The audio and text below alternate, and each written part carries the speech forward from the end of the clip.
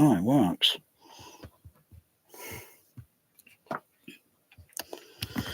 Okay.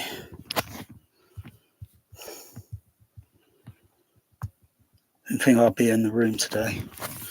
I just checked the. I got a humidity. One of these humidifier things here. Bear's checking it out. Oh, here's the biscuit feeder now. He's gone for the biscuits. Had it in the bedroom to test earlier today. So I've noticed the last I checked, the humidity level in this room was around about 54%, and now I see it around about 63%. That's not bad. Um, it works. I was a bit skeptical whether it would. So it's put a bit of moisture in the room, sort of, so to speak. Because humidity levels in this room have been, over the few weeks or month or two, has been as low as often as 35%, and just a little fraction lower than that. And thinking, there's only one place on the planet that's got humidity levels or that's extremely low. It's the Azacasa or something it's called. I can't pronounce the name. It's down in South America in Chile, and it's got one of the driest regions of desert that's got humidity levels down to as low as, I don't know, 3%.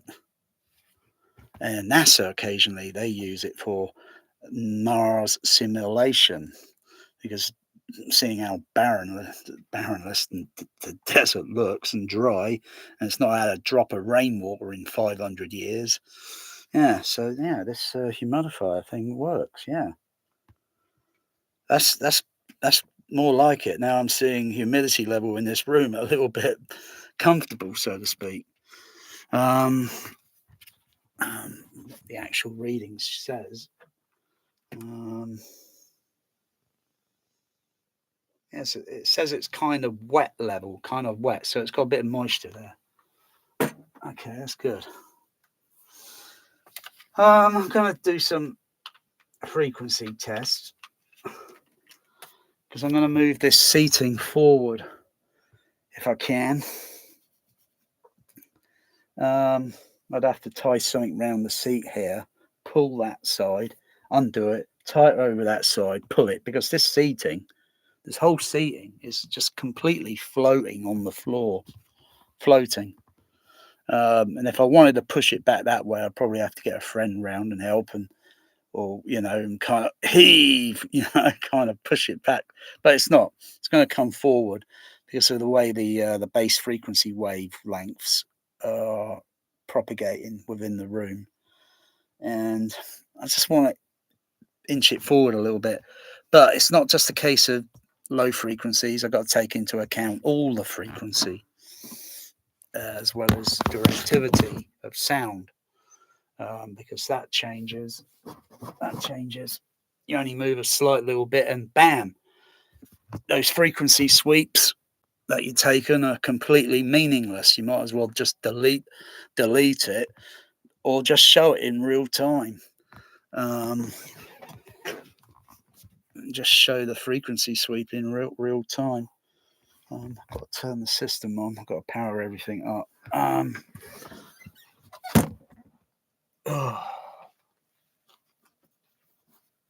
Yeah, that humidity level, that's good. That's good.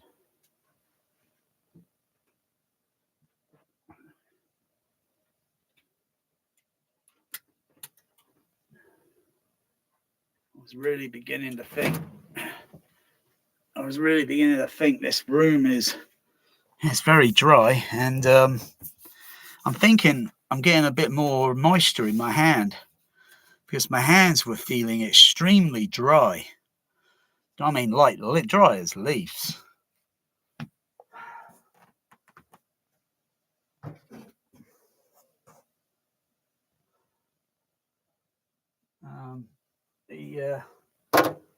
The machine will need to be filter cleaned once every week, so I just got to remember this day, and then next week I've got Thursday, Thursday, and clean that filter next week. I'll probably have to refill it in between and stuff, but the filter I'll give it a clean once a week. And I think the filter's got to be changed every 3 months. So I've got to buy another filter, and then the filter would have to be changed.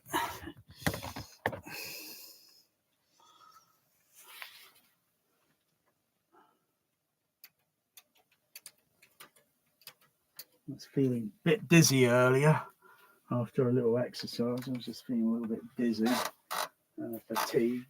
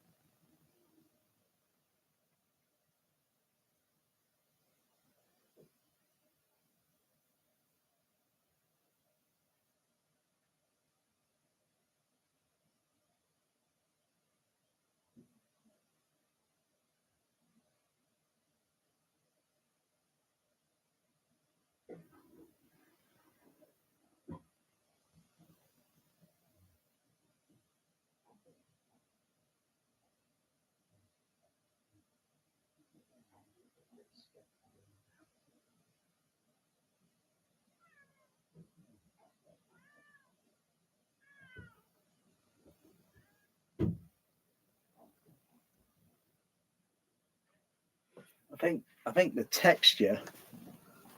Okay, everything's powered up. I've got to power up the audio mixer.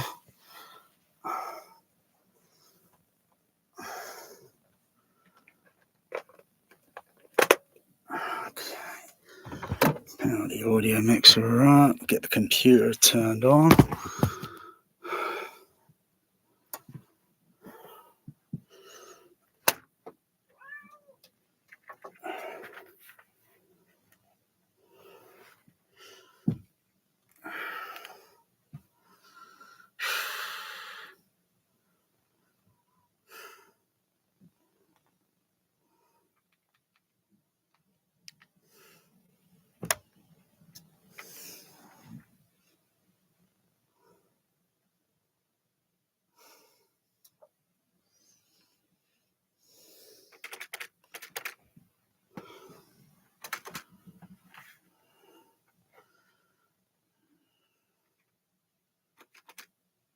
I've got to manually turn on. It's not waking up.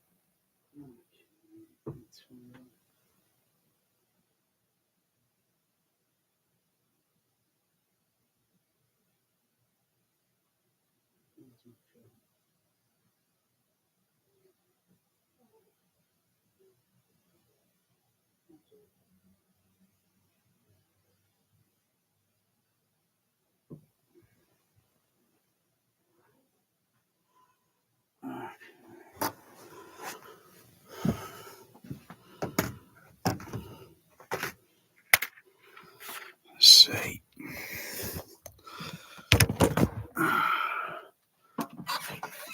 Let's see.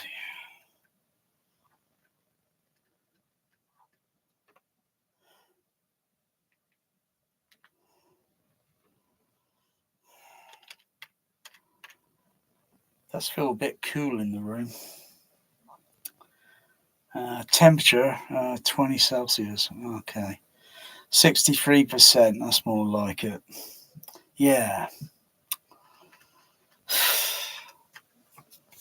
And the texture feel on my hair is a little bit different because a scientist, can't remember the name, but this is going back hundreds of years, to where he measuring humidity, and he take a piece of hair and was put into a very crude kind of instrumentation designed, invented, and then could then test the humidity with a piece of hair, how it changes.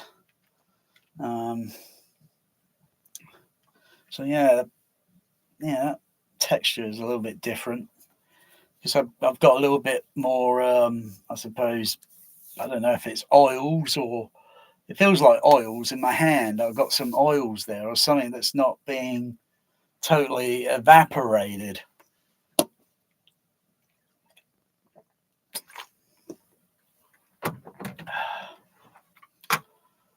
Okay, I've got to get the Room EQ Wizard set up.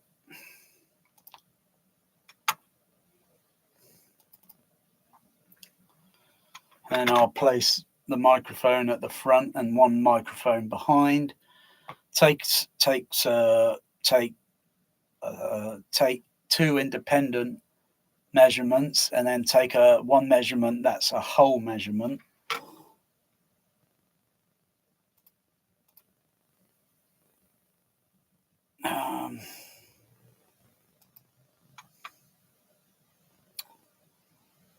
There, what are you doing on me? Get off of that. There, Bear is trying to stand on it.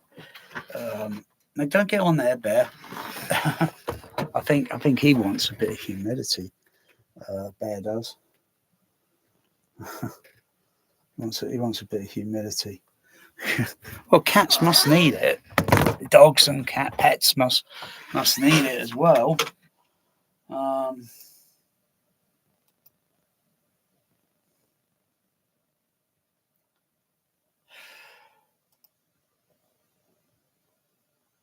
Just do this ready. Oh, it is a bit sluggish on there. I already told you it's a bit sluggy, slow.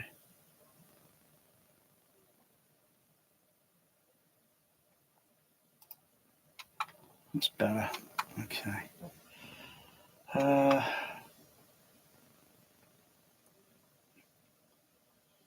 So I'll just measure it in pink noise. And I'll do a frequency sweep. Of course, the frequency sweep will just get thrown out the window because it's not going to be applicable, because you move the microphone a little bit to this way, that way, upward, downward, forward, backward, any in there that sort of, and take a frequency, and then it's pointless because you've got to throw it out the window eventually, because we don't sit in a seat totally still.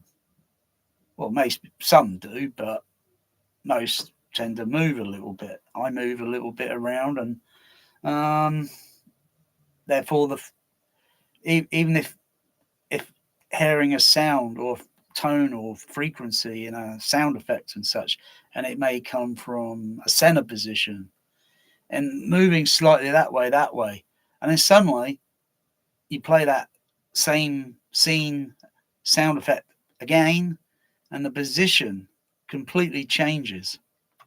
So it's just like real life sound.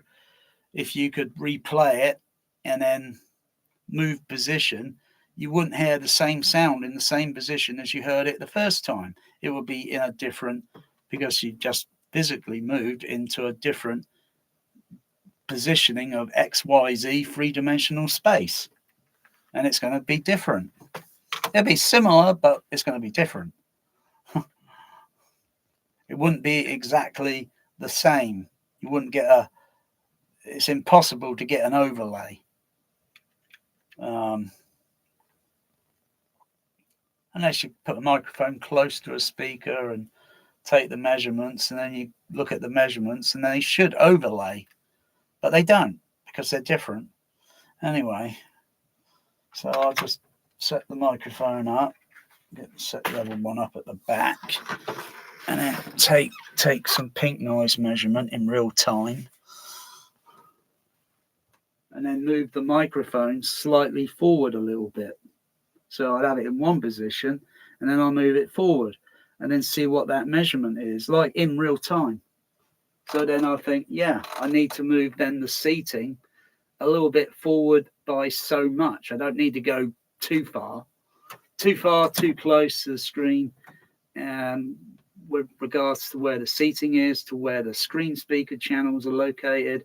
And then you get run into other problems like stereo directivity, half dialogue sound effects between left and center and right, or left and left center, or center and left center and center. You run into all sorts of difficulty then if you know what to listen for. If you know what to listen for, which isn't too hard. It's not too hard to learn. To know what to look for.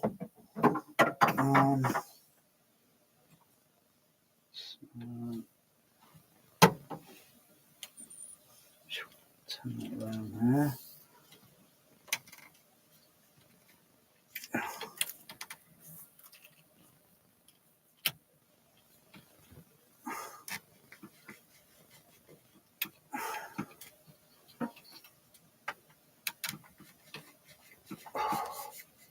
This boom is a little bit hard to move.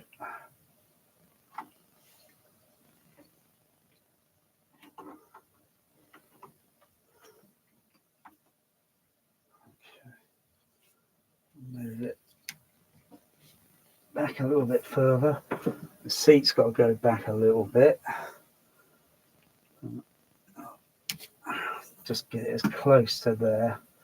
Just angle the microphone back a little bit because it's only picking up omnidirectional low frequency. Just move this one back a little bit.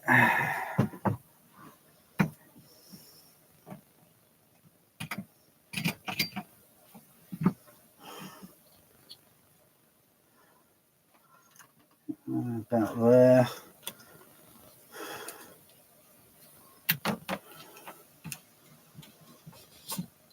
Just bring it down a little bit.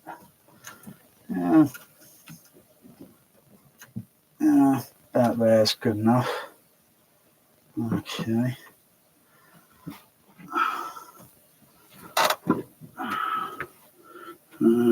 Okay. Which microphone's which? So I need to see on the audio mixer. Oh yeah, that one's turned on. Okay, this one back here.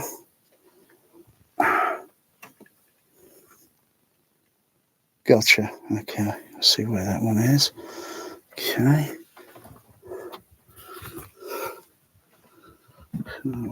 Turn that one up, that fader there. Turn that one down. Okay. Keep those faders up. Okay. I'll just put the pink noise, go through the audio mixer, and just look at the front, look at the back in pink noise. If I want to run a frequency sweep, not that it's going to like be mega wow. Not plugged in. I've got to switch out from the THX monitor.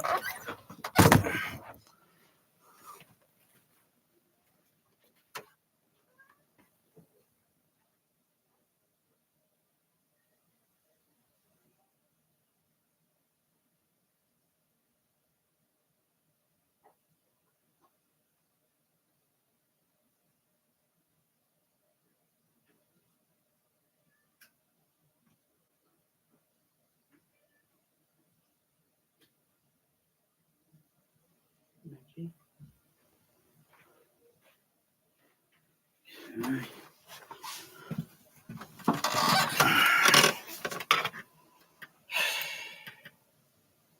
So, shh. Okay, I've got pink noise. Got RTA there now. Okay, gonna switch over to. And I'm not just testing the subs. I've got to check the screen channel. So most people think, you know, with this home theatre stuff, they think, oh, the subs, oh, crying out loud. The ego, really, seriously. I mean, more bass is played over the screen channel than there is the sub bass. But if you're going to use bass management and divert all that bass from all the other channels into the sub, you can forget about the LFE 0.1 because you ain't going to notice it.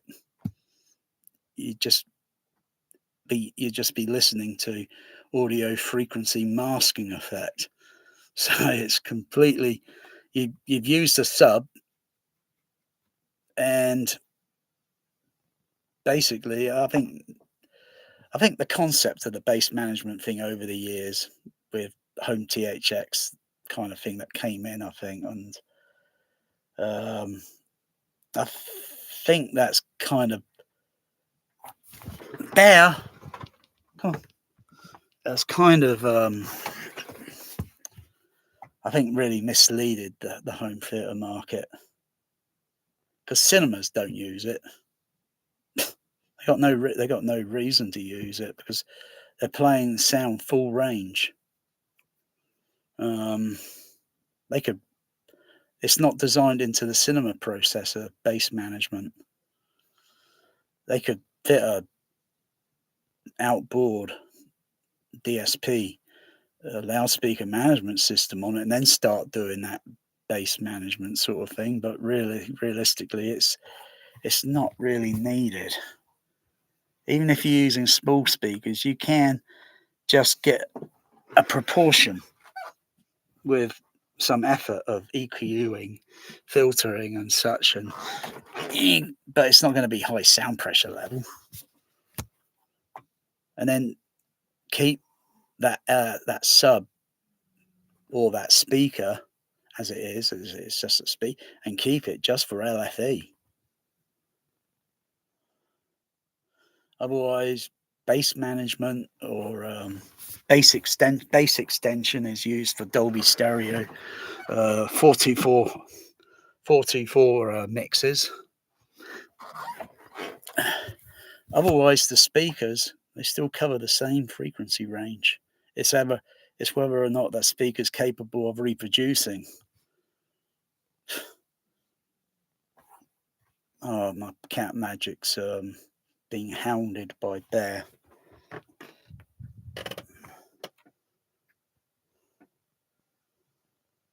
No, don't go behind the TV, Bear. No, don't go behind the TV. No. Okay, so let's get some pin. Set up the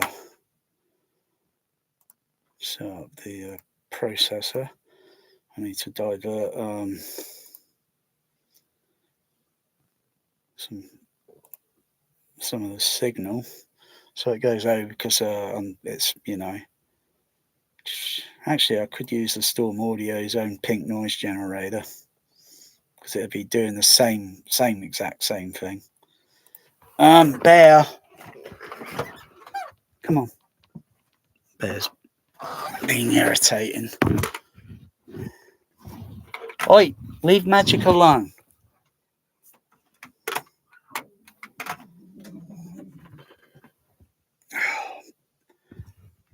Bear's being a complete jerk. Cats being jerks, only Bear isn't. You don't like him, do you? Look, I've only been in this room for less than half an hour, and you boys, Bear, oi. Go on, scoot. Scoot. Go on, scoot. Bear. Scoot. Leave Magic alone. Yeah, I'm telling him. I'm trying to get him out of the way, Magic. You come up here. Magic. Come and sit on my lap.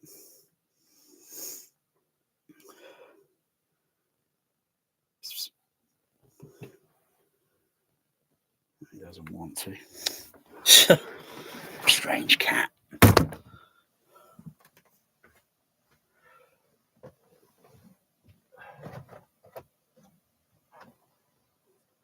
It's been raining outside. Bear, will you leave Magic alone? I'm telling him to leave you alone, Magic. But Bear's being very awkward.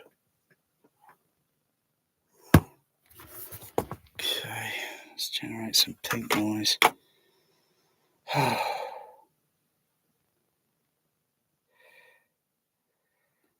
Firstly, is turn these channels off here. Don't need those on at the moment.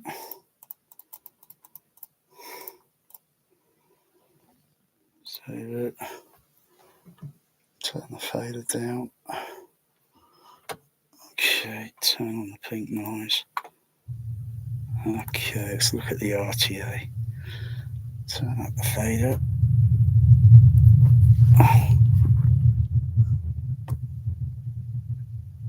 So that's with two microphones.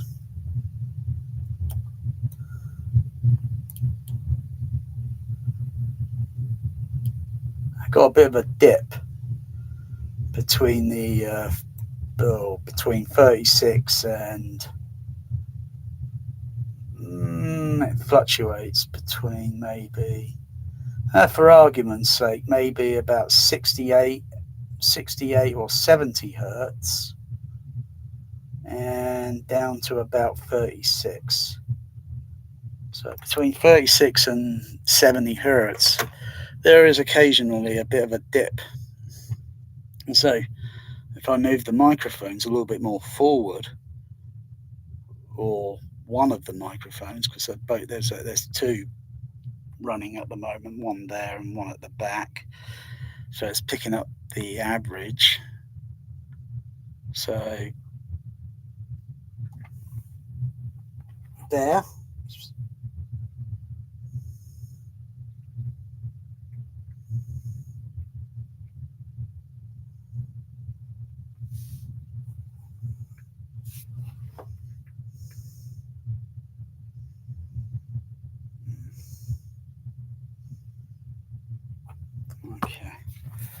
Okay, that's just a pair of the subs.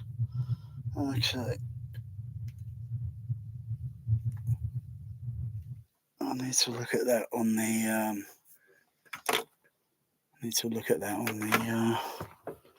so turn off those HF horns. I don't need them on.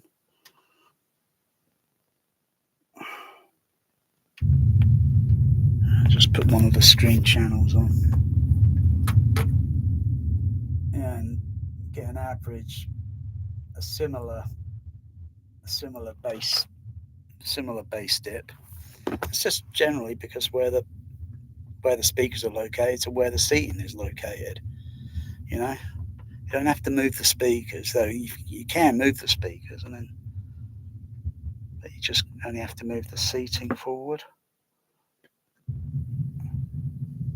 See more or less an average on the center channel, although it is just fractionally a little bit better, but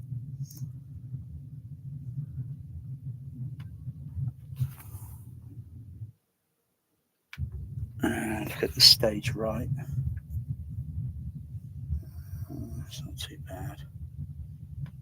It's not too bad on stage right. Bit of a dip down in the very lower portion of the low frequency.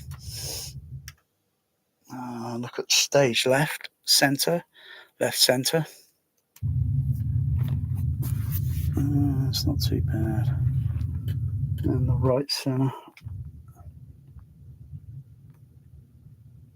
Yeah, I see it. What's my crossover set at? Okay, I can turn the crossover off, and that'll just give me a little bit more lower extension.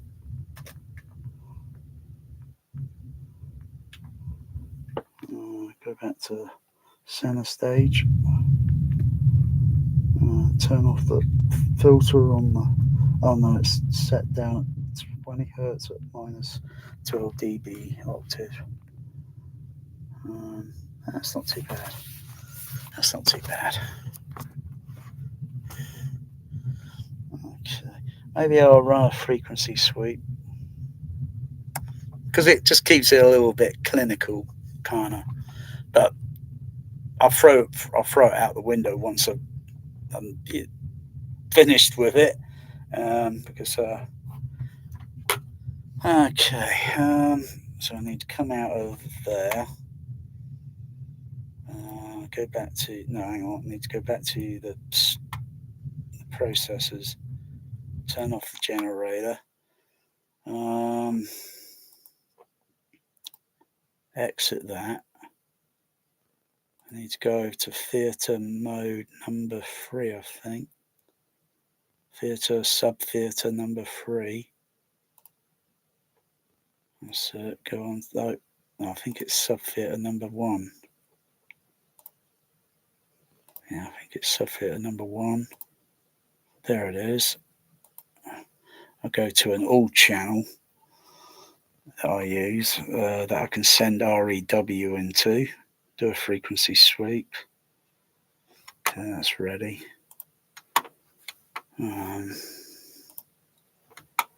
So if I do a frequency sweep now, I've got 2 microphones running, and then I'll do one more, and then I'll do 2 more frequency sweeps independently, and then I'll change one of the microphone's positions by moving it forward and seeing what the frequency response looks like. And then that would give me a target then to say, right, I need to move the seating this far forward. Like I say, they're, I wouldn't call it benefits or anything. I would say you just generally, if you move seating nearer to the screen, to where the speakers are located behind the screen, you don't want speakers in front of the projection screen to show off what brand of expensive speaker you got, and that it can't really do it all, because if it could, don't you think they'd be using them on in cinemas as well as dubbing stages? And then they're just generally over expensive, and you want to show them off because you spent that amount of money on them. I can understand that, but it's better just to get ugly PA speakers and just put them behind the projection screen and be done with. And that's how it's done. No if, no debate, no but. There's no voting on it, and that's how it's done. If you move the seating a little bit nearer to, it can only go so far near. It can't go too near. Otherwise, it's like me standing up, walking near to the screen, and I'm too near to the center channel, and everything's all calibrated, whatever. But I'm going to be too near to the center, and I'm not. And if there's any half center sounds or anything between center and left, center and right, then I'm not going to really hear those sounds very clearly there, because I'm too near to the center. You can only be a certain distance. That's why when you go to a cinema, you usually see the front row. It's usually curved slightly, and where the screen speakers are and the angle of the sound that's coming out and such, and to give a fair degree of stereo, even when sitting over to this far side and over this far side, it's not going to be the optimum best. That's why when you go into a cinema, you're looking for a center line, and maybe a few seats, so many seats left to right of that center line, and you think, Yeah, that's a good margin to be in. Uh, you could be at the front and it's still going to be great. You could be in the middle, it's still going to be great. Um, get a little bit more nearer to the back, the sound SPL level goes down a little bit. Depending on how it's set up, they might have still good stereo sound reproduction, whereas other cinemas they kind of fall below it, and it's a little kind of difficult, to notice a real good kind of participant LCR or a 5 screen, um, especially 5. The closer you or nearer you are to the screen, the more you notice the 5 screen effect. The further back, and it just seems a little diffused, because that's just generally the nature of the physics of. And the more further back you go, then that sound then becomes. It sounds like mono.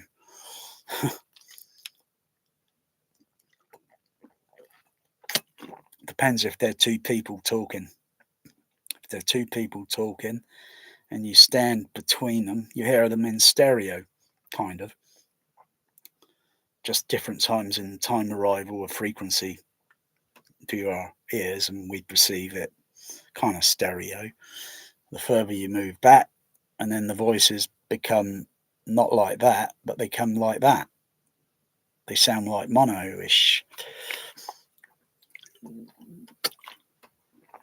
And depending on the scale of sound or whatever it is, and the further you go back, you might still perceive it as stereo, depending on the scale size. That's my take on it, and it's very simple. You don't need any of these acoustic technicians telling us, yeah, it's this and that, and then you got to pay them to come over, spend wads of money thrown at them just so that their lifestyle can get a little bit more luxurious.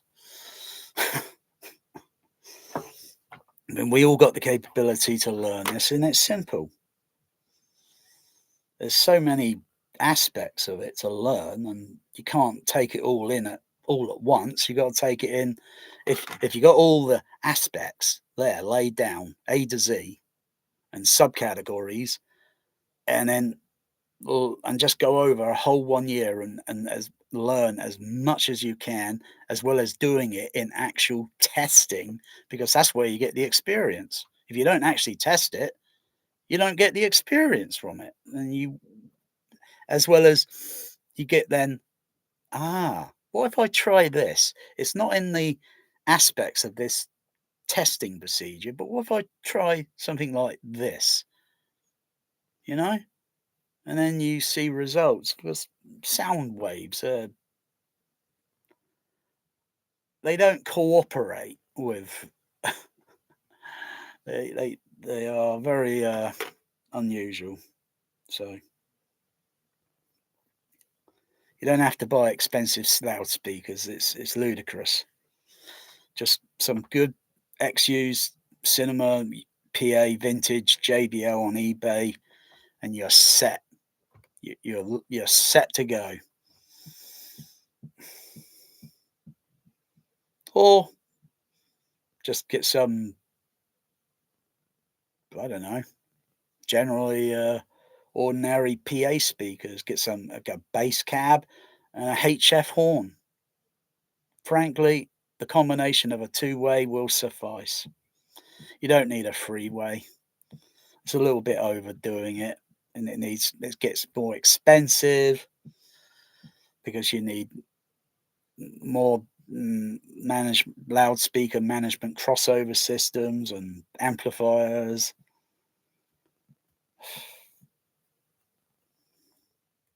But if you balance out a good two-way speaker, damn, it can sound pretty good. And it has a three dimensionality. It's got a kind of upward, downward sort, but that's just the way the the way the sound mix or the frequencies are outputting, even if doing it by sine wave tone and going through the lowest tone in it, say 20 hertz, and it sounds kind of diffused. It sounds like it's everywhere. And then as gradually going through the tones, some of the lower pitched ones, they still sound a little kind of diffused and maybe boomy or whatever. Then you get up to a certain tone range, then it starts to be like, oh yeah, I can notice the tone shifting upward or downward or maybe side to side, depending on the frequency. And then you move you kind of do this in the seat or move forward slightly and then try and plot where those frequencies are going in the lows, in the middle range, and then eventually getting up into the high range, which is important because otherwise, what's the point of bragging about a home theatre cinema that can do hundreds and hundreds and hundreds of dB SPL level? What's the point of bragging about that? What about all the other frequencies? Otherwise, you might as well just deactivate, turn off all the other frequencies, and just listen to muffled bass, which I could do by pushing a button and then just listen to muffled bass and think, that's interesting. But it doesn't have much detail.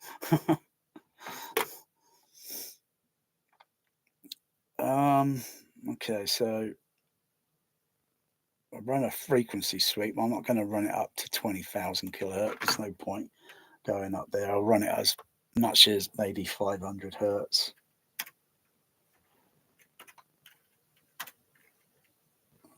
Put that into the REW computer. Okay.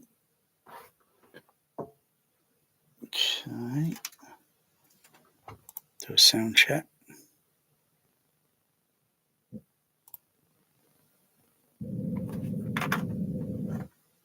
Just make sure I've got the OLED turned down. Yeah. I'll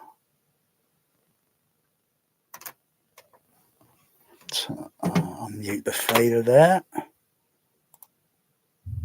Okay, turn it up.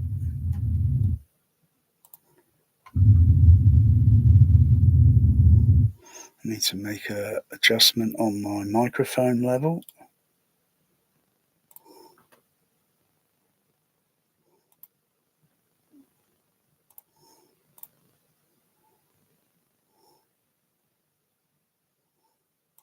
I think it's turned down too much. Yeah, let's turn it up a bit.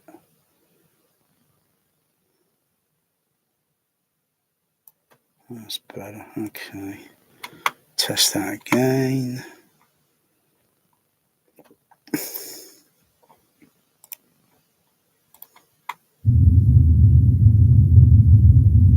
23, that's good enough.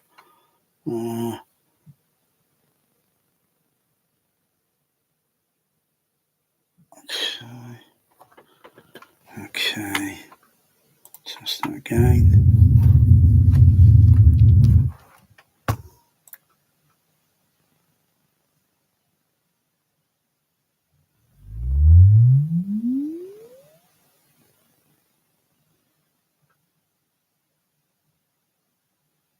Measurements of signal to noise ratio is too low. Increasing the input. I have increased the input. But anyway, I'll totally ignore that. I think it might be a bit of a hiccup. A kind of hiccup glitch. Okay. So left stage channel.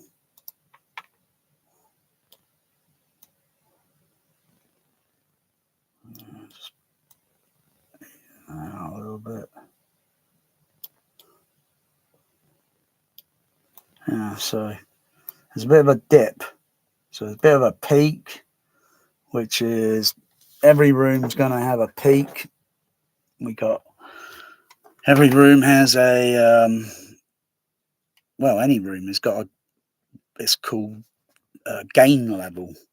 It's artificial because of the walls and the ceiling, are adding something that really shouldn't be there, but apparently you can't escape it. um, so yeah, it's a bit of a peak there. So that's with two microphones. So it's testing could be quite a bit a bit ongoing. Um,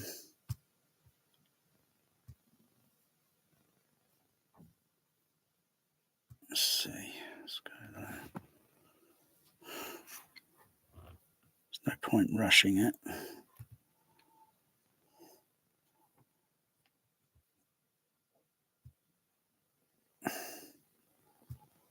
It'll take as long as it needs to.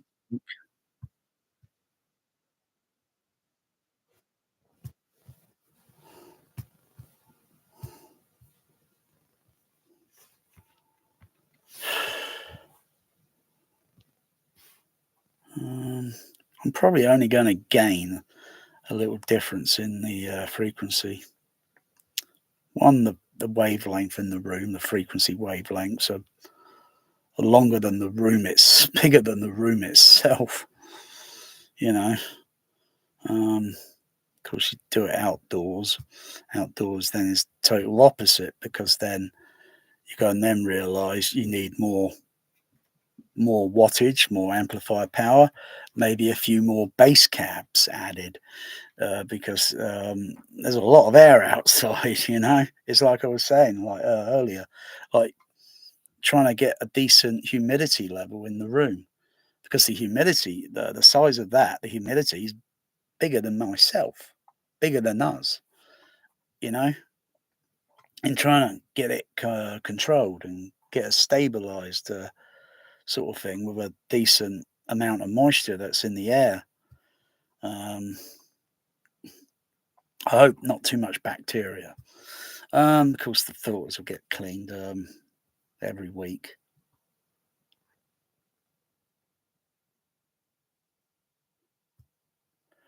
Okay.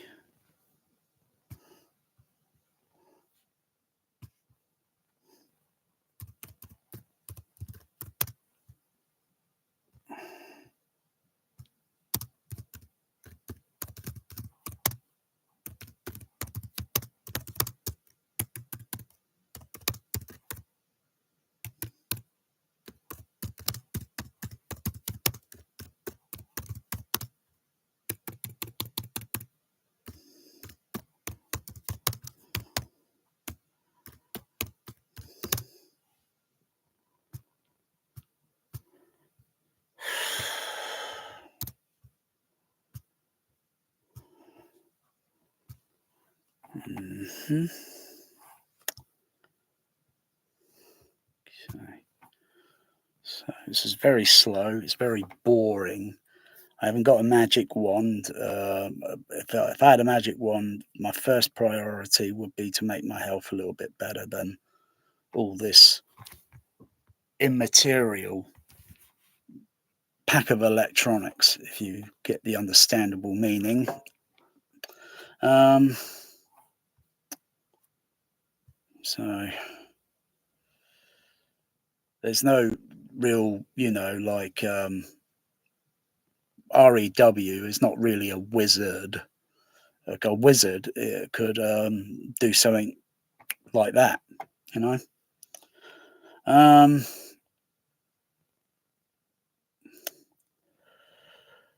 Generally, we are the wizard. We got to, you know, decipher. Most people here will be throwing in more sub bass speakers, thinking they're going to improve that bass. But really, realistically, like I said it before and I'll say it again. If you got all this high end speaker stuff and I look at it, I only have to look at it and think, sorry, but that's not going to do it. You could have calyps coming out your ears left, right, and center. Sorry, those speakers are just not going to do it. It'd be the same if it were JBL synthesis. I wouldn't touch synthesis with a barge pole. I like JBL. That's, I think, my first real engagement with THX back when it was the real THX to what it is now. THX hasn't been real THX for the past 25 years. It's just not the same thing anymore. All the engineers are retired, and um, it could be revitalized, but I think they threw quite a bit of it under the bus back in the late 90s with all that stupid THX personal computer and THX VHS tape. Crikey. They should have just kept it with THX Cinema and the THX Laserdisc program. That's what they should have kept it at, and shouldn't have deviated from it. And then it'd probably still be, as good as it is today, but it isn't. There are less THX cinemas around the world now. So they try to bring up in you, because most people get it in their mind. They think it's Star Wars. Actually, THX serves very well for Star Trek movies.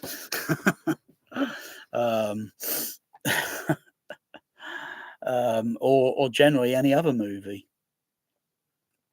You go to see it in one cinema, substandard, and then you sort out the THX, and then it's like, whoa, wow, I didn't think this was possible. And it definitely will make your home theatre, or even mine, put it in the dust, because it's a larger room and it's got to do something really big first time every time.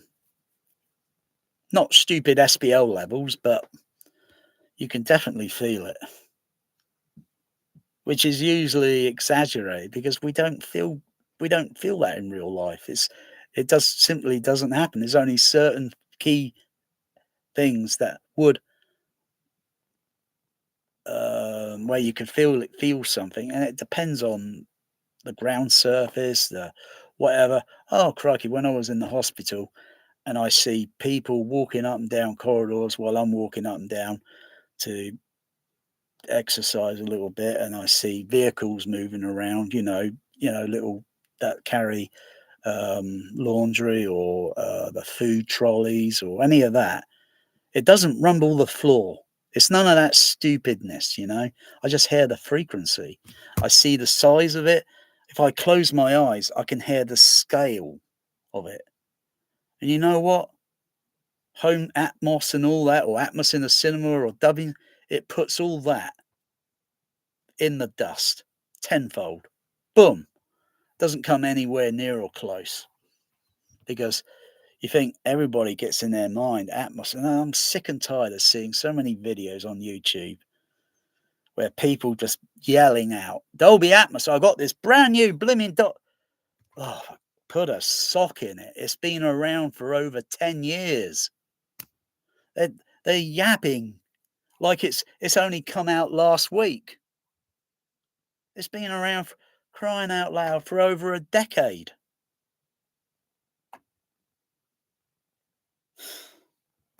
And people keep calling speakers Atmos speakers. Really? They are just a speaker. They're not Atmos speakers. They're not special. You buy Atmos speakers, you'd be throwing wads of money away for nothing, when you can go out and buy some X-Cinema JBL PA cinema surrounds in far cheaper, put them on the ceiling, it does the same thing. And you just save thousands. You save thousands of dollars. You don't have to buy this just to be in the ego gravy train. Like, oh, I bought this. And it's like everyone's go, oh yeah, thumbs up. Dear, oh dear, oh dear. At the end of the day, the frequency range covered on the overhead can go down as low as 5 hertz. I've tested it myself. I've tested that my speakers can go down to roughly where they start rolling off, but tested the actual amplifier output. And I've been seeing frequency response well below 20 hertz and thinking, yeah, that's where you have an additional sub bass connected. You got to do a bass management on it. Otherwise, you'll destroy the speakers because of their physical size. Each one can only reproduce or do so much on the excursion unless you put customize sub bass speakers, drivers, sub bass drivers, and put them in and have the frequency range go as high as it can possibly go, and devise a way of customizing, fitting a tweeter or maybe a coaxial speaker with a very good excursion level, so it can literally reproduce those low lows. And then you got them fitted in the ceiling. Sometimes you get maybe an effect in a movie. It might do all the overheads all at the same time with a low frequency, or individually. And if it's individually, then it's only going to be a certain SPL level. But do we feel it? I mean, there's some things that, in reality, because isn't Dolby Atmos saying it's more lifelike and all that? That's total marketing bullshit. Believe me. They got to hype it up. They got to make Atmos relevant.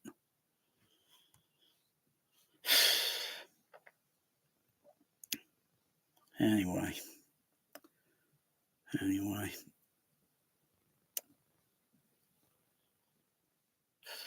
Otherwise, thunderclaps and all this thunderclaps, yeah?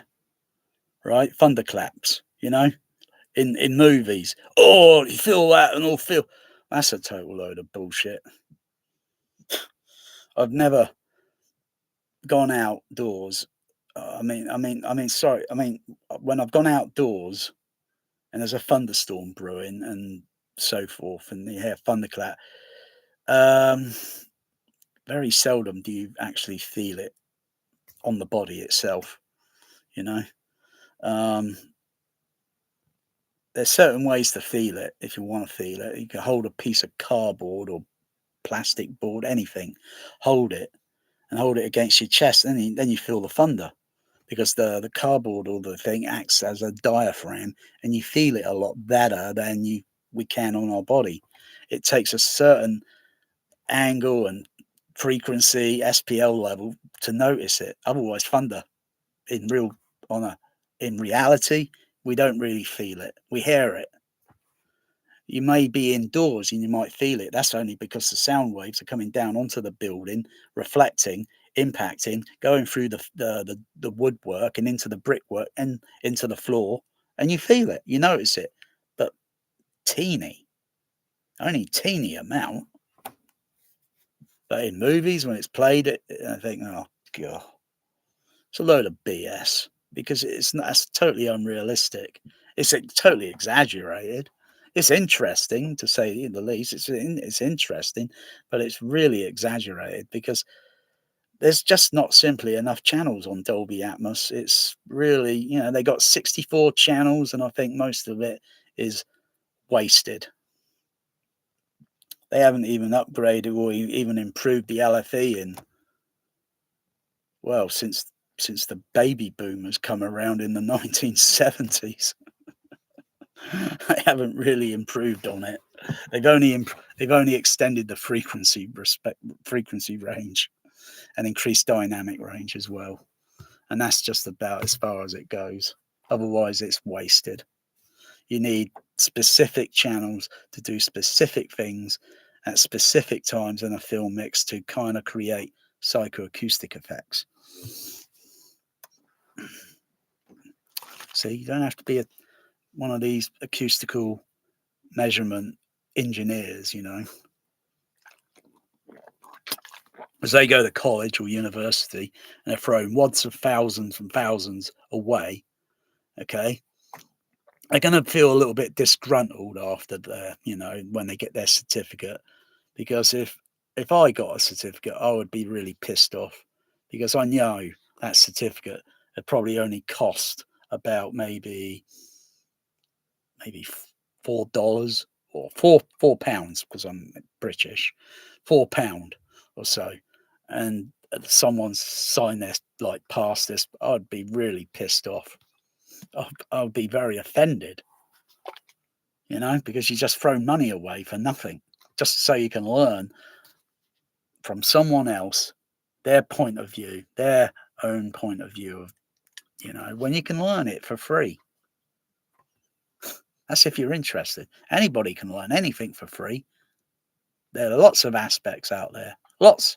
Car mechanics, engineering, computers, medical. There's a lot of things, we can all learn. But if you want to be medical or a nurse or that, you've got to do a specific, because you've got to be actually certified. They can't just let anyone Joe play nurse or doctor. I spoke to a lot of nurses at the hospital, and they say that the course things they have to go through and the procedure, and there's no way of cheating it. No way of cheating it at all. And if they don't pass, they have to go right back. They either change their mind and go for a different career that's not involved a hospital, or they have to go for something else, or they can start again and go right back to the beginning, and they got to go through that course again. Oh, it's like passing what do you call it? It's like passing a driving test, and if you fail, you don't get granted a license to be on the road, which I think is good for safety. And the same with doctors and nurses; they need to be competent, and so it's a very pressurized job, that. Doctors and nurses, they're pulling something like 13, 14 hours. That is very stressful with all the things coming around, and you got to be right. You can't be wrong. That's a very pressurized job. The saving lives and so forth. Anyway, I like a good ramble in between what I'm doing, because, like I say,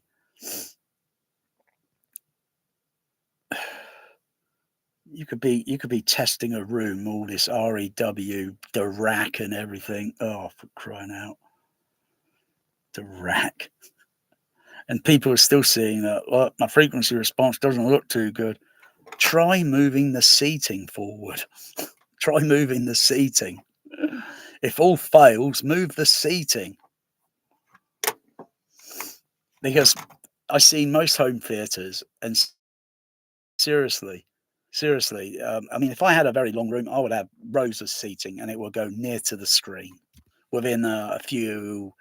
It's got to be a specific meter distance away, or measure it in, maybe, I suppose, feet and inches. Measure it in feet and inches away, or measure it in inches, whichever, away from the screen. And I've worked in cinemas, and I've also been to other cinemas, and I can remember this film, that film. Don't ask how I do it. I don't know. I have no idea. I've got no clue. I'm kind of like a human encyclopedia, computer terabyte sort of thing. To take all that information in is a lot of terabyte. I would completely overload my mind, and but where some cinema designs usually have the screens are flat, the screen speakers are flat behind it. The left and right HF horns are angled slightly by a few degrees. The center stage channel and the left and right, they're tilted. They got a tilt angle downward to a certain degree angle. Oh, the daily focuses is here. Daily focus. Yeah. Good evening, daily focus. This is. You should be in bed. Never mind about me. I've been in bed all day mostly. I'm not side of my body's aching like I probably laid on my hand while I was sleeping. I got a bit of an ache on the side of my body down here. I'll give it about maybe 3-4 days and it'll probably clear. I just hope it's no new development. I don't need that. I've already got heart rate things to control. Okay.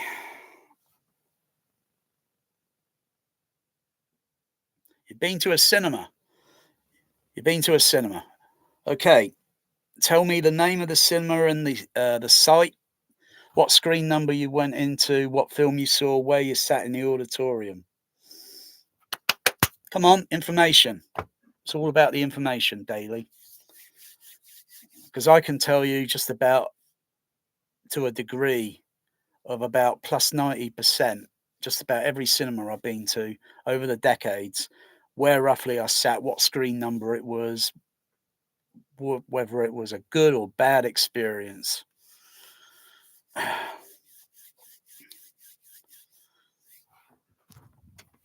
What's the site, Odeon? What site was it? Where's the site? Where's it located at? Odeon Screen 5 it doesn't tell me much. Row 3, that's only a few rows from, well, is that the lower stools? Because you might have lower stools and then you got the upper stools, in the cinema, unless they don't have any. Otherwise, I take it that's only 3 rows from the screen, which is was it a small? I gather screen 5 from the number. I gather it must be a small auditorium or to a mid-size auditorium size, because it doesn't sound like their number one screen. um,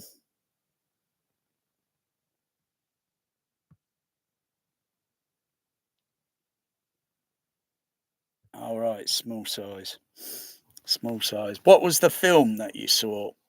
Was it digital, 35 millimeter? Though I think it was most likely digital.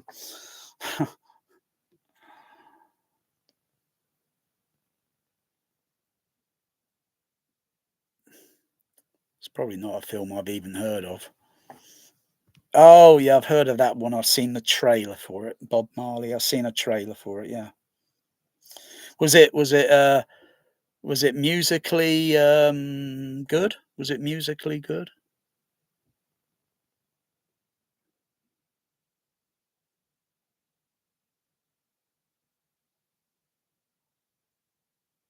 They seem to be doing a lot of music movies now. Hmm. People are not here anymore, or people that are still here, and they do these music movies. I saw Bohemian Rhapsody, the Queen movie. I saw that only Dolby 424 Matrix on Amazon about a week ago or so. Actually, I was quite surprised with the vocal clarity, how clear it sounded on the mix. It wasn't it wasn't very poorly done. It was pretty clear, and the instrumental wasn't too loud, but it could be raised up and give it impact. But hmm, yeah, it wasn't too bad. It wasn't too bad. The Live Aid. Um, um, because music movies, they got to mix them so that they got good clarity on the dialogue or lyrics. Otherwise, it's going to be muddled up, and you're going to be thinking, "What did they just say?" You know, you got to be able to understand it as clear. Um, it's usually why when they got films that are in the category of Oscar nominations and it's a musical, chances are that film's going to win, because usually the voters go for the musicals, and I don't think there's any musicals in the nomination. In fact, I think they got a dreadful lineup of nominations for this year. Mission Impossible, you got to be joking. Oppenheimer, please, really? That movie was a bore feast. I ended up turning off that movie mostly, or skipping to the end credits the last 1 hour. Oh, the most dreadful usage of dialogue, sound effects, and music spread over the left, center, right. The most dreadful movie I've listened to this year or last year. I can't remember when it was now. But I don't have that movie anymore. I stuck it in the food blender and got rid of it. That cost me £28 that disc, I think. 28, and I only ended up in the food blender. Went up into all bits and pieces. Way better than the explosion in the movie. Oh, yeah. How many musicals do I have? I mean, The Sound of Music, that movie, that won best sound sort of thing back in the 1960s. Um, there's been a few, and sometimes, they want to give something else best sound. I don't know if it is any more achievements. Anyway, let's see what you're going on about here. It's got Real D. Oh yeah, the Real D is the glasses. I know. I've got a few of those Real D glasses in a cupboard. The Real D glasses. Comparing.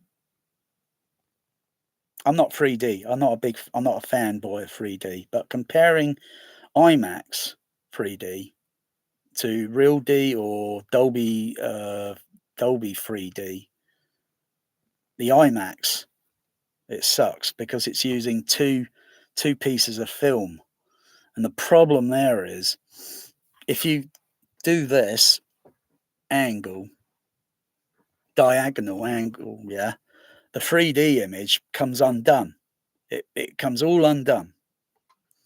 If you go up, down, or horizontally that way, but if you do that, it comes undone.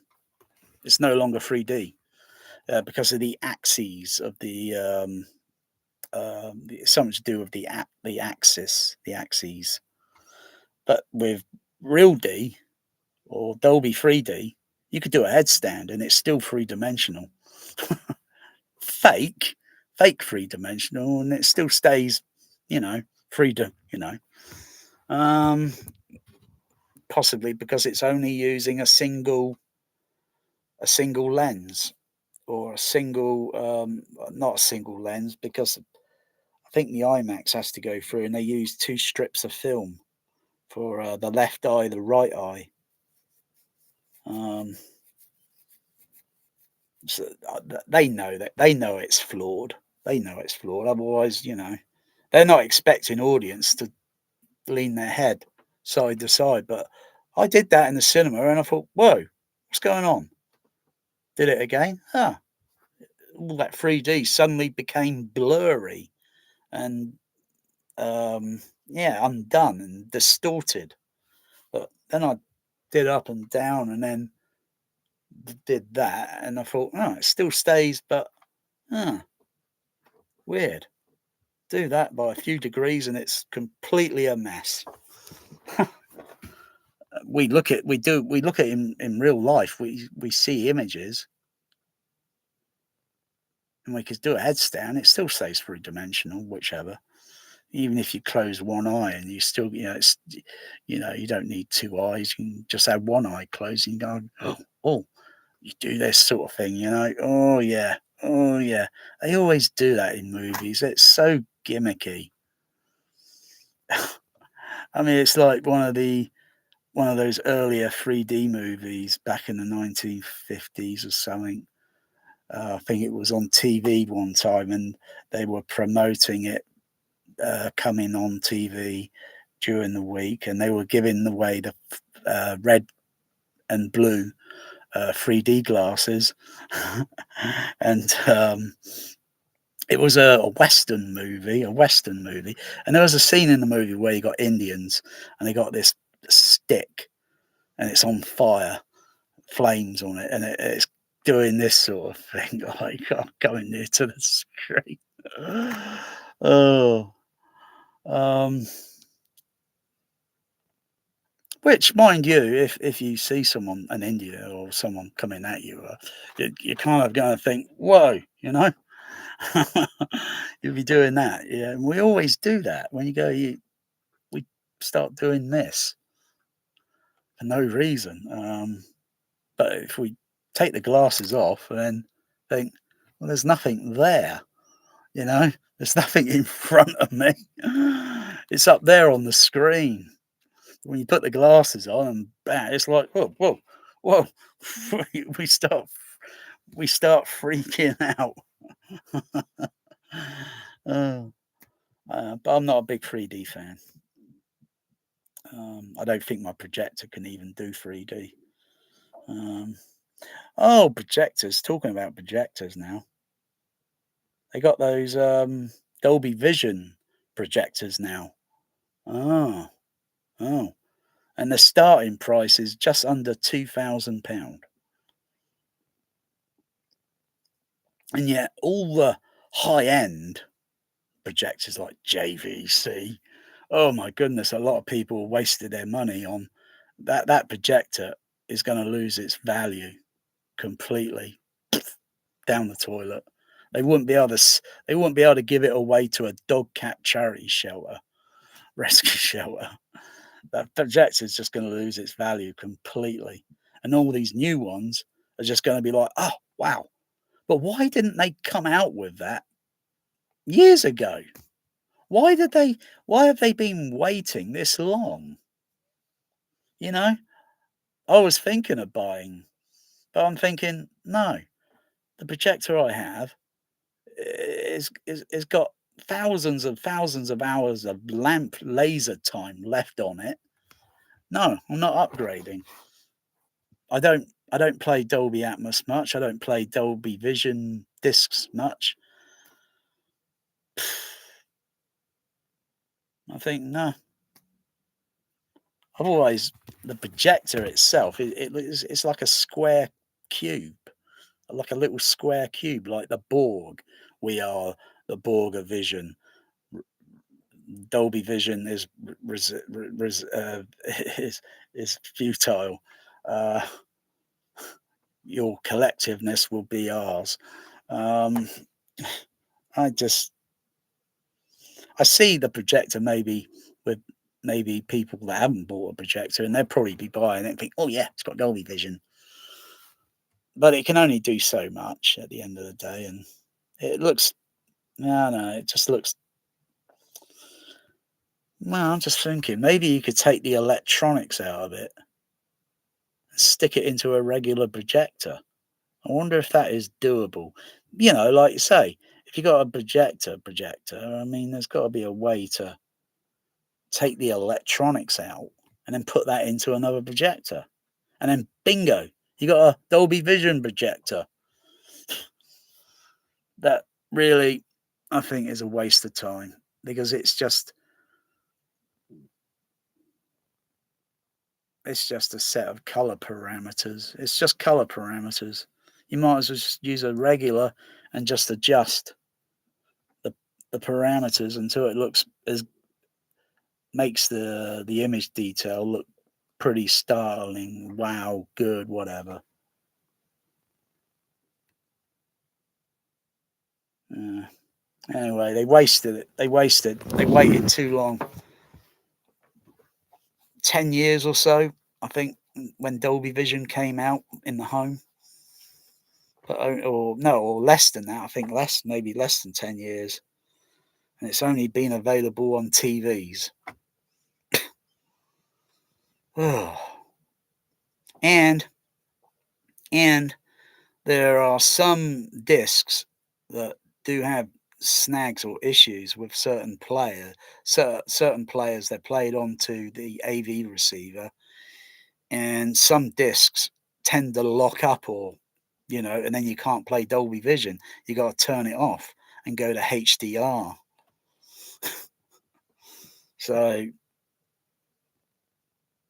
there's algorithm and such in the Dolby Vision signal that if it doesn't translate very well, you're not going to get a good handshake.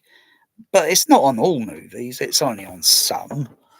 And it just you think, oh, you get another disc again, you put it in, does the same thing again because it's encoded on the disc. They need to go back and reauthorize that disc and get the bug out of it. Otherwise, I think I've got two movies where it freezes the player and the image freezes.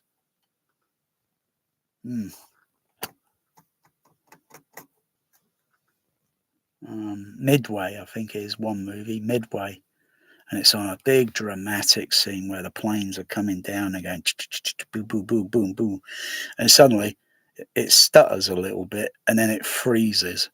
I think, and the sound, weird, just plays for a few more seconds and then it stops completely. So it's got a synchronization issue. And besides, it's a dreadful movie, Midway. It's a dreadful CGI movie. I mean, it's got no colour in it. It's got no real colour in the image. Everybody looks like they need to go on and lay on the beach and get a suntan, for crying out loud.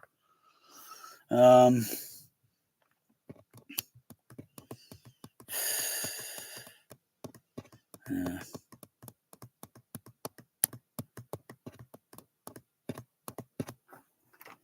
Anyway, this is a bore feast what I'm doing, so I'm just going to get back to it because I did one bloody frequency sweep. Just do the center channel.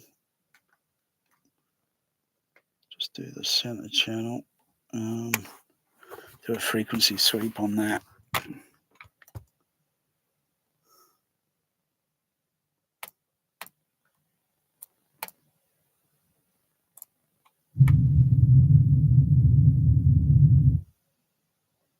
It says my level is minus 19 dB, but it's going to say, oh, microphone is level set, but no, I think there's a little glitch. Anyway.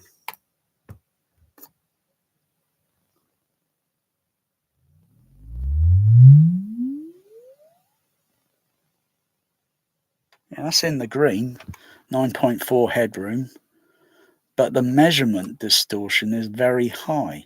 How can the measurement distortion be very? I'm totally going to ignore it because I don't really care about the measurement distortion. I'll just look at the overlay between stage left and stage center. There's quite a bit of difference there. Center stage is a little bit higher. Left stage is a little bit lower in a portion of the frequency range. So with that said, I'll move. I'll do a test on which microphone I need to turn on. I'll leave that one on and turn this one off. Turn that microphone off there. I think it's that one. I can't remember.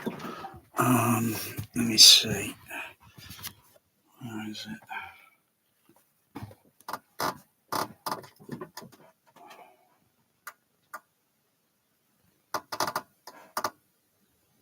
That one there. Yeah.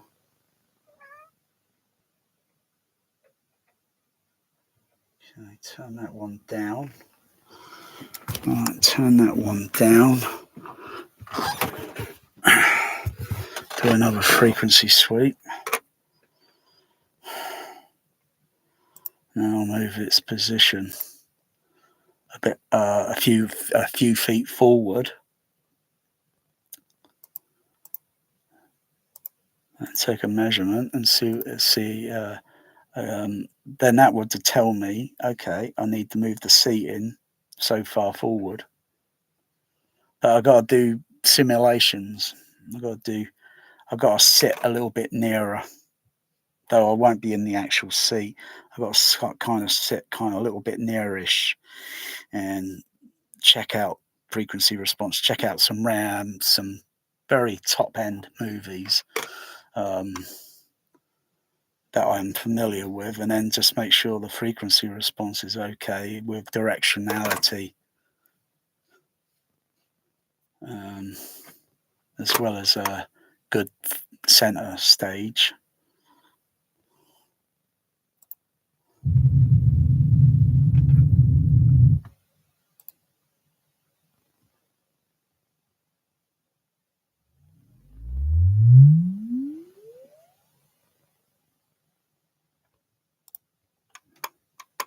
Okay, let's look at that. Okay, it's a little bit different now. A little bit different. Okay, move that microphone forward.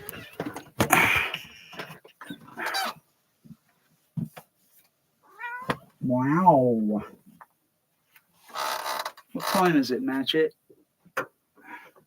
Is it near midnight? Because I should have nice chilled distilled water.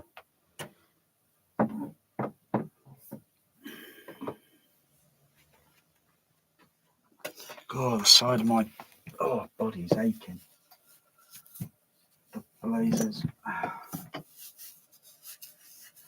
That's the laid. Must have been laying my hand on it. Okay, so averagely, I'm just going to move the microphone, say, that far forward. You know, otherwise it could be about there. So I'll just move it about there and just see what that frequency sweep looks like. Mind you, that's more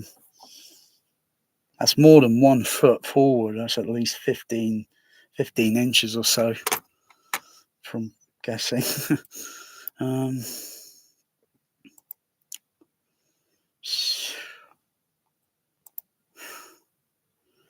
It's very easy just to change the positioning in your room, you know, the seating position, and then you get good stereo left to right with a good center stage, providing the speakers are all the same and they're all laid out at the same height level.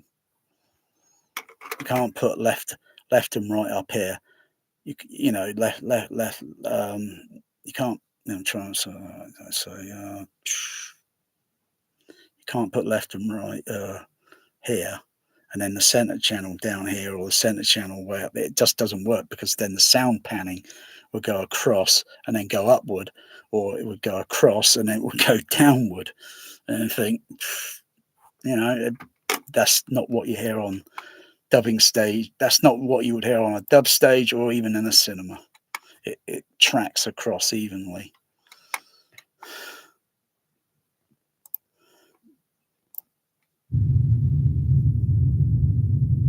I think this is going to look okay.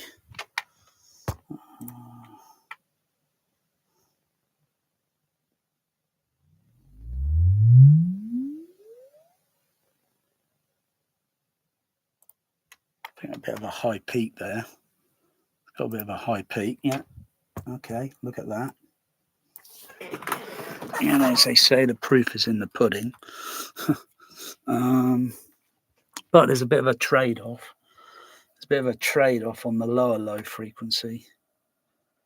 So by moving the microphone forward, if I so I've got to recalculate, maybe move the microphone back a little bit, maybe by 1 inch, each 1 inch, and just test, because that's a bit of a drop there. Otherwise, I'm going to be missing some of this frequency range here.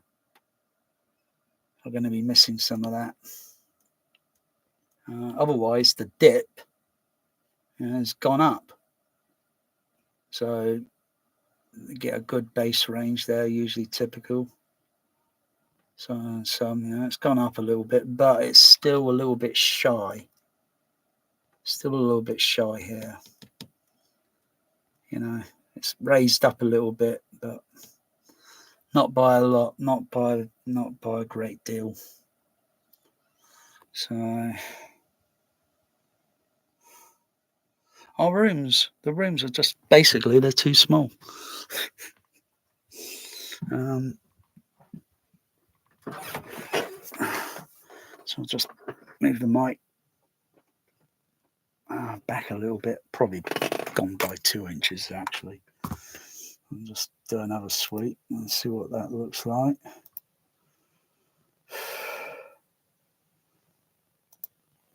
Got to measure it. Measuring, this is measuring without a tape measure. Do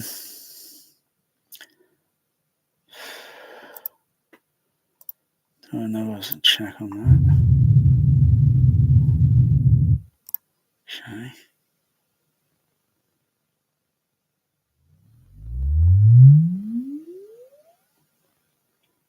Yeah, just before it finished the sweep, I can see it's got a bit of a dip still there. Yeah, it's only changed marginally. It's only changed a small margin. Okay, go a little bit more forward. But just how far forward?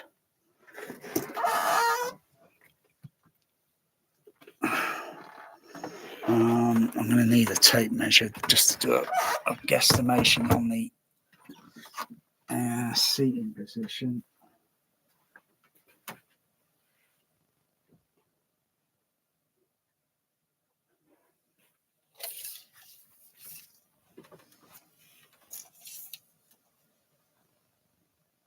Crikey, that's at least 1 meter.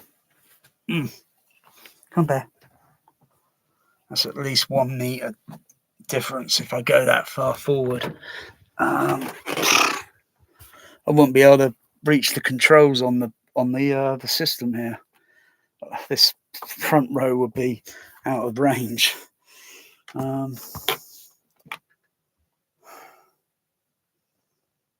Let's see, let's work it out. Try and work it out. Bear,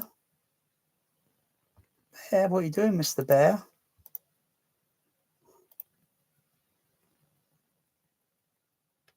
You got a bit of a scratch there. Hey, I think that's where Magic must have got you, huh? Stuck his teeth in you, huh? You shouldn't wind Magic up.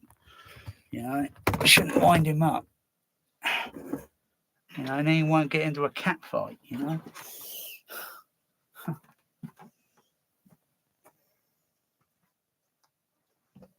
Yeah.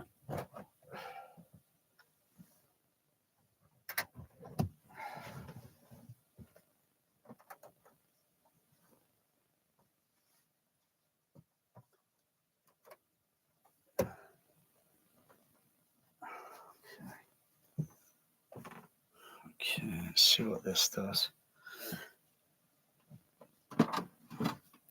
Let's see what this does.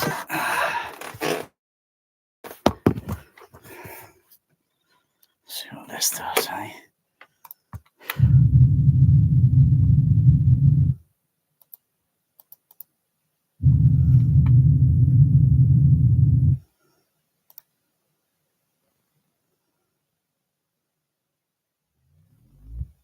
Oh, crikey. Signal clipped. Let's just turn it down on the microphone a little bit. Turn it down a bit.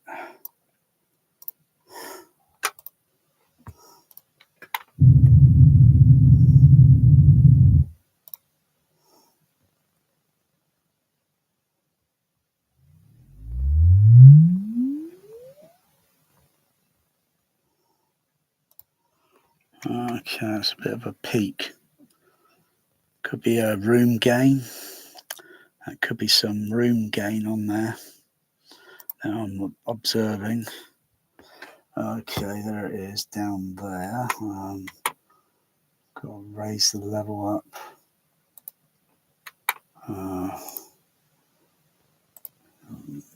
Adjust the offset, and raise it up.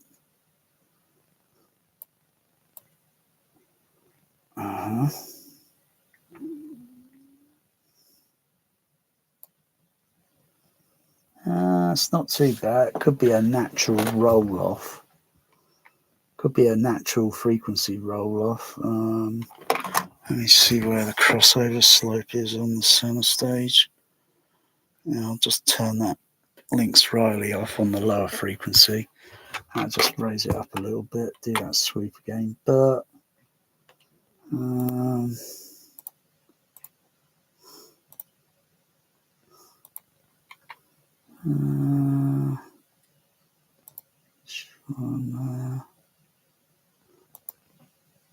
that was a center stage.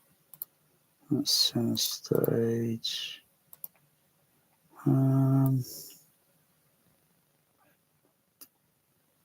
Yeah.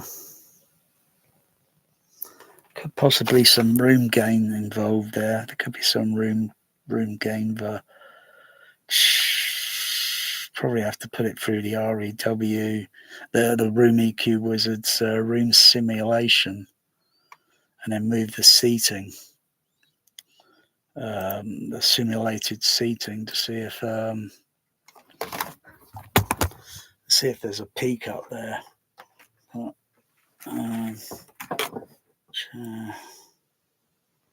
It's pretty high in the 50 range.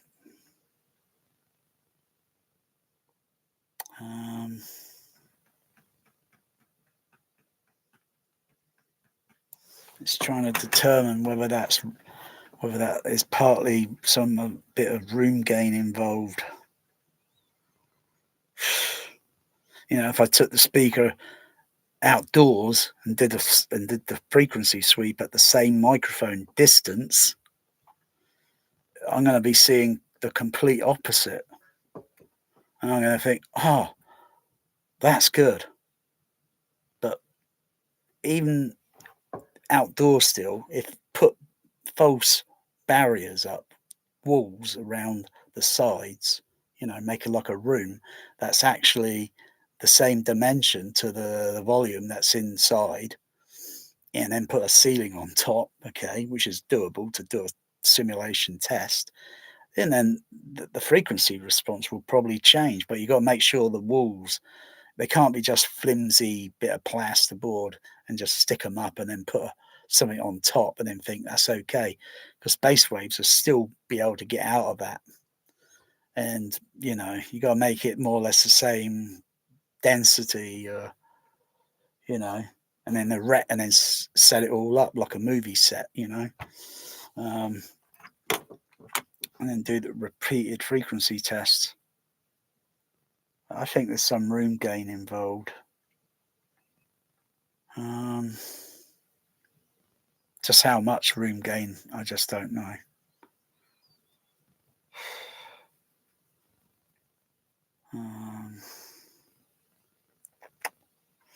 Okay, let's have a look at the room simulator.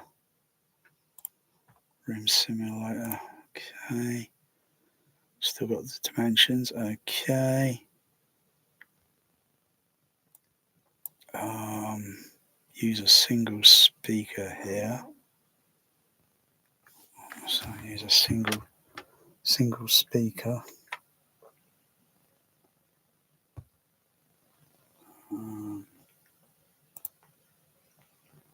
Turn off those. Put a speaker up there in the middle.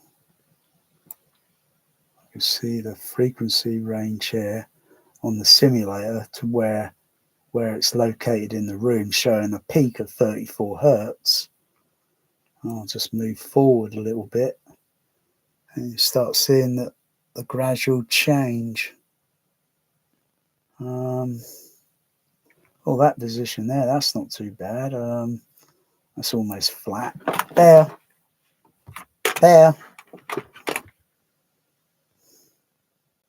It's almost flat, or a little bit of but not very good. Only move a little bit away, just a few little bit, and it completely goes all over the show.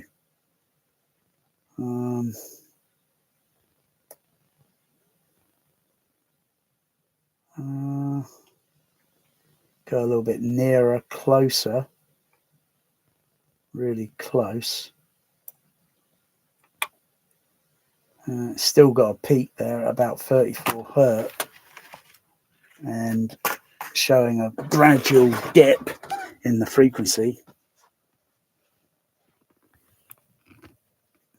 A gradual dip in the frequency. So that high peak is not very good, because otherwise that high peak's always going to stand out all the time. And if there's any bass effect, come there, stop it. If there's any bass effect within the 40-50 hertz range, it's just going to go completely unnoticed. You wouldn't even think, oh, you wouldn't notice it, along with all other channels that are playing. And you just end up with frequency masking and some loss in bass on a specific sound effect.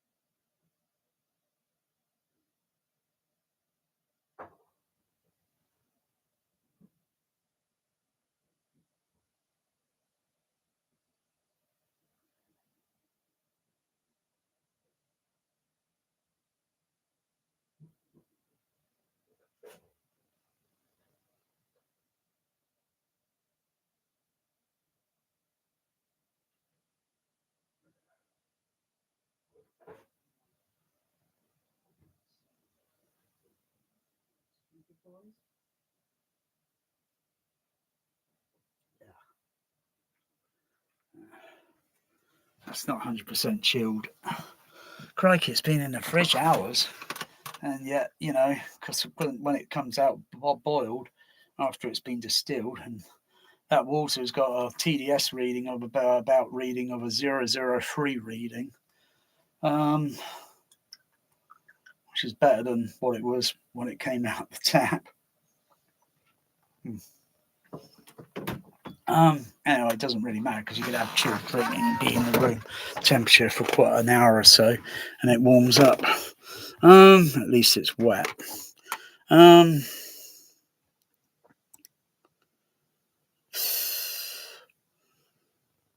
could use a combination of the room simulator and the frequency sweep. Oi! Come on. Stop it. Magic.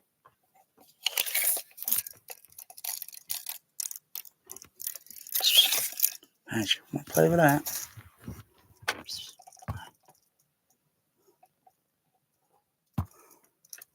Oh, I know you like playing with it.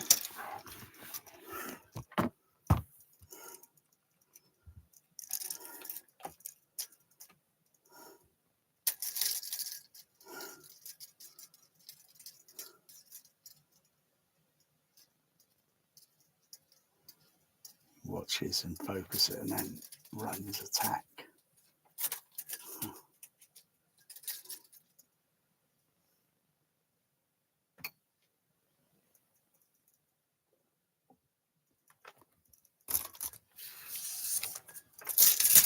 Oops.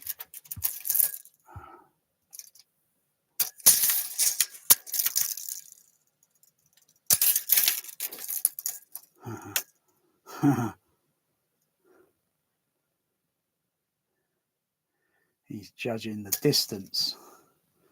Judging the distance.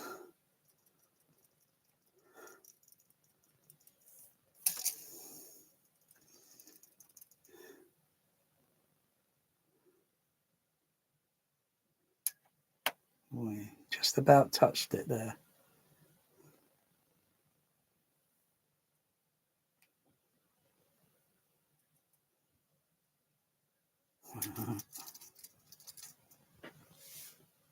Whoa, it's getting nearer there. Oh, it's going that way. Oh, it's going this way. Whoa, there. What's that? It's a tape measure. Oh, okay. Well, when, okay.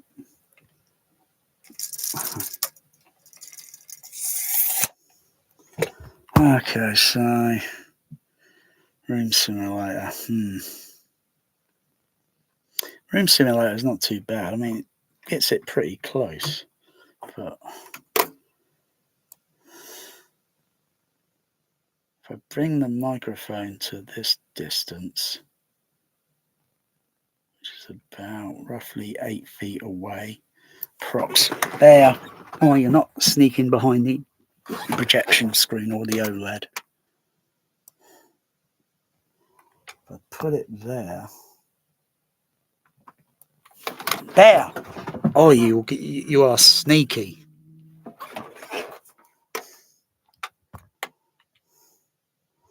I know, I got a cat with a serious, unbelievable attitude. Unbelievable. Okay,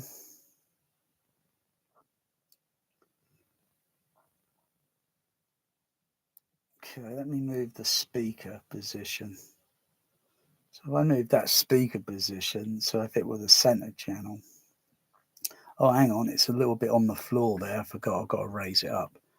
Raise it up a little bit. There we go. Yeah, put it about there. Just raise it up. It's only a sub bass big, but it's only showing me the frequency. It's only a speaker showing me the frequency response in the low range.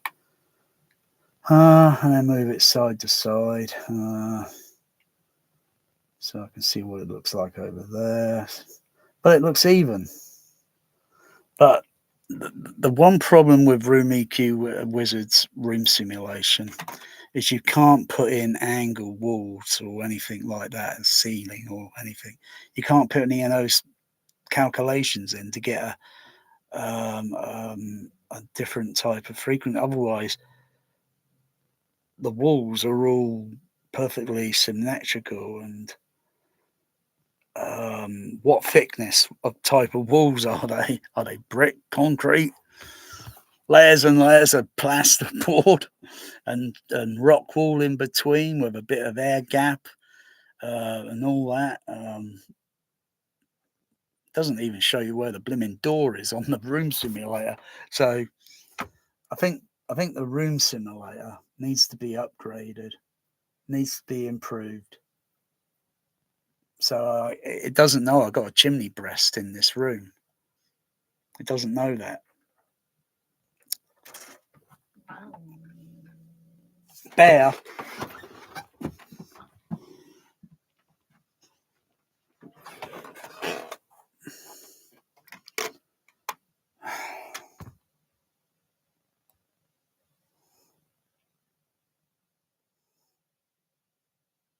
So let's move the. Yeah, so if I move the seating positioning in the simulator forward a little bit, I'm still seeing a bit of a rise in the 34 hertz range. Go back to the frequency sweeps.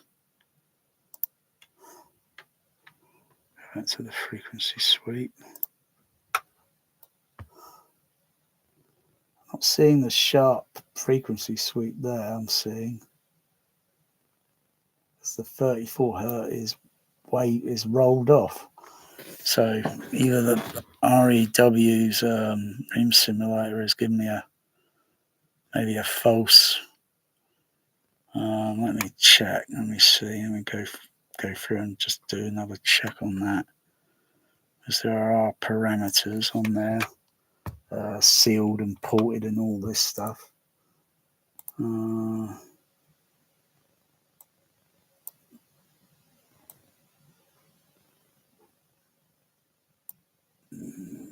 Change the what's it there.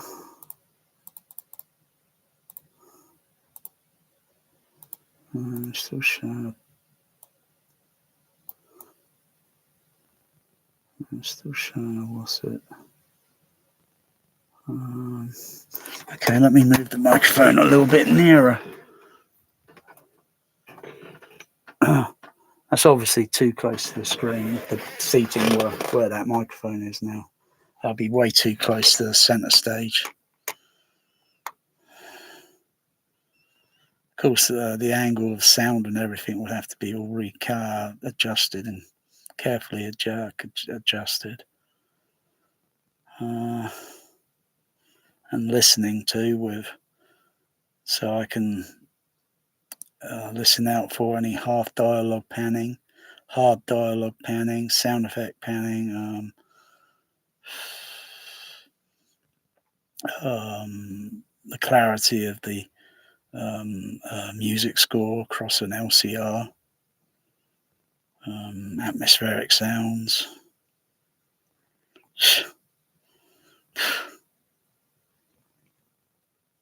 And of course, one seating's always going to be different, one row is going to hear different and the other row is going to hear slightly different. Then, it's not going to be the same. Okay, what I need to do, frequency sweep, that's it.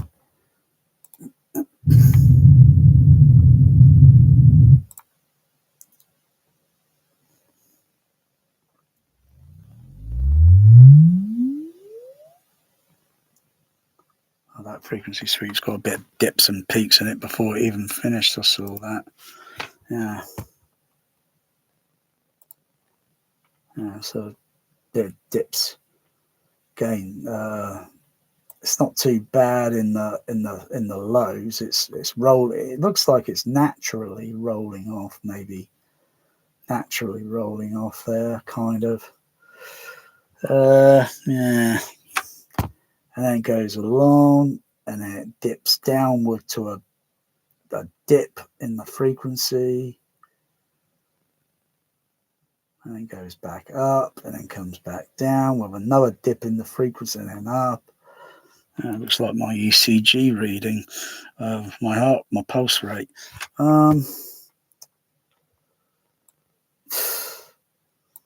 That position there is not really good. That position there is not really good. So I'll just go back to real-time pink noise and then just gradually move the microphone until I see it even out. Because the one thing the Room Simulator can't even tell is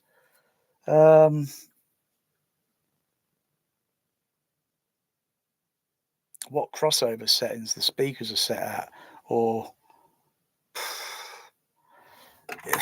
I suppose it doesn't really matter what type of speaker you got, but so they're tens of thousands of speakers, tens of thousands, if not millions of speakers, at least millions, and there's no way there's going to be a total database on every speaker that's been made. Even the white van ones, there's just not going to be a database that big enough. So you just got to play it by ear. At the end of the day, our hearing range only hears a certain range. You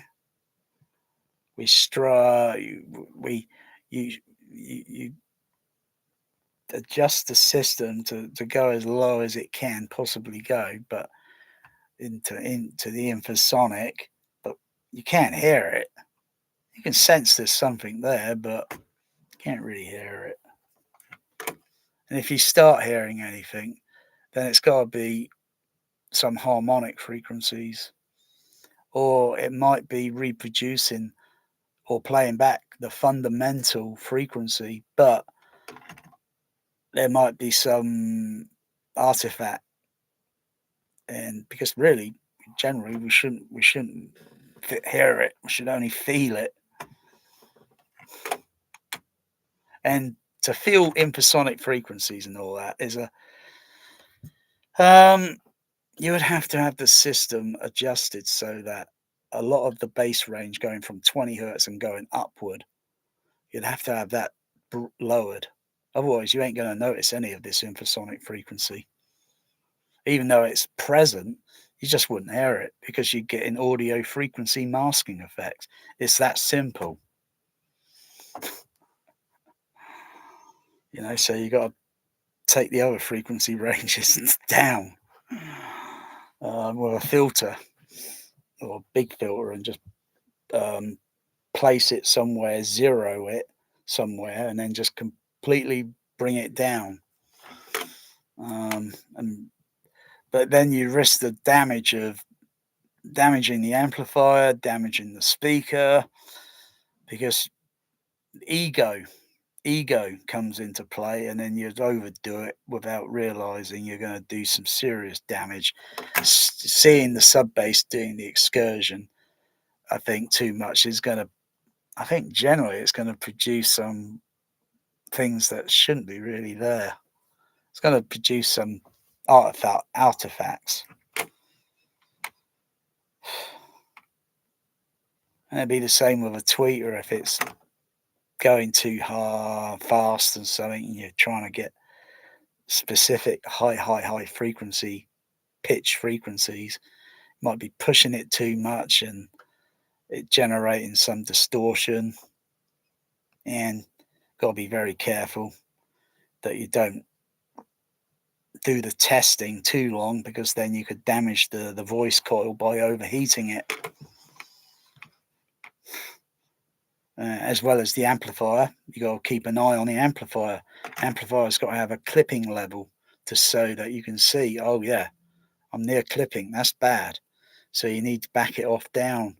And if you want high frequencies, you got to need an amplifier that can handle a bit more output power, because trying to get some of those high frequencies within a parameter that, yeah, I can hear that tone, it's within safe limits, it's not, stupid high SPL levels, because if you start playing high frequencies at stupid high frequency levels, you would end up with what's called high frequency hearing loss. It'd be down to the individual. You must heed what manufacturers say,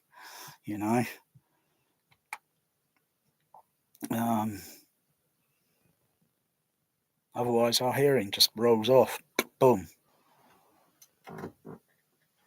And you got an amplifier that might have a slight roll off on the high frequency. Oh crikey, that needs to be brought up. It looks flat, but it needs to go a little bit more upward.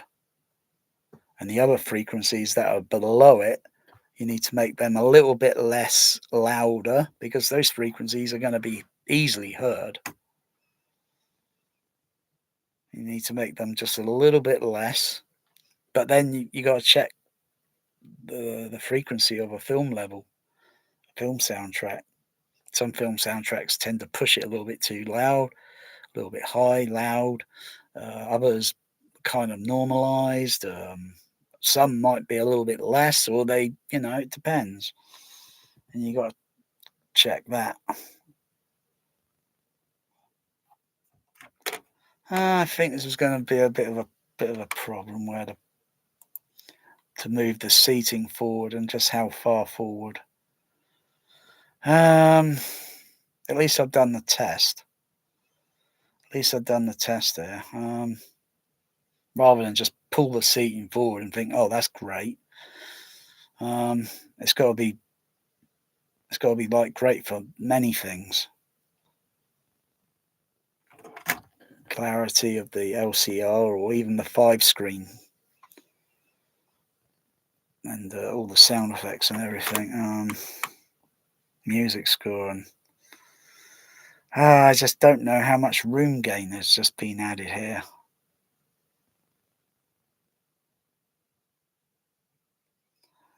I mean, that peak range there I'm looking at.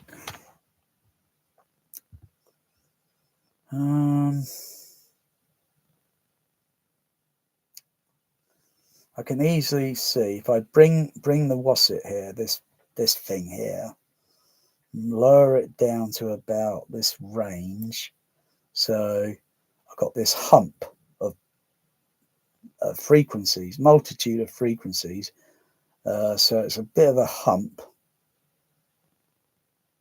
And then it's a case of like, I know those frequencies are going to be very audible in the bass range. They're going to be audible. That's at least 10. That's at least 10 dB. So that's like putting a filter, a bandpass filter, widen the Q bandwidth out a little bit, and then lower it down by 10 dB. And then move the seating forward. Because doing a cut on the frequency is not too bad, but still on the amplifier, that any low frequency that's down within a range of around about 35 hertz downward, those frequencies on the amplifier are still going to go way up. It's really trying to fit the system in within the threshold parameters of the loudspeaker, the positioning of the loudspeaker and positioning and amplifier. Otherwise, something's going to go a little bit overdone or underdone, over and underdone.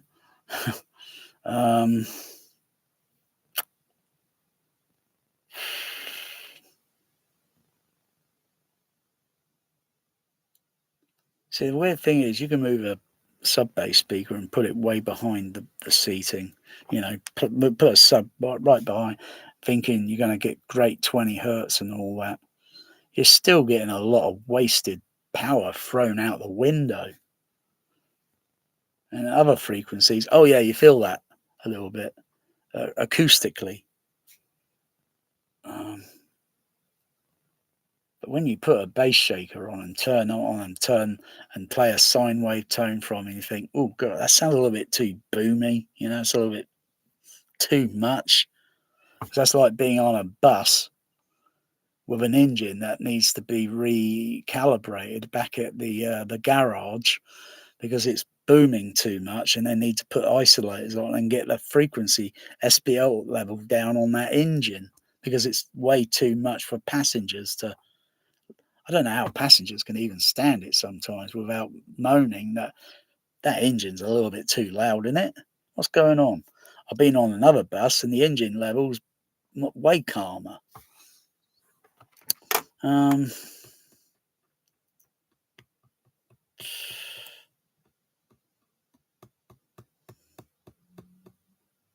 Or you play a bass shaker and you feel you feel it mechanically, tactilely, and at less power. I mean, there's no problem with the system running. I'm not seeing it run into issues where it's clipping on the amplifier. And I've got audio limiters turned on so they can engage and keep the system from not going too over the top. Otherwise, it would just be too loud and you just turn the fader down. You want the fader at a certain level. I just don't know about that. I definitely got some room gain there going on.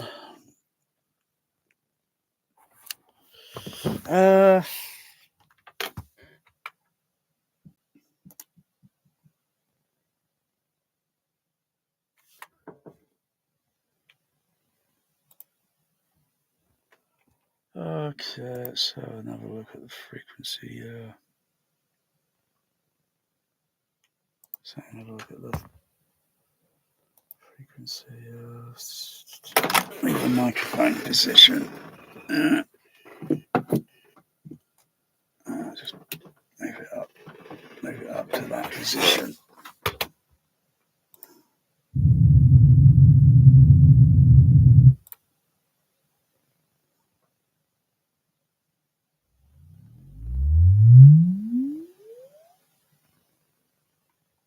Oh yeah, it's got a good frequency sweep on that. Good frequency sweep.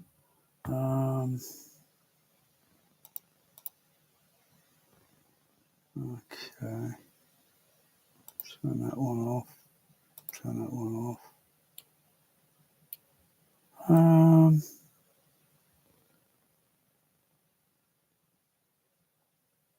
Yeah, again.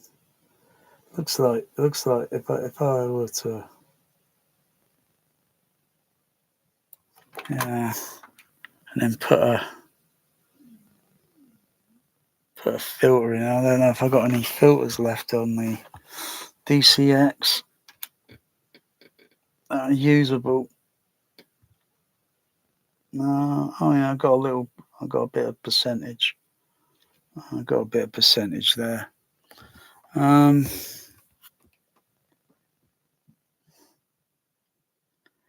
mean, any of these frequencies, doesn't matter which ones, that any one of these frequencies in that sweep there, in this frequency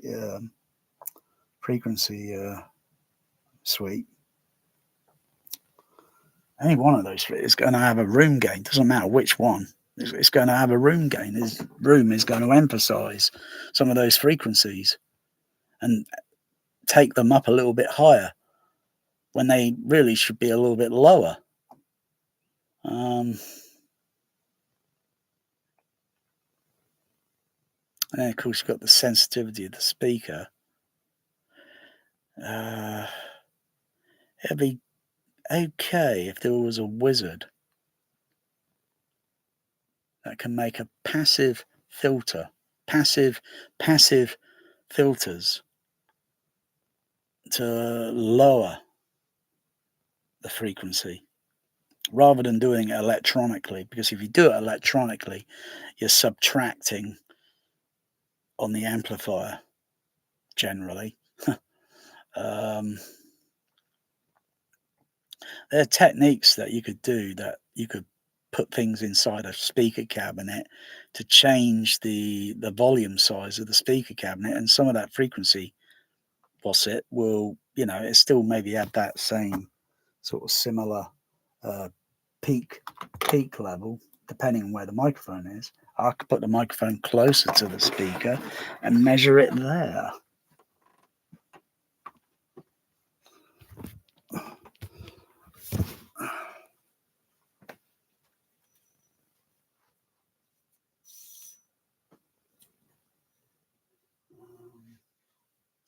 About there, I think.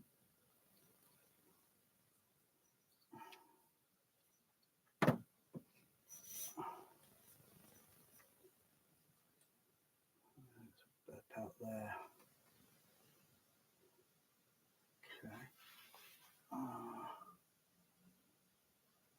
So I could do a frequency sweep there and look at the, because the characteristic of that JBL is going to have a specific.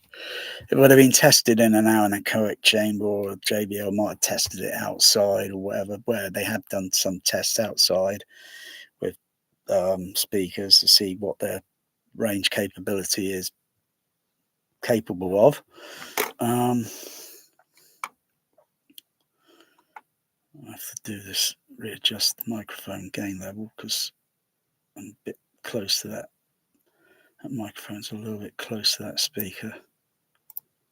Okay, do a frequency sweep.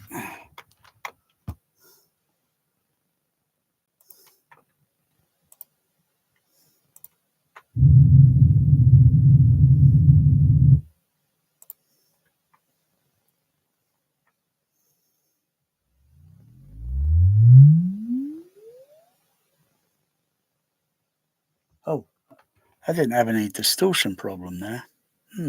That's weird. Okay, so I've got a nice frequency sweep there. Compared to some of the other ones, not that one, I don't think.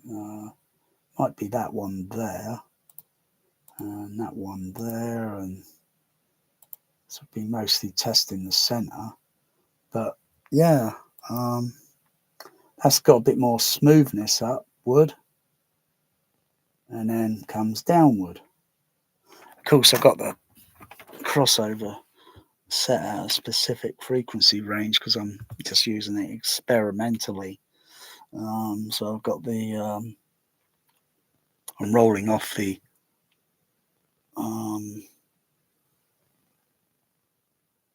frequency at about 100 hertz because I can still hear frequencies there because I can still see them in the frequency range, and you know, the frequency response that plays on the soundtrack is not always peaking at that level.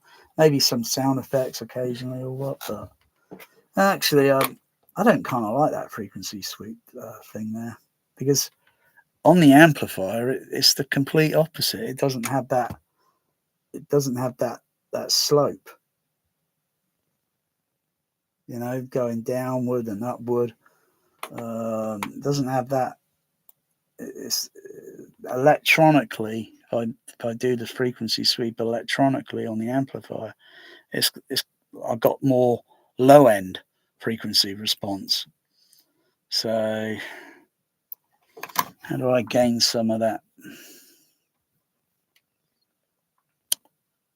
It'd be too bad. I mean, yeah, I could throw in an electronic bandpass filter, or you know, to design and come up with a filter, passive filter, that's going to be centralized around 70 hertz, and then have a where it can drop the range of the peak down over a given bandwidth, over frequency width of the, and lower it down 10 dB because it's about 80 there. Come down 10 dB.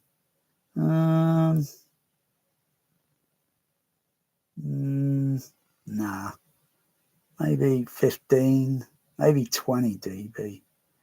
Yeah, 20 dB wouldn't be too bad. So I have a filter and lower it, but then the loudness of the speaker would gradually would change. It would be a different loudness.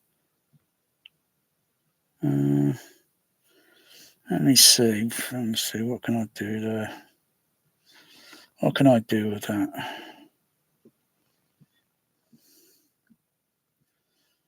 Okay, I need to. I've done a frequency sweep there, so I'm going to connect up onto the amplifier itself, and run an electronical measurement.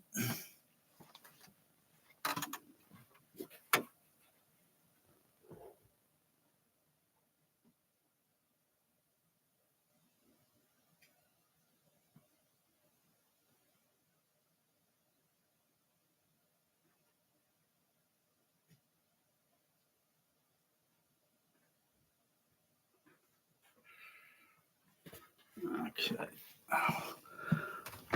I'll run an electronical measurement now. And it's the complete opposite. And I think, well, maybe I should go with it. And any of that peak I hear, like I say, you could stuff things inside the enclosure and change the actual volume size of the sound. But it only does it at certain, it's only going to do it at certain frequencies. As well as if you got a speaker that's got ports on it, LCR speakers and so forth, and they got maybe a single port on it. Maybe they might got 2 ports, or they might have 4 ports. My stage speakers got 4 ports on them, so if I were to put something in one of the ports to it would change the output level of the speaker, and change the frequency response, slightly. And I could probably work with that, but it's not an easy thing for me to do. Not even with my health condition at the moment, because to move the screen forward and everything, that's going to take me way longer than previous, I think. It's going to take me at least half hour or so, when it only takes a couple of minutes just to move the OLED, and then I've got to see whether I'm going to get winded or fatigued. But then it's just once I'm in position, with a bit of assistance, wouldn't be too bad if I had some assistance, and then I can get behind and then start putting something in the ports to change the tuning and the output level of the bass cab, and do the frequency sweeps. And arduously, it would be a very long task. It's not something that could be done in just a couple of minutes. It could take a couple of days or so, because it's technical science. But you can change the tuning on the speaker to where they're positioned in the room. If the room is a bit weirdly shaped or whatever, you can change the tuning. But you got to be, very careful doing it, and run a lot of other tests just to see if it's not going to be a mechanical problem with the speaker. Okay.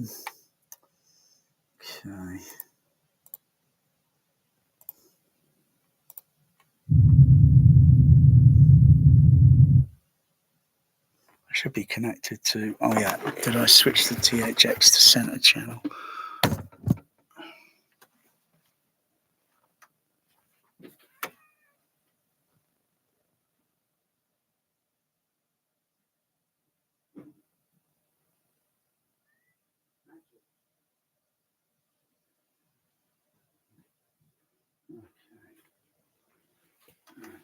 I had it switched off. Okay. That looks okay.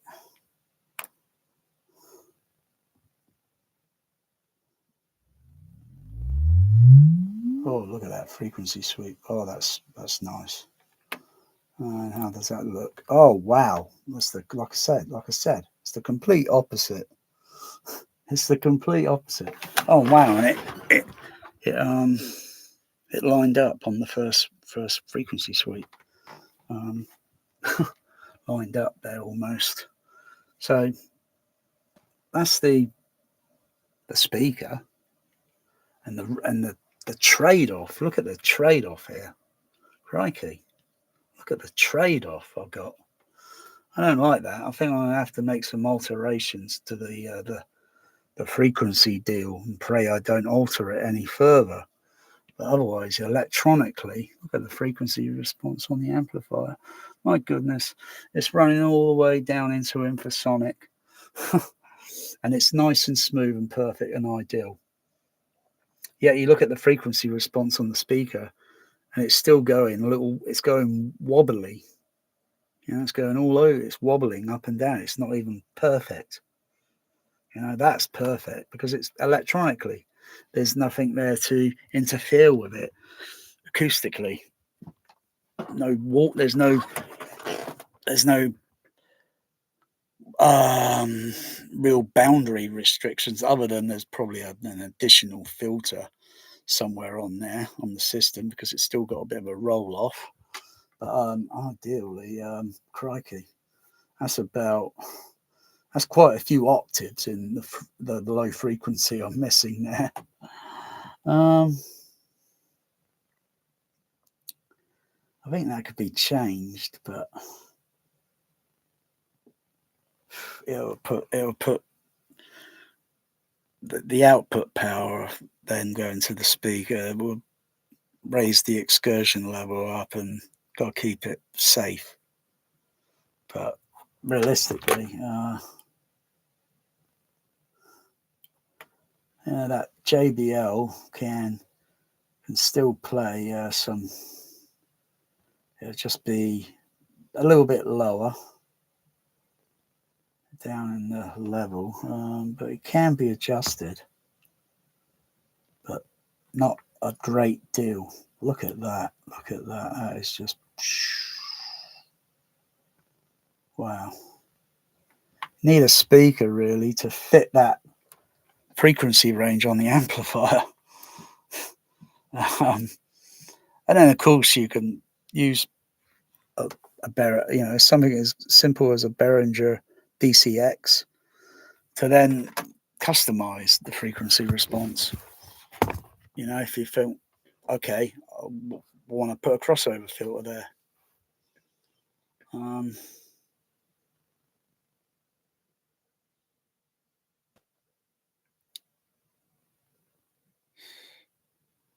Yeah.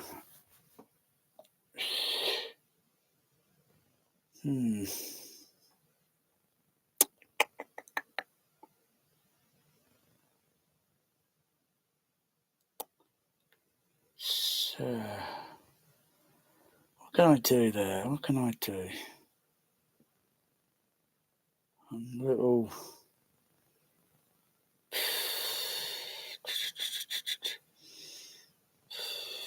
1, 2, 3, 4. No, sorry, 1, 2, 3. That's 4. I go up a bit, up a bit, up a bit, up a bit, up a bit, and then.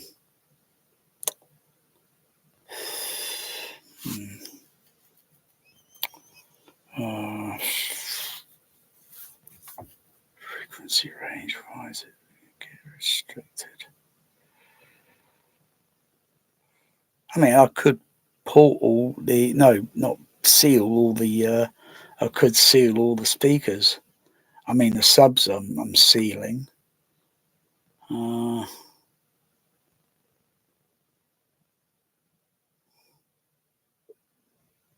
mean, that frequency sweep on the center channel looks almost close enough to the sub.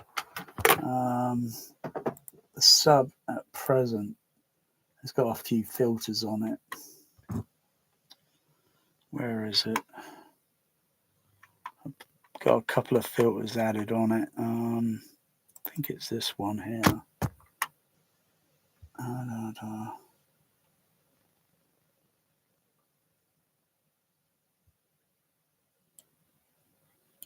I put a few filters on the the signal for the output. So whether I use bass extension on Dolby Stereo or use Baby Boom or LFE 0.1, whatever it is, any of that, it's going to generally, that's the output on the amplifier. So I put a few filters in on the Storm Audio, and I managed to flatten out the response electronically a little bit, as close to where I want to get it. But there's a few filters that I can't reach. There's a few frequencies there I can't reach because the Storm Audio, apparently, they say it, with an upgrade, you could use filters below 16 hertz, but I'm only still seeing filters that are only activate around 16 hertz. I could put a little Q bandwidth on it and see it adjusting slightly, but I can't really manage to get below. Otherwise, it's just a little few dB rise around I suppose, around about 8 hertz. But still, it manages to go down and up a little bit, and then it dips down a bit, and then manages to get down pretty close to, say, about 5 hertz. But that's electronically on the amplifier, and that depends whether there's anything on the soundtrack. Otherwise, it will go down a little bit lower. It's just rolling off. It's just rolling off. Like I need another filter there. I think a mini DSP. I'll have a parametric filters or such that can go down to 10 hertz, I think, or just below 10 hertz. So I can make some alteration. But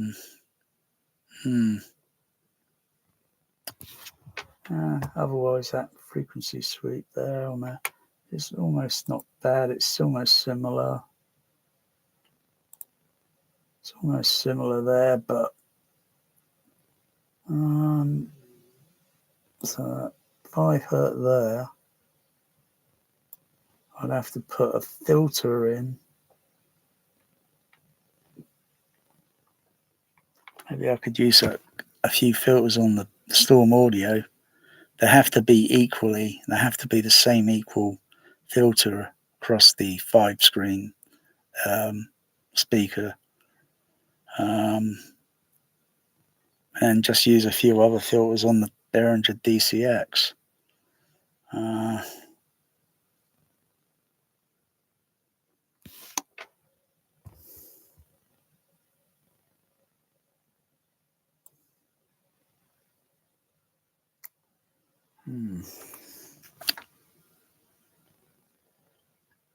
Otherwise, I'm only going to get a tiny portion difference if I move the seating a little bit more forward.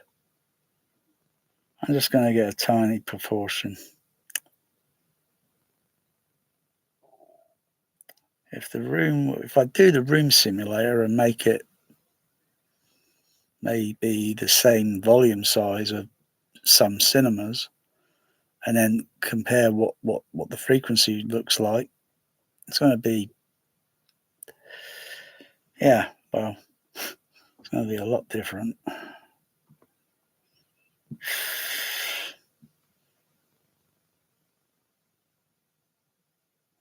So if I were to make a frequency, a room size of maybe, I'm just trying to think what Tower Park, what size the screens in Tower Park are, the auditorium size. So I think they got a ceiling height which is variable because of the floor is sloping, and therefore you're going to get the ceiling that is going to be a bit more higher at the front, and as you get more closer to the back, it gets a little bit shorter. Those are things that are not put into a home cinema. Putting in raised, it's a little bit more than that. If you can excavate, if it's on the ground floor or whatever, or find a way to excavate, and so you're going to have a slope put in, and then have concrete put in, and then have it skimmed and all that. So you've got a sloping floor, so it's going to be narrower towards the back, and then it's going to and it's going to be very firm and made of concrete.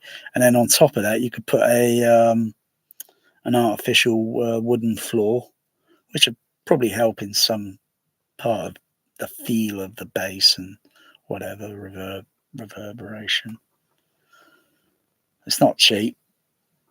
Concrete is not cheap material, but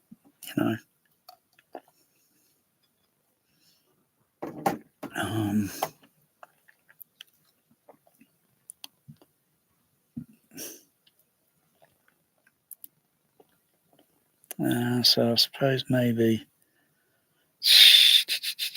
even though some boothless auditoriums I've seen are more or less flat floors with just wooden seat rising things put in, just so they step the seating upward, so you get line sight with the screen.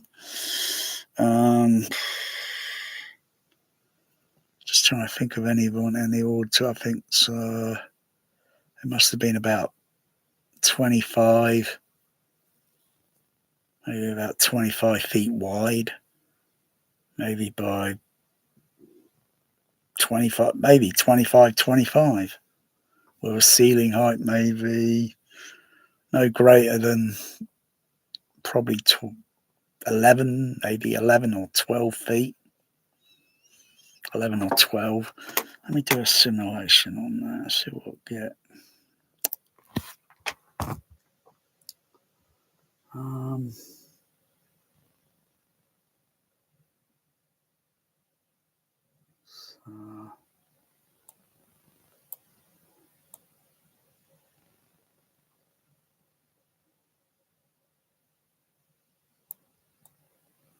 That's about 25 foot.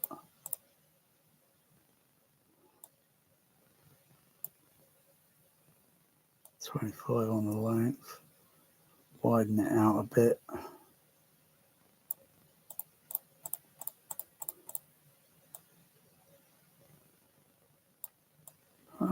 Maybe about there. Yeah, 25, 25. Make the height of the ceiling about maybe about 11 foot. 11 foot 10 inches. Oh, maybe 12 foot. Move that speaker over.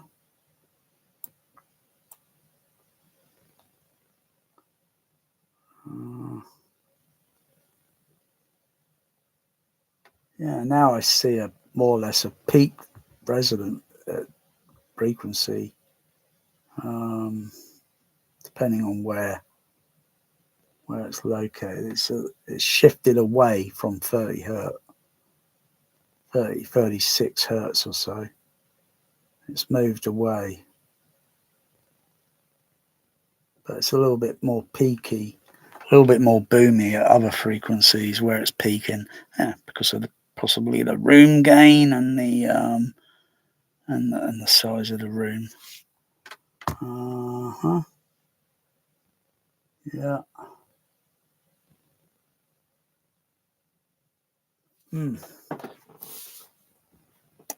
All right. Go a bit larger. What would the Empire Leicester Square be?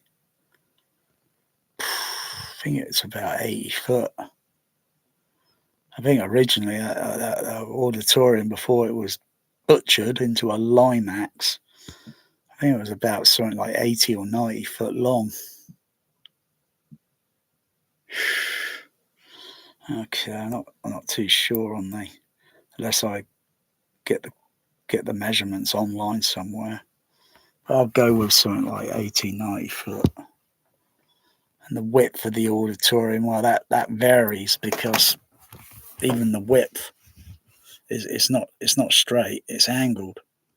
So for a reason. So bass waves, at the front, bass waves, and then how they propagate outward, and then the width of the auditorium, and stereo spread and clarities and so forth.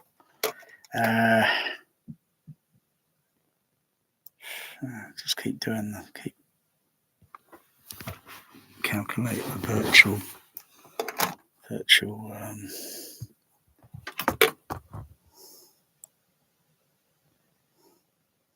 think the front of the auditorium was something like,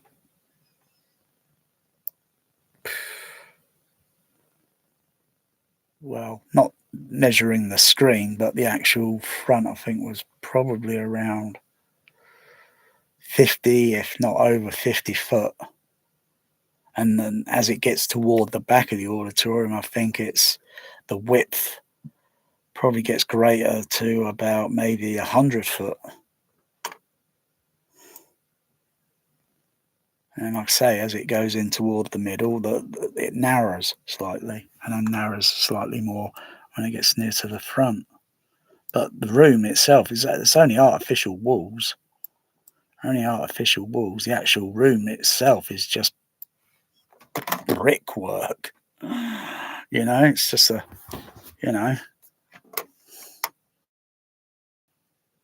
then you look at all these materials, very hardcore, rigid, robust materials that are put in to change the angle of frequency and density of frequency and whatever. Let's see what this looks like on the simulator. Okay, I'll go up to about maybe 90 foot, and then about 90 foot there. It's a good length. And then go a bit wide.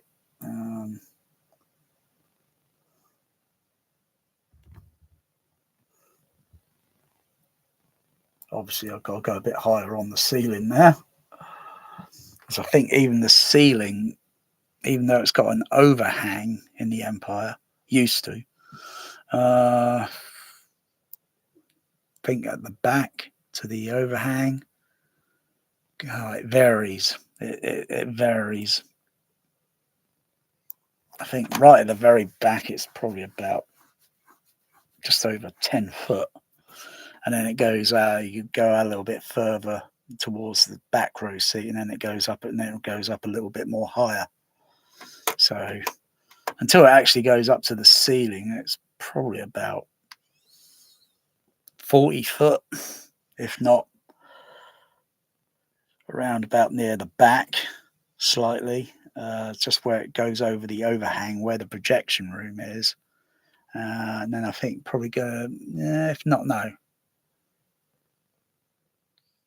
30, I think 50 foot. I think maybe at least 50 foot. And right at the very front, it's got to be greater to at least 60, 70, somewhere between 70 and 80 feet up to the top of the very top of the ceiling.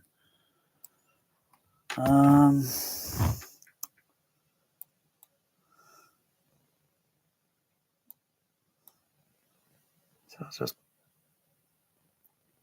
go about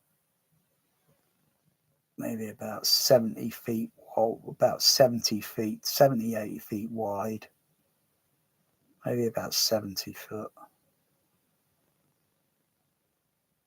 or maybe about 80. I'm gradually seeing the frequency range changing.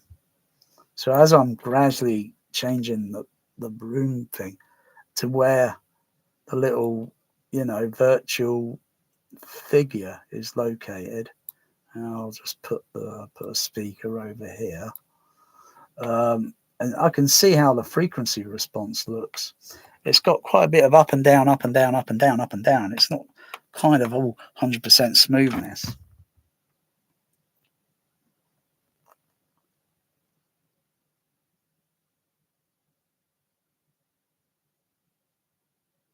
So as it looks there, that's probably got a better frequency response than any home will have. Even though there's still dips and peaks, it's not perfect. It's not going to be like measured flat like electronically like it appears on an amplifier or a processor, and it's totally smooth. But looking at that, that's, yeah, and you wouldn't notice it. Golden Ear, Golden Ears, they're pathetic type of people, really. They're like bloody flat earthers. They wouldn't even notice the difference because everything's completely varying in frequency and amplitude, not at level, per second on a soundtrack. You ain't going to notice it. But looking at that, that's a good frequency. That's a pretty good frequency. And then I'll change that and I'll condense it down to my room size again. I think I'll type it in. Be a little bit quicker to type it in. 12. No, it's 16 foot long. 16 and a couple of inches, I think. Width 10. 10 inches. I think it's 10 by 10 or 10 by 9. I forget which. Anyway, height 7.8, I think. And I look at the frequency response again, though some of it tends to be smooth in some parts, but it's got too many high peaks in some part of the frequency range. But it tends to be a bit smoother.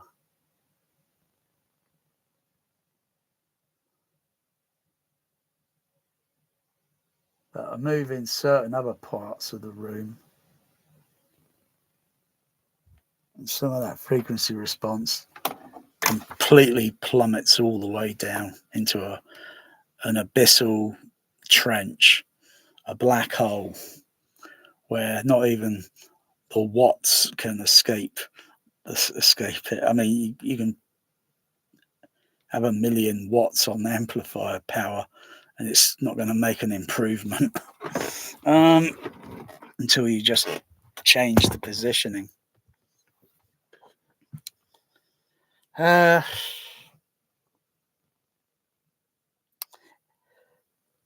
to be honest, it's really a depressing thing, home theatre, because all these acoustic technicians, like this guy that goes on YouTube and he's bragging all this and that, but he just does a lot of talk. But no, I've just done some simulation thing here, and I've been moving the microphone around.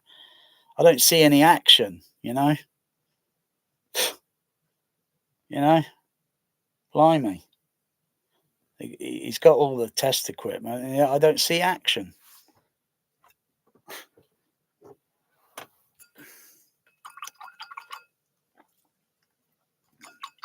I could blow bubbles in this drink. I could blow it really quite a bit, and then the water's just going to go all over the place. Yeah, try doing that with a Godzilla or Tyrannosaurus Rex walking around. That water is not going to jump out of the cup or out of the glass. I guarantee. I promise you that. It's just going to have these little stupid vibration ripples in the water.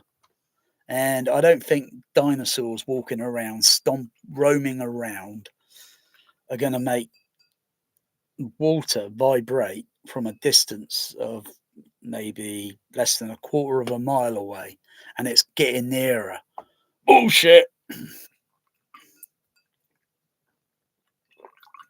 You think a cat would be snooping up on its prey? Boom, boom, boom. Oh, they got soft paws. You wouldn't even notice it until it's on top of you. Cats are predators. Carnivore, like Tyrannosaurus Rex. They don't want to be fed. They want to hunt.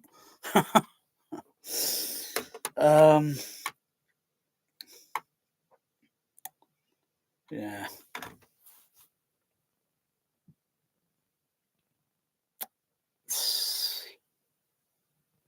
Yeah, it's really problematic, to get the bass to play. Because there's no real point me diverting any of that into bass management into the sub, where it's going to be one sub at the back of the room, one sub at the front, and that frequency evens out. It's a miracle. Hallelujah. And you can move the little virtual figure on the image and simulate and move it around. So if I put another virtual sub, so I'll put that one down on the floor there. Just activate another one.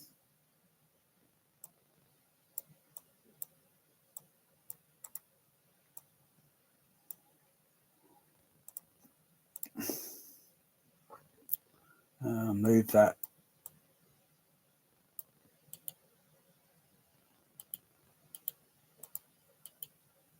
Move that to the back. And then move the figure around. The frequency response goes up. It goes up and down a bit, but it doesn't have too much. Doesn't have too much dips. It's a little bit less. It occasionally will have some other peaks, but they're a little bit less in the other portions of the frequency range where you really need it, like between 30, 40, 40, 30, 40, maybe 50, where there's a certain part in Titanic where the ship is just about now to go under the ocean because it's now starting to lose its air bubble or something. It's not, you hear this groaning sound in the LFE channel, only on the LFE. That's why it's discrete. But if you had all the other bass diverted onto that LFE, you wouldn't even hear it. You wouldn't notice it was there. It should have its own independence playback reproduction. You hear this deep, I heard it deep and groaning in the auditorium, the cinema, because of the, but if it plays up front in the room, it's got such a dip, it almost goes unheard. I can turn off all the other channels and I can listen to it and think, bloody hell. And then I play a sine wave tone and then go through the sweep and then until it just literally comes up to where that sound effects are located, and then it just plummets right down. But I've turned the other sub on, bam, that frequency goes boosh, way, way up. Oh, it's a miracle. Hallelujah.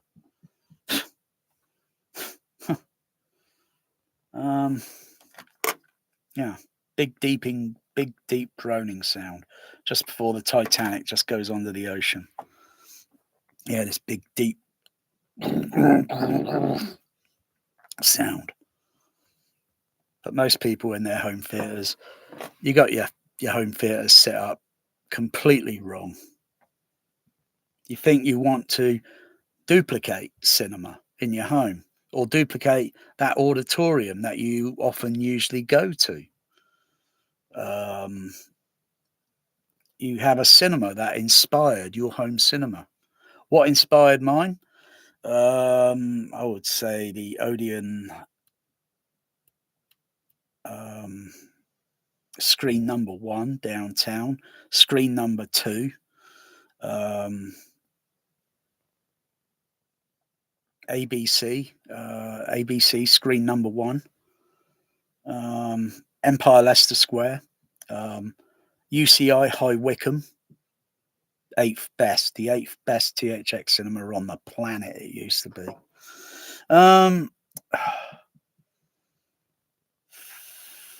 And maybe a little bit of UCI Tower Park. What were the most cinemas that I most often would go to, other than, well, I only been to the Empire Leicester Square a few times. I've only been to High Wycombe once. I'd like to have gone there more than once because that home cinema would even put a home cinema that can brag it can put out 150 dB. It would put it in the dust, in the bass range. I'm feeling bass crawling along my body, not even at 150 dB, and it's crawling along my body like my cat. Wake up and my cat suddenly, Bear, is in front of me, laying on my chest, and I feel the pores, just like the bass. It was, I kid you not, it was so surreal and creepy. Damn, now that is bass. Very technical. So I'd say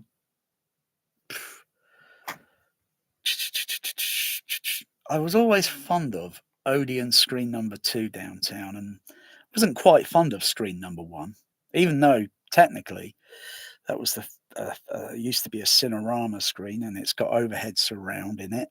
But downstairs screen number 2, they utilised their surround along the side wall, the back wall, and in the ceiling as well.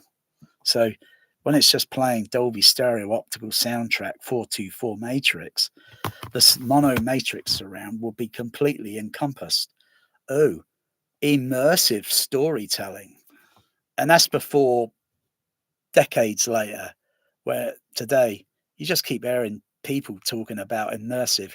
You know why everybody on YouTube bragging about their home theater and saying immersive?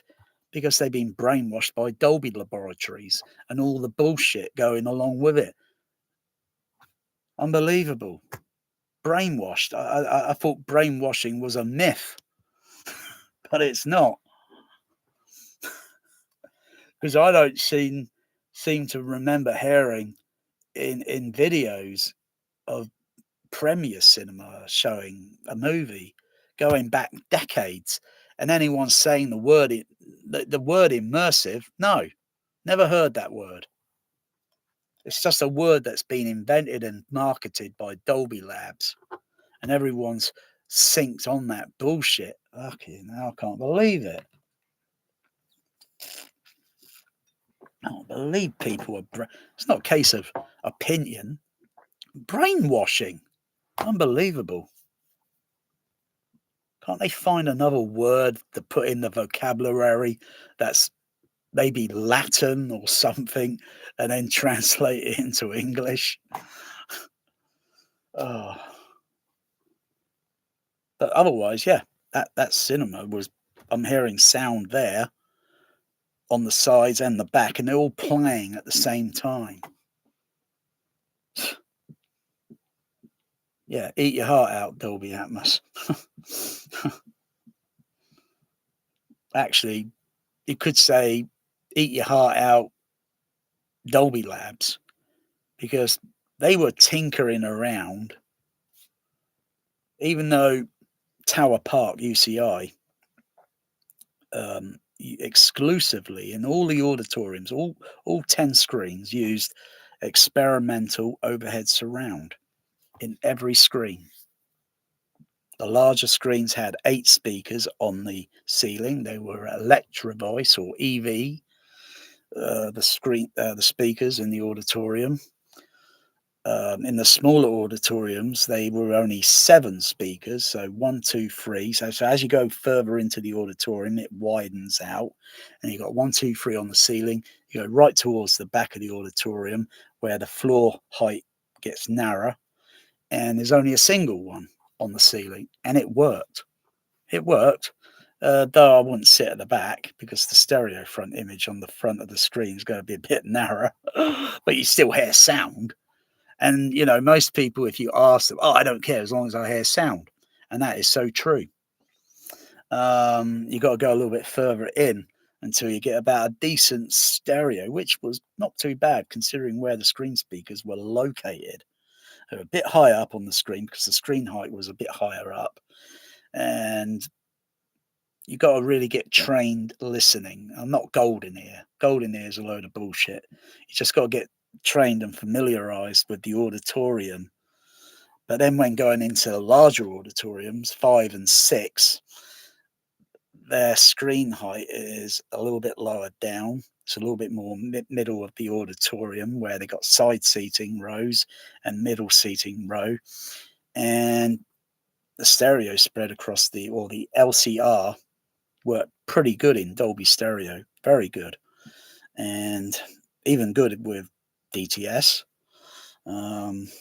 Discrete sound, clarity, fidelity, and the nuances, hearing details like, wow, that's a good bit of detail Foley sound there I'm hearing in the movie Tomorrow Never Dies, the James Bond movie.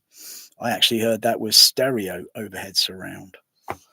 I think the first one was Jurassic Park. I heard that with experimental overhead surround, stereo surrounds. But it wasn't really a brilliant mix with the surrounds on Jurassic Park because it was more upfront. It just depends on the director, doesn't it? What he wants, but I think the director sometimes is completely wrong. Because if you're going to have voices and any panning and things, you've got to have the same scale and size. And I was just thinking the other day, I might revisit the Atmos. I might turn on the whole system because I haven't played Atmos here in this for over a month or so.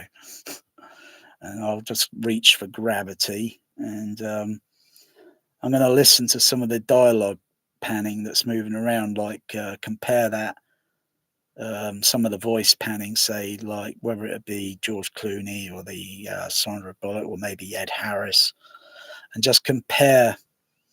But I know some of the frequency response is radio communication, so it's going to have a limited frequency range because it's going to sound like it's on a radio, like a CB radio or such. It's going to have a limited frequency range, so it's not going to be going down all the way down to 100 hertz, which is usually where the male voice stops and the female voice is about what 160 hertz or something. It's pitched up a little bit higher.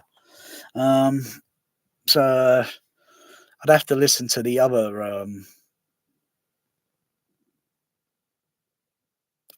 Yeah, it's difficult. Difficult. I might have to do something like forget about that and just try another film and with the Storm audio, and then just switch that center channel and divert it from the center and divert it over to one of the side surrounds and just listen to the clarity of the voice of the dialogue.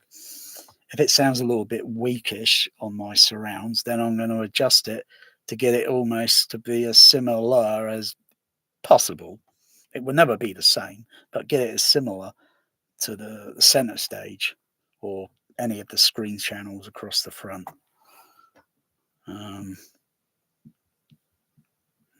So I've not tried that before. Not tried that.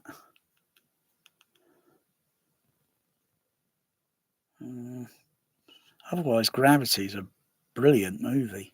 It's not an opinion. It's just textbook. Literally textbook. Sound textbook. You get all these other Marvel movies with a lousy Atmos Disney sound mix, and they're not making it an epic scale movie. Like they're trying to make it like epic, like it was the 1950s all over again. They're trying to make that rubbish movie like a Roadshow 70mm release. Oh, it's really sad how the state of. Oh dear. I tell you, play a movie, even though it doesn't use dialogue in the surrounds. A Mad World. It's got so much usage of dialogue panning across the 5 screen.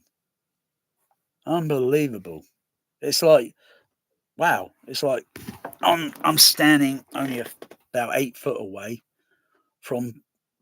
It sounds like performers outdoors or whatever. It's and their voices are depending on who's talking. It might come from the center, might come from the left center or the left channel or the right, or they might be talking in tandem, and and it's like I'm looking like that, thinking, wow, they're like here. I'm not just like and it's just center channel dialogue. Boring Oppenheimer for nearly 3 hours and lousy sound effects on left and right channel. And surrounds were absolutely pitiful. Are absolutely pitiful. And the LFE, oh, that's such a bore feast. I might as well just play the movie Earthquake and sense surround. Actually, you can't because it's not actual proper sense surround because it should have a bass movement that's kind of shifting forwards and backwards. That's how I remember. That's how I recall it. And I was thinking, what the bloody hell's going on in this auditorium with this? And it's pounding in my chest.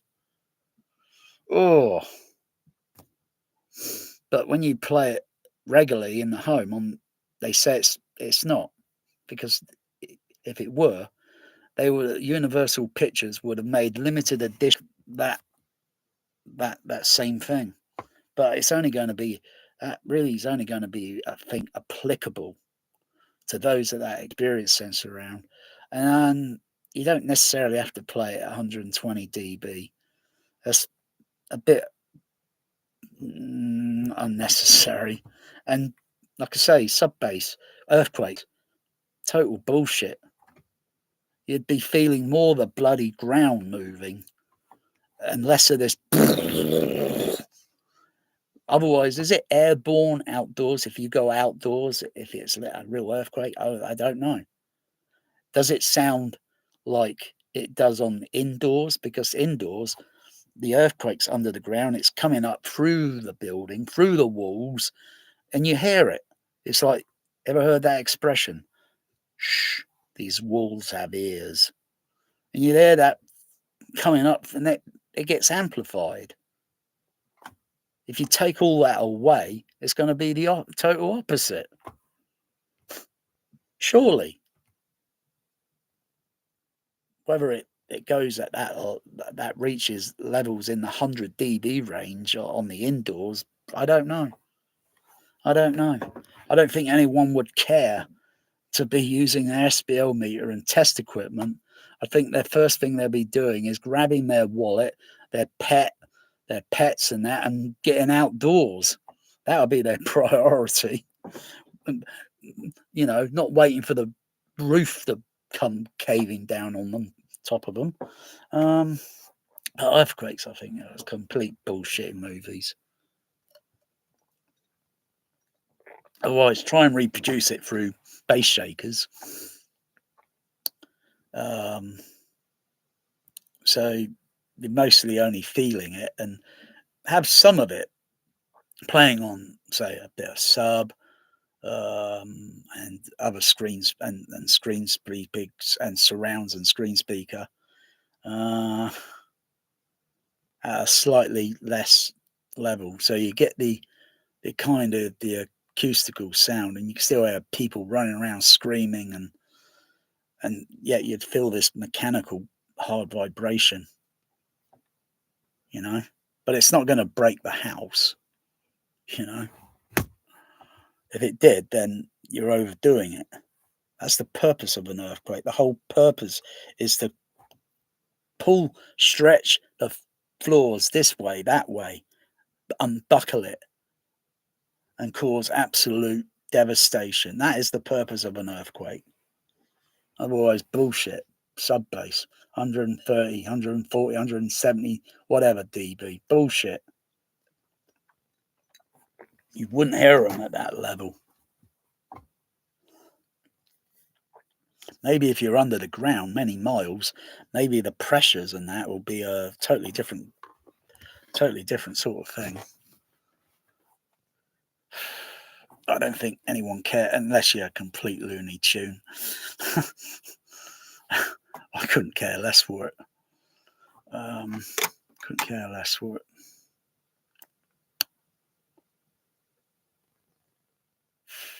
I have to say that the Philips dehumidifier thing is brilliant. I've got 63% in 63% in the humidity level in this room now.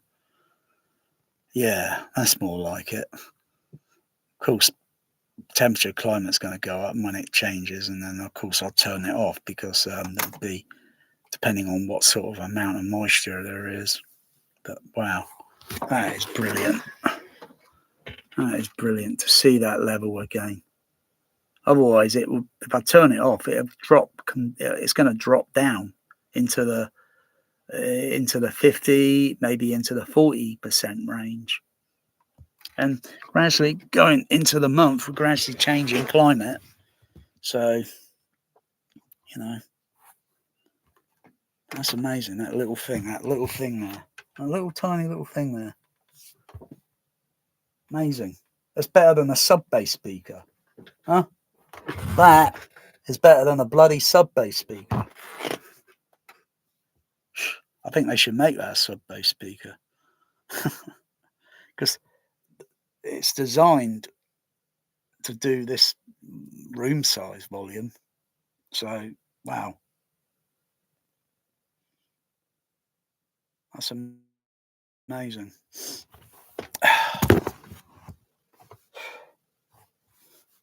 And I think it will gradually change my, ourselves. You know, I'm starting to feel a bit more when I do this. It feels different now. Otherwise, before it was bit the opposite, and I need a proper haircut because I hadn't had a decent haircut in a couple of months. Been using clippers. As long as it's short round the back, I don't give a damn how untidy it looks. It's a little bit long there, I think. A little bit long there. It needs a little bit. I think that needs the scissors actually. My mum was a hairdresser. Um, I don't, can't, can't, can't understand why I haven't got some of her techniques. I've got her hands, but I haven't got the technique. My mum looks at that, she'll say, "What bloody hell? You been dragging your hair through a hedge?" Well, let me straighten it up. Oh dear. Yeah. I don't think I'm going to move this seating forward, even though there is some problematic frequency in the room. There is a certain problematic, which I'm trying to hammer out and come up with an idea.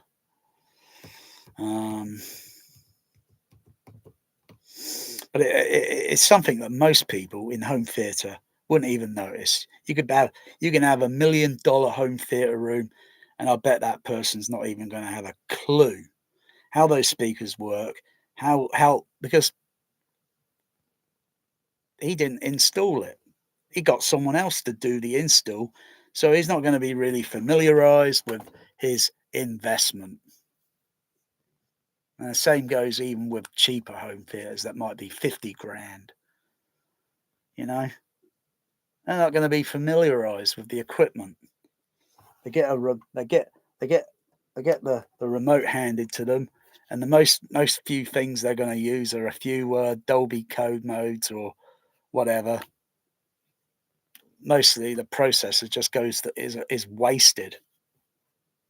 I mean, the Storm Audio, a Trinnov is wasted. It can't do all the sound formats. It's wasted, and yet they say it's a high end. It can't be high end if it can't do all the sound formats. It's got an 8-channel input external somewhere on it, I think, and you can attach another decoder on there or another a box. You can connect a box on there, and then that will be connected to another set of series of other decoders, because otherwise a Storm, a Trinnov, a JBL, an Anthem, whatever, it can't do it all. You just look at the basic the basic code, the digital decoders that they offer. The more things change, the more they stay the same, and they're exactly the same. There's nothing different. Not even ProLogic 2X or ProLogic for that matter, for proper Star Wars. You can't brag you got Star Wars if you haven't got the decoder for it. Sorry. You need another decoder. I don't want ProLogic. That's old tech. That's old ancient tech. No, it's not. You go to most cinemas today, you wouldn't even know. You think, oh, you're watching. Oh, and you go to watch Star Wars, a special rare print that managed to escape George Lucas's meat hooks. Otherwise he got hold of it, he'll have it destroyed. I think there was a 70mm print of Star Wars that played only a year or two or so ago. Wonder what condition that was in, the color wise and the magnetic soundtrack. Huh.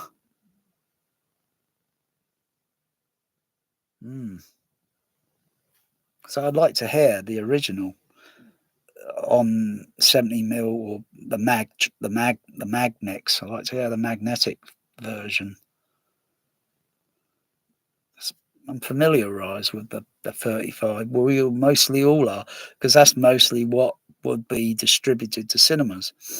A 35 Dolby Stereo or 35 mono, or limited amount of 70mm prints made and sent out to cinemas. And yeah, how many of those prints are how many of them are intact, or yeah, I don't understand. I can understand someone getting a bit senile or disgruntled, or and they want to change everything. But he should really come out and talk with, because it's people that go and see something, or and then become a fan or something. Without the people, the movie wouldn't make money. The movie would bomb at the box office, and would probably drive 20th Century Fox into bankruptcy, because 20th Century Fox was hanging on a thread, and it was like it needed one, and bam, it was like, yeah, just a bit of stroke of luck, I suppose, for them. Um,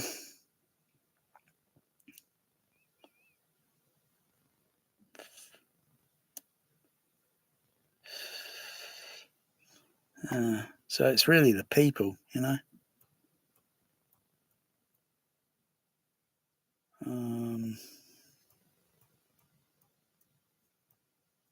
why you see something again and again and again. For me, there's nothing else great on TV to see that's on that scale. Doesn't matter if it's a TV show that I like, and I always like watching that. I'm sorry, it's not on that scale level, and I just want to go and see that again until it comes available on VHS tape, or it's aired on TV, and that takes anywhere like 5 years or so.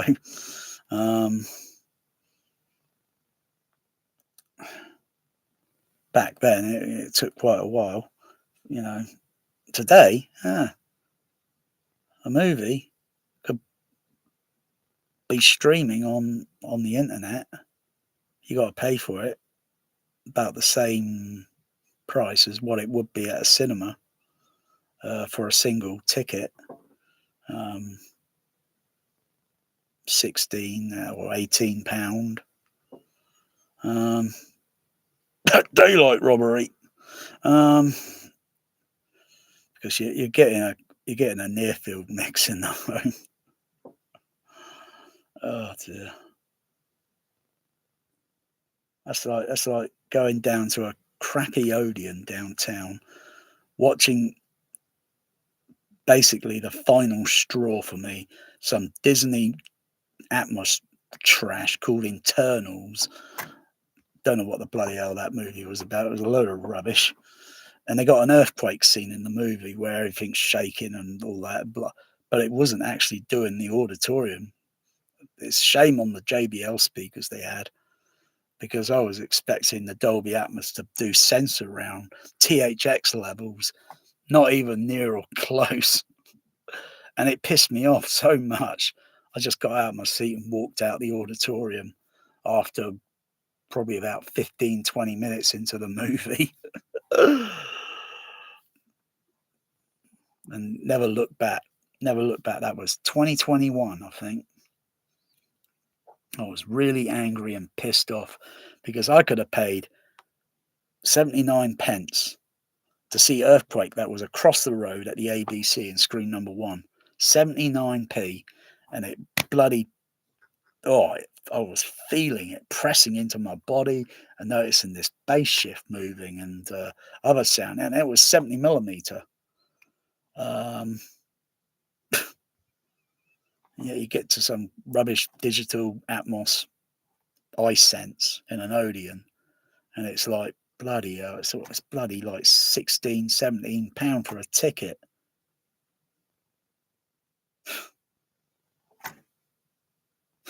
I saw Earthquake 4 or 5 times over the months it played.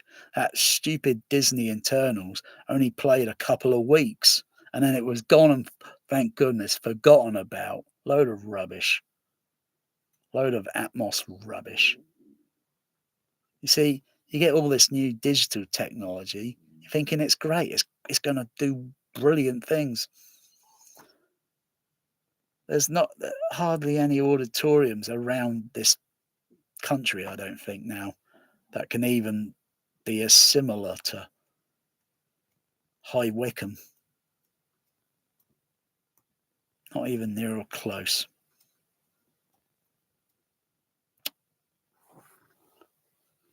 Oh.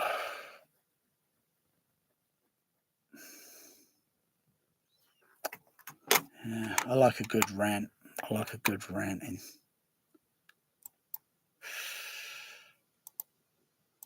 I don't know. I'm not going to try and pursue this thing. So I see how the bass frequency response looks here, electronically and acoustically.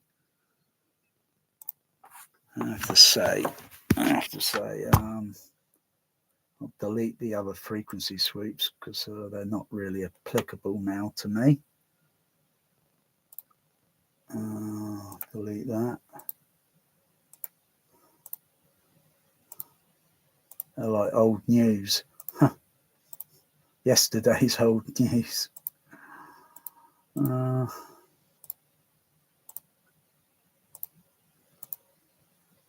I'll keep these two frequency responses there, change the color.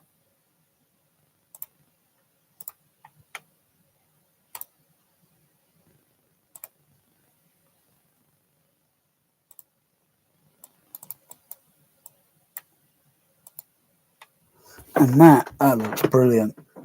That looks brilliant. The red is the speaker with the microphone up close. The green is how it is electronically on the amplifier. That's how it should be. To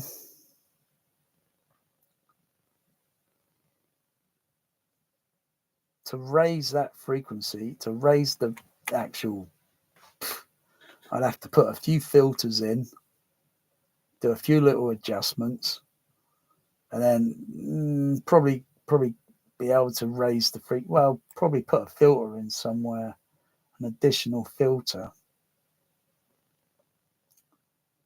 because it's only running up to 100 hertz on Lynx Riley crossover, so it's rolling off at 24 dB on Lynx Riley at 100 hertz. Experimental, because I'm only experimenting. I could put a filter in and then just drop it down by, oh gosh, come down 10 dB. That's not a lot. I still have a bit of gain level on the DCX and a bit of gain level, amplifier power level on the amplifier. Probably at least another 20 dB. But I've got to be careful because other frequencies are going to peak a little bit high and they'll get too close to clipping.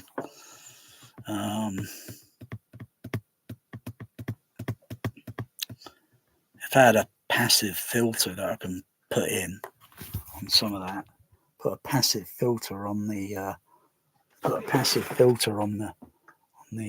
where it is here, the red, so it's going up here. It's very difficult to orientate my finger there. No, because I'm moving away. It's very difficult to orientate the finger.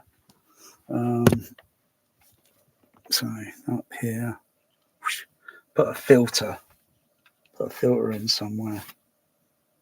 If it was 100, going at 100, and then put a filter in, and then just drop it down, probably 20 dB or so. But doing that electronically, it's just going to put a dip in this frequency range here. It'll put a dip in that frequency will go down a bit on the green electronically. It would go down with a big dip. But I've just got to make sure this range down here, the rest of the range is in the clear. It's not going to cause any clipping on the amplifier. or any excursion issues on the base drivers. I'm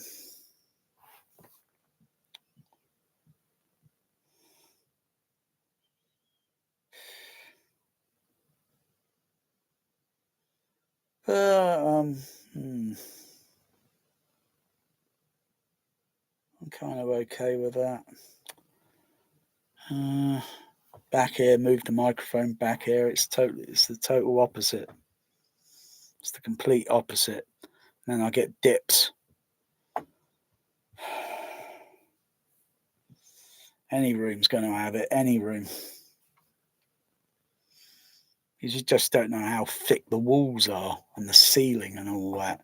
It's not like an auditorium where the walls left to right are going to have a same certain thickness and insulation in between it, and then the back wall is going to have a certain thickness.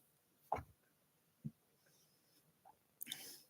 of course, the ceiling's a bit different because the ceiling in a typical multiplex has got those acoustic tile panels that fit into the floating ceiling or false ceiling, and then you got about maybe a wall surface that might go across, so it goes up to the roof, and there might be a wall surface. The brick walling might go up a bit higher. I don't know. I've not seen the architectural plans on, say, a typical to see if it might be completely open above. It might be completely open. I don't know. It shouldn't be, otherwise you still get sound. Otherwise you're going to get sound leakage. It's going to go over and cross over above the ceiling. You're going to get some sort of leakage. So they've probably got the walls literally going all the way up, and then eventually, you're going to go up to a metal roof. On the complex, there's going to be a metal roof above, maybe 10 feet above the false ceiling, or maybe a bit higher. I don't know. But base waves will still go upward. They'll go through that material. They're not going to stop there. They'll go pass through it.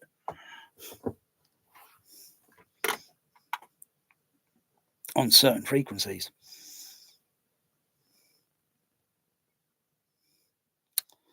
There might be some absorbent material up there as well.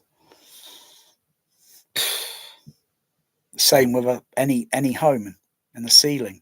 A typical home cinema where in a basement, and I can see their problems where they got this piping that's going along the ceiling, and they got a false bit of plasterboard drywall thing going all around it to cover all the piping. But the problem there is it's overhanging down slightly. It's going to be a bass problem issue with their speakers. They should make it so it's completely flat. So they got to put in some extra stud woodwork and then continue it so it goes completely over.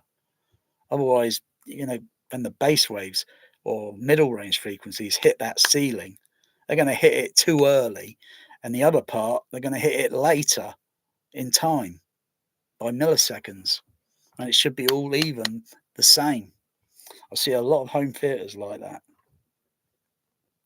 That would completely depress me. That would, and I would fix it by making it so it's completely flat and even. You can't smash out the thing and, I suppose, remove and have the piping repositioned. I suppose it's possible to get the piping repositioned. It's probably easy just to, because it make less mess. All you've got to do is put in some stud, measure the distance, put in some stud, and then put the plasterboard, and then it goes nice and smooth. Get a plasterer, or get someone to do it, and then a plasterer, and then skim it, and then it'll look paint it, and then it'll look great. and then get some acoustical treatment on it as well, so you don't get a slap echo in the bloody room, because you shouldn't hear an echo. The only echo that you should be listening to is on the soundtrack. No if, no but, no debate, no vote. That's the only echo you should be listening to. The room should be pretty, not totally dead, but free from echoes. Otherwise, you get certain sound effects in movies that's going to come from a speaker. I'll give an example. When I had my home cinema in my bedroom one time, because the walls were all even around, it was nice, it was ideal, but it was, you know, bit of a snag because you got neighbours and all that bullshit, and they're sleeping, and you can't play a movie at 12 o'clock. Got to play it really quiet, and you barely hear it. But problem there was the room was not treated at the time, so it was completely bare walls. And the problem I noticed was when there's a sound effect in the movie Independence Day, where the guy's flying his aircraft through he's having a bit of a chase with aliens or something, chasing after him through the Grand Canyon. And then his fuel gauge was indicating that his fuel is starting to get exhausted, and you got to ditch the aircraft. And it's going bleep, bleep, bleep, bleep, bleep, bleep, bleep. And all I can hear was the sound coming from, I think it was, I can't remember if it was a pan sound on the screen channel or if it was coming from the center channel, but it was pinging on the back wall. And I was thinking, bloody hell, I can hear this pinging effect because of the type of the sound frequency and sound effect. And it had this annoying echo pinging reflection. Oh, and you should only hear it up front. I shouldn't be going like, unless it's an actual mix recording in something in a movie soundtrack, and I don't know, Gravity when re-entry, and there's alarm sounds all going off, squeaking and bleeping, and they're going off all overhead somewhere and some across the screen channel. I can localize the positions and react, participate as if I'm in the capsule going down on re-entry. Except for the rest of the, say like make the seat move like this, because I do see the seat in the movie. It's kind of rocking a little bit because it's now come back to gravity, and it's not everything's not going to float and be different. It's going to have different dynamics in it.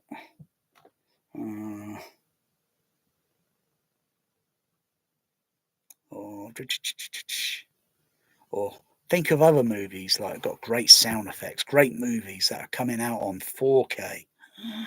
The Abyss. Where's The Abyss, James Cameron? But where's The Abyss? I mean, the opening scene where they're tracking the aliens moving around in their little submersible, whatever. They didn't know they were aliens, of course. We know they're aliens. The audience are very clever. And then, the way everything's laid out in the soundtrack and the scope to kind of, voice mostly dialogue in the center with a few dialogue pans and some dialogue pan in the surround, and sound effects going on left and right and panning and moving, and you hear the alarm sound or caution alarm that the submarine is getting a little bit too close, and then proximity alarm sounding, and it's going bleep bleep on stage left. That's got to be heard. Like, that's an important sound effect to, like, they're getting dangerously too close. And gradually then you take your attention away from it and then focusing on over in the middle where they're speaking. Though I think the movie would have worked better if they used directional dialogue on that movie, so it positions to where they are in the on the screen. But that you use very little dialogue pan in that movie, where it's just off-screen dialogue panning. If something moves away from the subject and it moves away over this way, then the dialogue then suddenly goes off screen, which is a typical cliche in most movie soundtracks.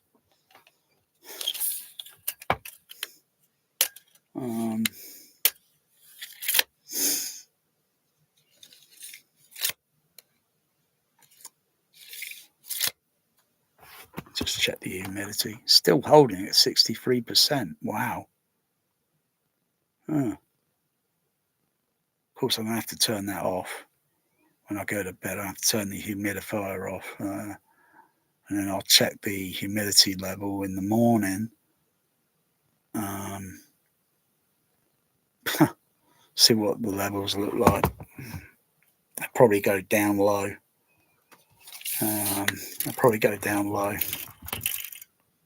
But yeah, 63. Yeah, that's comfortable. It's got some moisture there.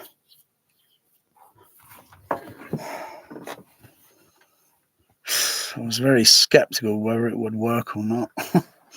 And it's very quiet sounding too.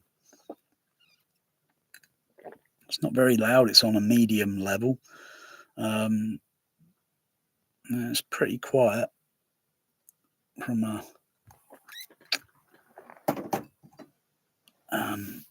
couple of meters away from me. Yeah.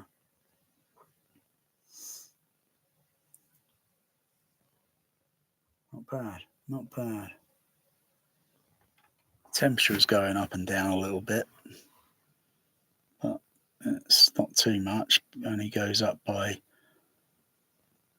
2 to 3 differences in Celsius, 2 to 3 degrees difference, or Celsius difference. That's not bad. It's not bad. It's a little bit comfortable.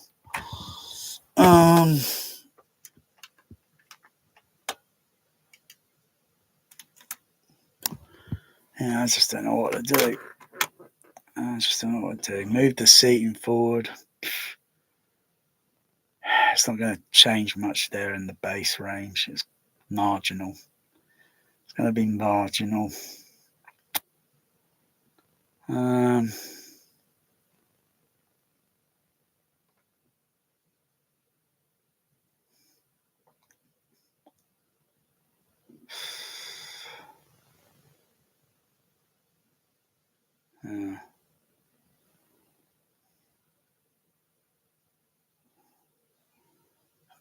Could put the microphone over the other screen channels, test those through.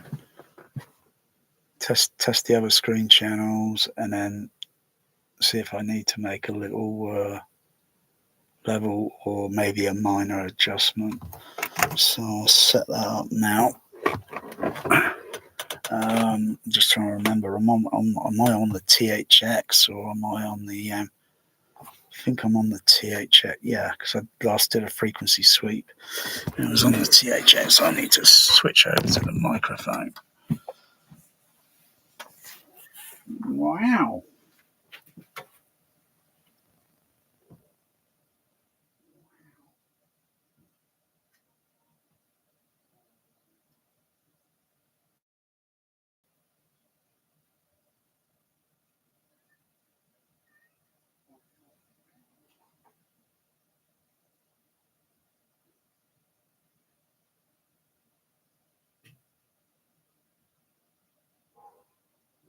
It is, but I hate that. That feels muscular. I think that feels muscular rather than internal. Damn. Okay, let's do a repeated frequency. A repeated frequency sweep. Okay, run that.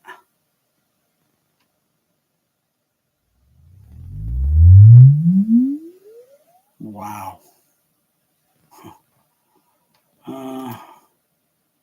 Yeah, and it more or less mirrors. The other frequency sweep. Okay. So,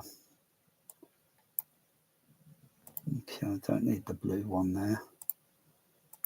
Okay, I'll just turn on my backlighting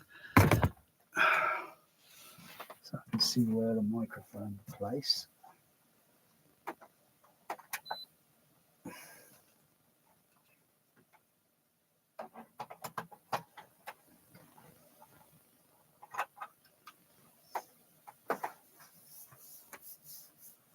So I've got another Philips thing here, another Philips. I can't remember. I think that's this takes out the dust or whatever it's in the room. This handles the dust, whatever. Okay. I've got some light in there, so just move that microphone over.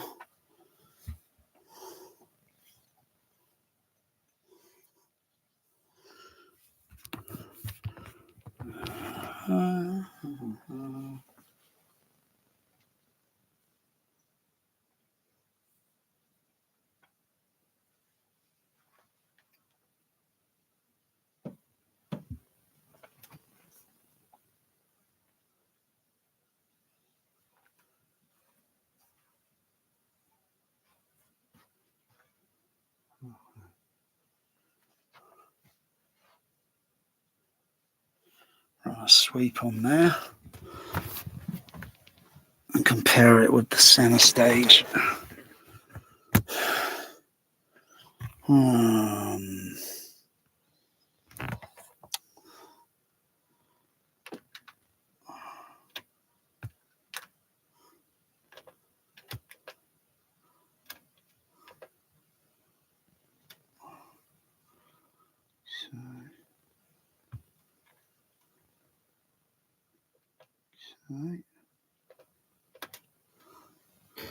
Check the levels. Where am I? 4.2. Set that down at 4.2.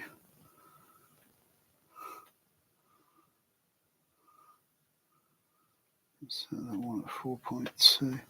Turn that filter off there. Okay. Let's see what that one looks like.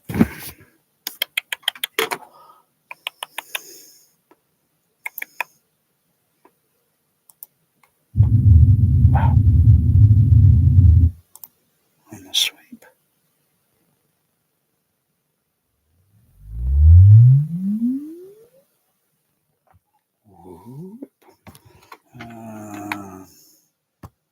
Compare it. Ooh, quite a bit of the opposite here. What's going on? Turn that green one off. Yeah, there's quite a bit of opposite here. Hang on, let's just double check, make sure. Check I've got no offsets programmed in. Okay, no offsets are programmed in there, but yeah. So that's the red. That's the center stage, and the orange there is the left stage. Got a little bit higher. Yeah.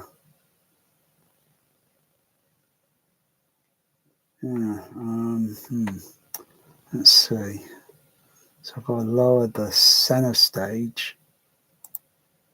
If I lower it,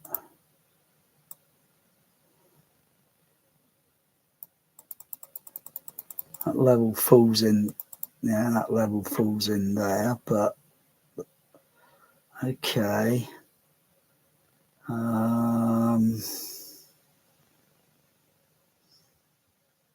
It's like the level on the left stage at a certain frequency range. So I need to bring the level down a little bit lower on center and adjust the level frequency on the left stage a little bit.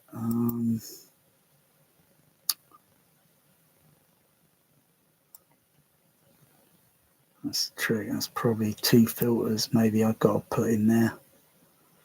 If not, maybe 1 filter and just leave it there. And otherwise, got to have lots of filters really, just to individually go at every single little bit of, because this thing that moving around here on the, this thing moving, that's going through every little bit of narrow part of the frequency range. And there's just not enough EQ filters, even on this Dirac. Otherwise, you're cutting corners by using a little bit of bandwidth or something, Q bandwidth, just to tackle the, which, it's not too bad. But it's really a bullshit EQ thing at the end of the day. You should be able to turn that Dirac, turn it on, literally, and then activate pink noise with real-time analyzer and then start making frequency correction. Not doing a frequency sweep and then comparing the overlays and all. You should just go straight into it. And then once you've done that, then do the frequency sweep afterwards. Just to double check to make sure, because everything should overlay transparently. And then you got your system spot on. But that doesn't mean a film soundtrack is going to play back to those parameters. Film soundtrack's going to be completely opposite. And you're going to get a film soundtrack that does play maybe near to those. Very rare.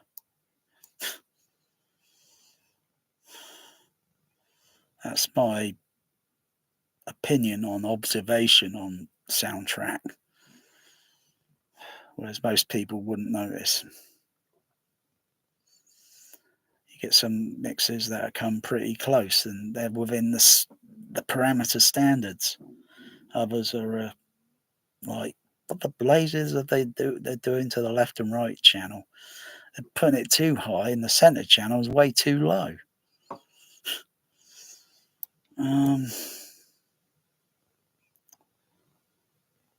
You got music blaring and all that, and you got lousy sound effects mixing. I think the movie should have its Oscar taken away is Inception, or that Christopher Nolan piece of rubbish. I think it should have the Oscar removed because the sound effects editing on it, or whatever, mixing on it, was absolutely appalling. I mean, there's a scene in a movie where it's raining, and the rain is mostly in the center channel, and very little on left and right. You can forget about the surround channel. And it doesn't sound like immersive storytelling to me. It just sounds like I've wasted my listening time listening to a piece of rubbish just because it's got some stupid low frequency sound effects in it. Really, might as well just mix the movie with no middle high range. Just mix it on LFE only. Oh dear.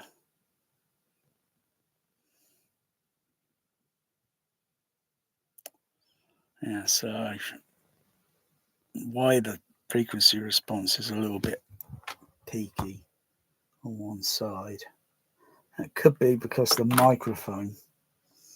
So I'm going to put it on the opposite side. Measure the right stage channel.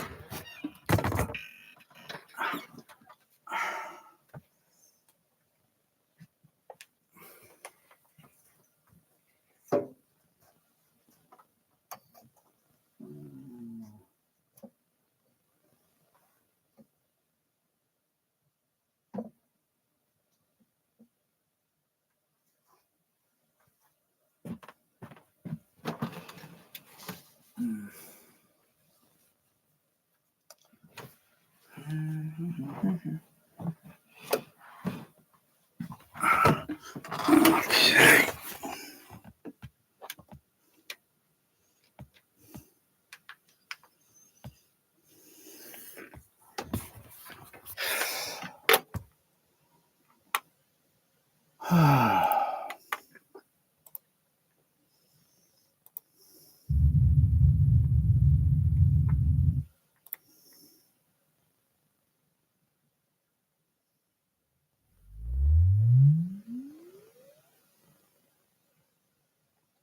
That's a good sweep.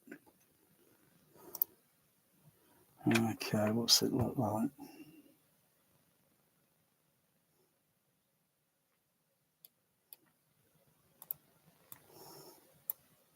Okay, a little bit less there, sorry. Okay, let's have a look. On there. Raise the, adjust the offset. Bring it up a little bit. That falls in the frequency position there. Go a little bit higher, so that the lower end matches in with the rest of the frequency, I think.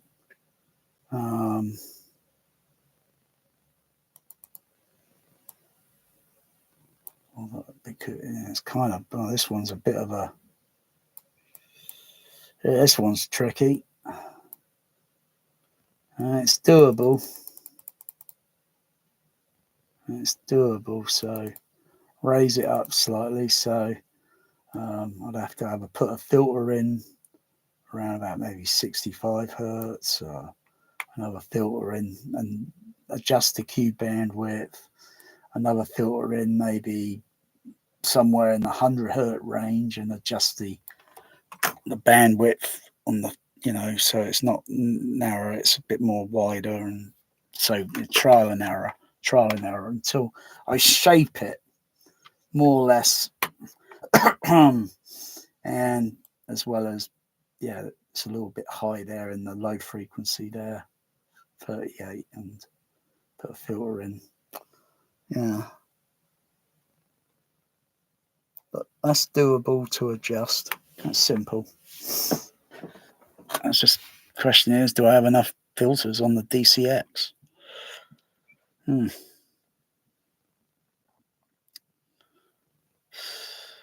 I could use pink noise and just measure it in pink noise, and then, but instinct, put a filter in there. How many dB do I need to adjust it? Come down by how many dB? 82. That's 2. That's 3. That's 4, 5, 6. Oh, about 6 dB or so. And the other one, the other side. 1, 2. About 3 to about 3.5 dB. That's not too much. Otherwise, the shape and the tone, the bass, on the screen channels have got to be kind of sounding identical going across the screen.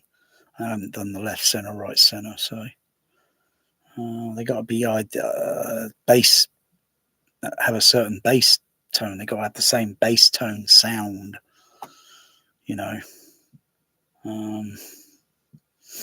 That's one thing I see on this home theater guy, where he says he's doing acoustics and all measurements, and he doesn't mention any of this.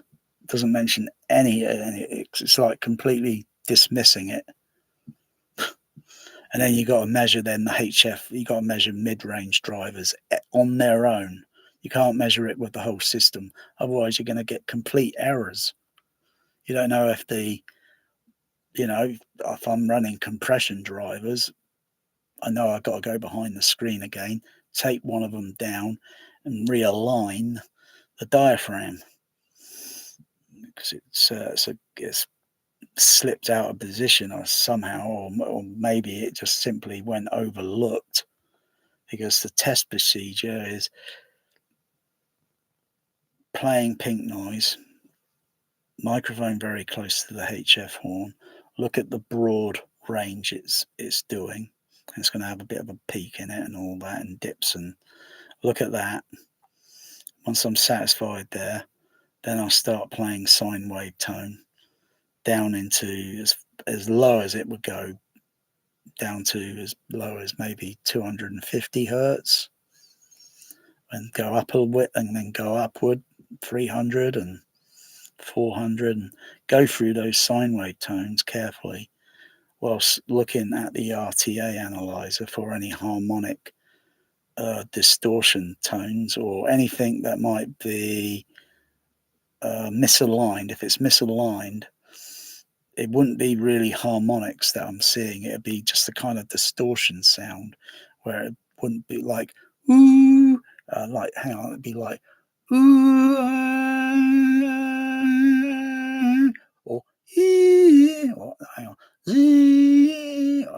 try and make a sound, and then you pinch your nose, you change the tone of the frequency, and it's not aligned. The diaphragm is misaligned by teeny fraction, and that teeny fraction can cause some frequencies in the lower hertz range to sound like they're distorting, or it's a defect. It's not, it's just misaligned. They're very tricky to align, compression driver horns. They're very tricky. And once that's done, check the frequency pink noise again. And it looks okay, and it's got good range up to high frequency. Put it behind the projection screen. But they're not easy. Cinema compression drivers, they're bloody heavy. And you can get the same issues even with tweeters. If a tweeter's not, the diaphragm is not aligned correctly to the magnet, it might have a very unusual frequency response. And you think, you measure that tweeter and that tweeter and this one, what the heck? What's going on with this? Wow, look at that. It's almost perfect. What's going on? And this one, I've measured that. I've done that test. Was kind of surprised to see that they are not identical. And I saw one that looks almost had a perfect frequency response, like it was measuring electronically. But that was up close with the microphone close to the tweeter, and tested so many, and they were like, some of them were all completely all over the place. That's where you need EQ. Then to correct that tweeter electronically with the amplifier, correct it and get it as like the same frequency smoothness what the amplifier produces, and you'll get near, but not totally. Otherwise, you really got to go in with very narrow bandwidth filters, and there just simply ain't enough on the rack EQ. There's just not. It does just a little under 600 filters. That's not enough.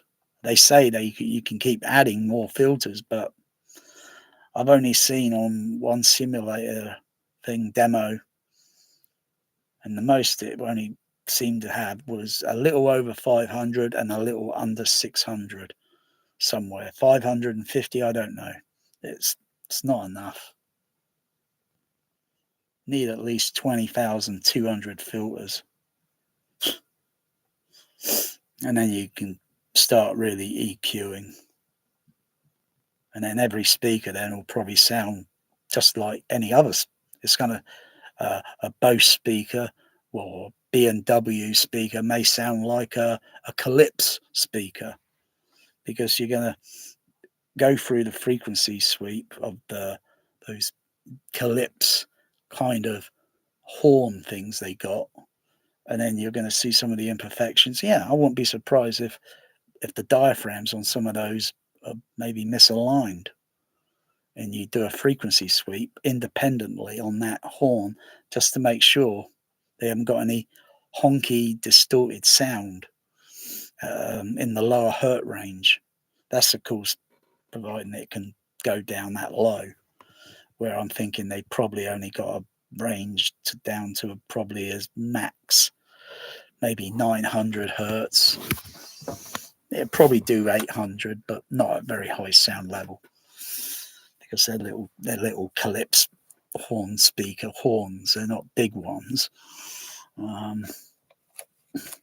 Whereas mine can manage, really realistically, they can manage down to about, I think it's 200 hertz, but that's with using a long tube to extend the frequency, and they can manage that range. That's not bad. It's not bad. So what am I going to do here? I've got this to sort out. I'm just going to see what the left center and right center is like, where that situation is. Bloody aches on the side here. God, must have been sleeping wrong. It was very awkward to get some sleep because my blood heart rate. It's very awkward.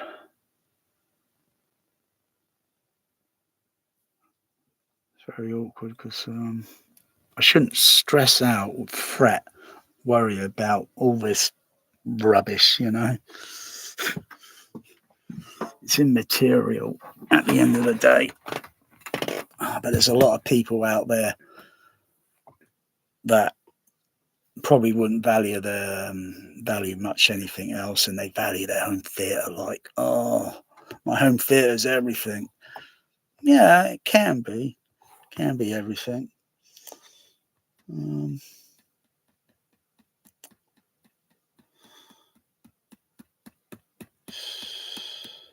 It's too bad there's not enough people that are programmed like myself, you know, not brainwashed, you know. Go out and get a Dolby DSU4. It'll be a perfect add-on to the home cinema, and then you can play Star Wars back with a proper matrix decoder, a Cat 150E. Though I think it would be more like a 150D. The 150D. Was there an AB, or was there a C? It'd be, say, like the original Cat card. I think it's the 150D. So I've got 150D, E, and F. And they all sound different. The matrixing, decodering, and the steering of the sound, as well as one of them is automatic balancing.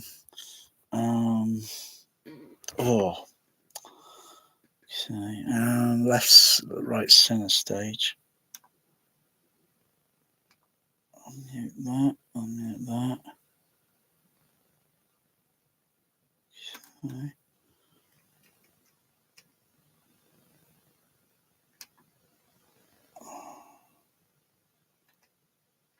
Okay. Just to adjust that shows. Should get pink noise on there. Yep. No. I think on left, right stages. Mute that.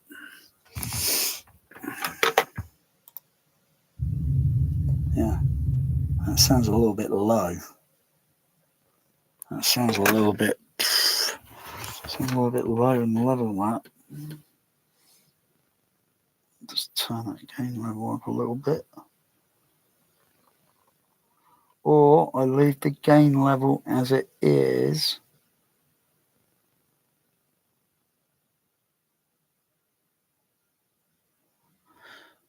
because the input levels going there should be all equal.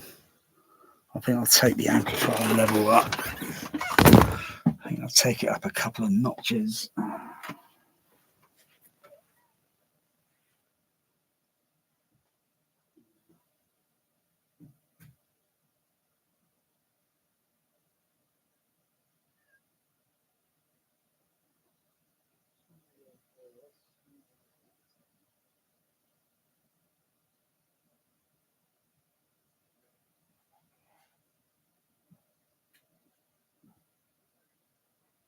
Well, you were quick on the biscuits there, Magic. You were very quick on the biscuit there. Oh, God, that aches. That's a little bit better. Okay.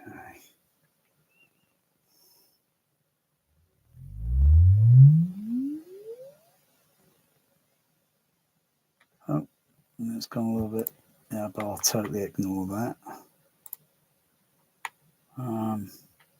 It's got a bit of a strange ripple going on there in the frequency response. What the heck's going on there?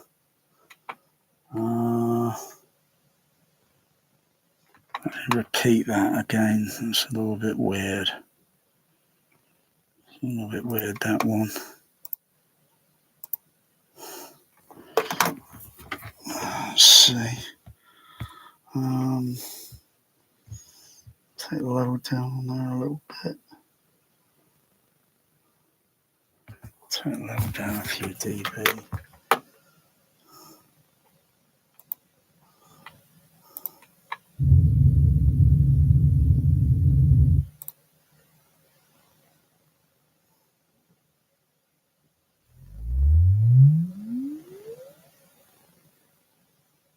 That's okay. Okay.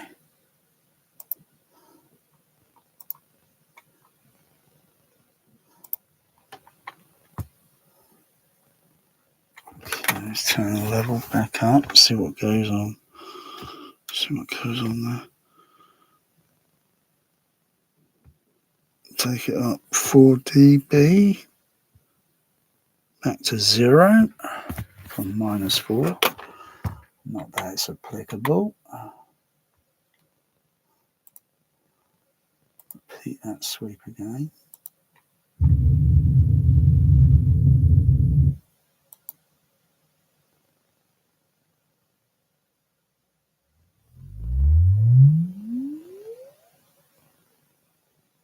Oh, that's okay.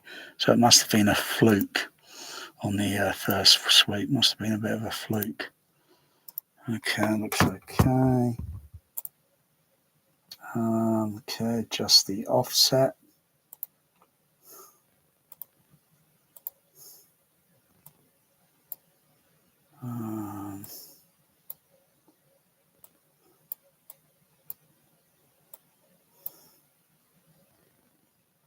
So you need to go up a little bit.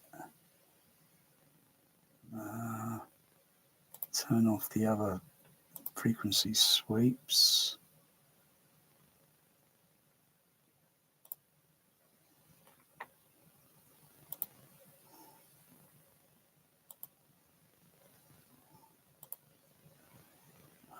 Compared with the center, yeah, it needs to. Individually, they need a little adjustment. They need a little adjustment to shape the tone of the bass. Not a big deal. Okay, do the left center.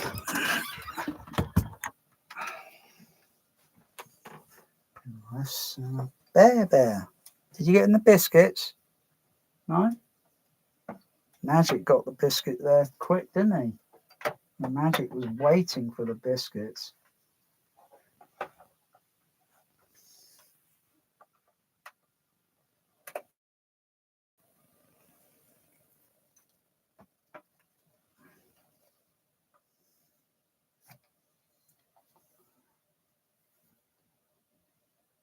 Okay. Just sweep on that.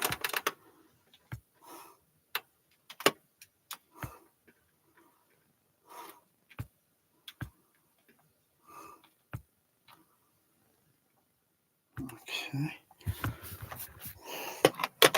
Let's sweep on there. Meow.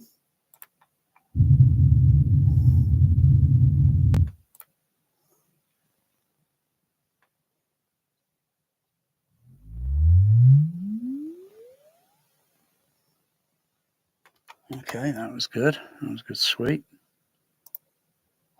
Look at the overlay. It's almost similar-ish to the right center, but just a little difference. So I have to type in the names for these so I don't get confused and have to do it all over again.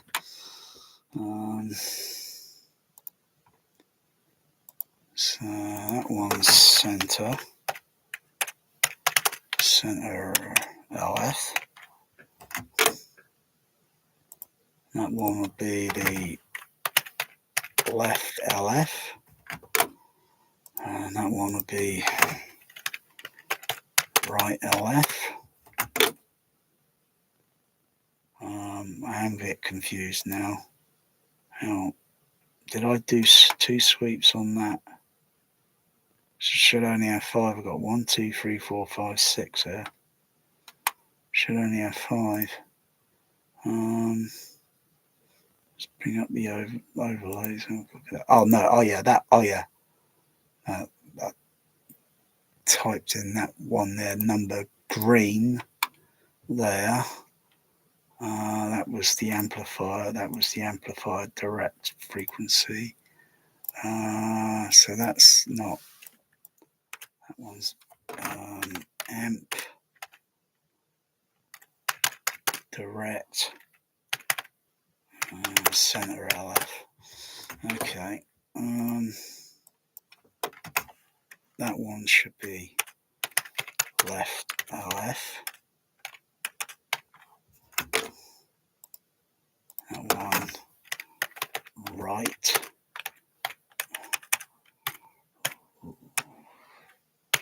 LF, and that one left center, no, correction,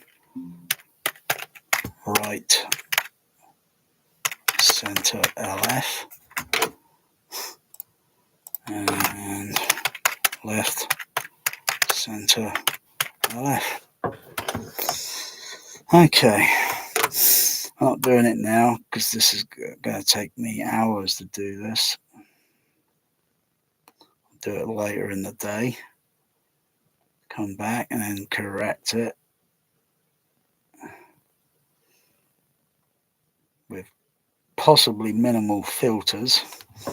Though really realistically, like I say, should use a lot of them and go,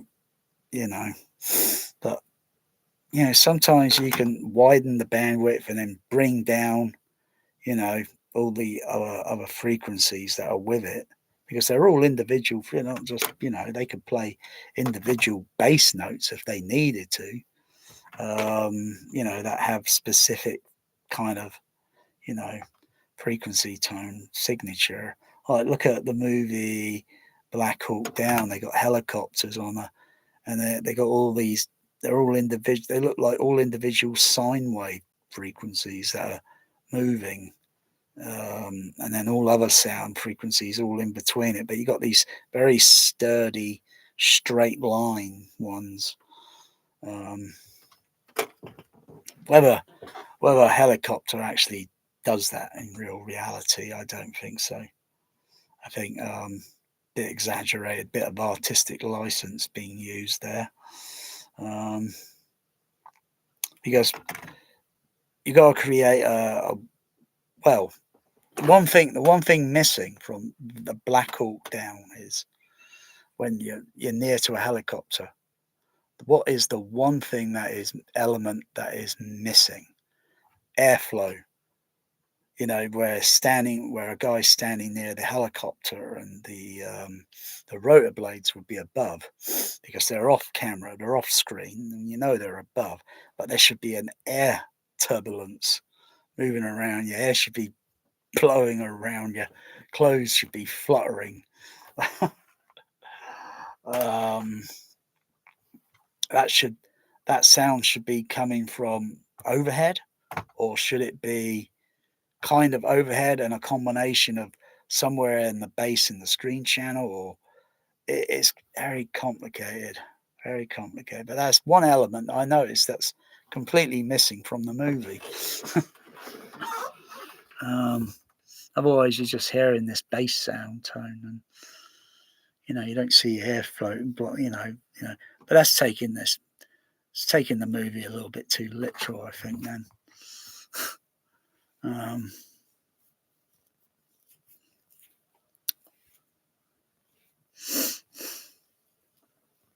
otherwise, you could create a fan effect.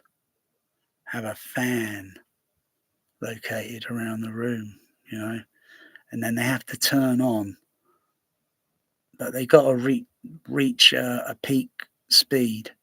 When you turn a fan on, it gradually, and then it takes a couple of seconds. So you got to start. When a scene is about to come up, you got to start that fan up at maybe a couple of seconds before, and then suddenly you get this like, whoa, and then it's got to be able to turn off and then turn back, which is not going to be very easy because it's going to be very slow, and it's not going to be cooperating with synchronization very easily. You couldn't even do it with sub-bass speakers with airflow blowing out the porthole, creating air turbulence. You wouldn't even work there. It'd be, the timings have got to be spot on, and it just wouldn't be. Movies are edited too quick, and then you got to sound edit it. It just doesn't work. If you hold a scene long enough and move a camera away and very slowly, or or set things up so that you can see everyone else in the frame, and when it moves to another shot or camera move around at an angle, rather than cutting quick. Because when you cut from an exterior to an interior, does the sound really change that much? It should, because the outside exterior sound is going to be complete different to the inside interior sound, where you're feeling mechanical vibrations and such. Yeah.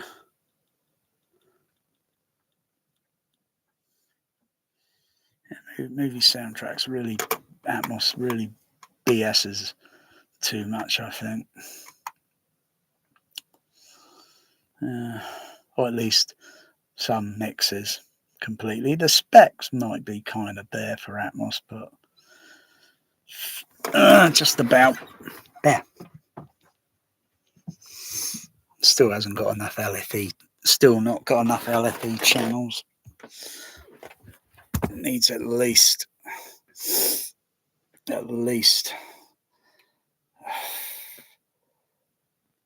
LFE for music. And how many of those? How many of those? I mean, and an LFE for more actual sound effects output delivery and placed specifically, and all these other additional things that they throw in, like D-Box things. I think that should all be a package that's part of Atmos or whatever, but it's not. It's another third party involved in doing all this encoding and whatever. It should all be part of the same. They should have all the, I think a lot of 64 channels are a little bit wasted. I mean, where you're going to be sat in an auditorium and you're going to think, if you're sat in the middle, and any of those speakers at the back out Atmos speakers, because that's what you're thinking, they're Atmos, and they're going to be distant sounding, just like it would be with real life sound. If you hear something distant, like an airplane, it's going to be distant until it gets nearer and nearer and closer, and then Doppler shift sound and the pitch and all the frequency changes.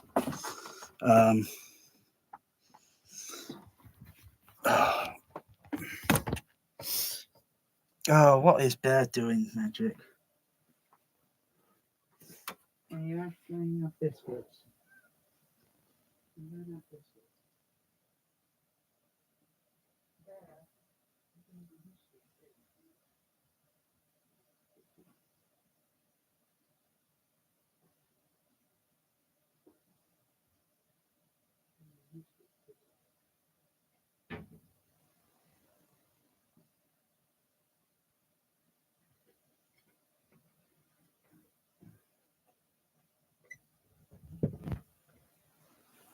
Oh, God, it really aches. Oh, it really aches. Feels muscular. I'll see how it feels in by Monday. All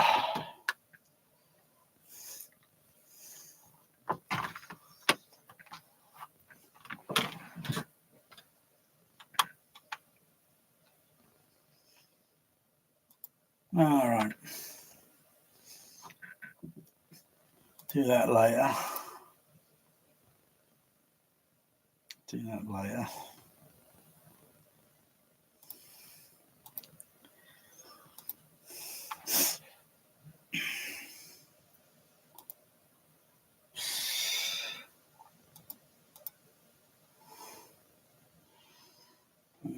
Okay.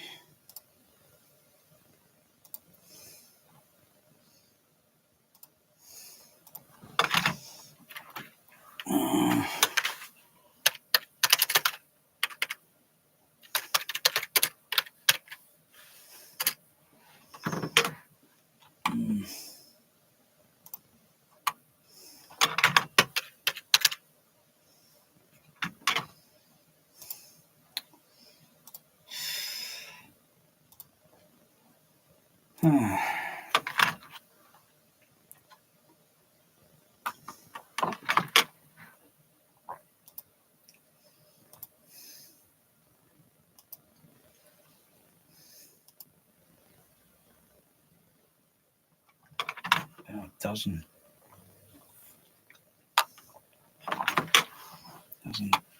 speakers, crying out loud.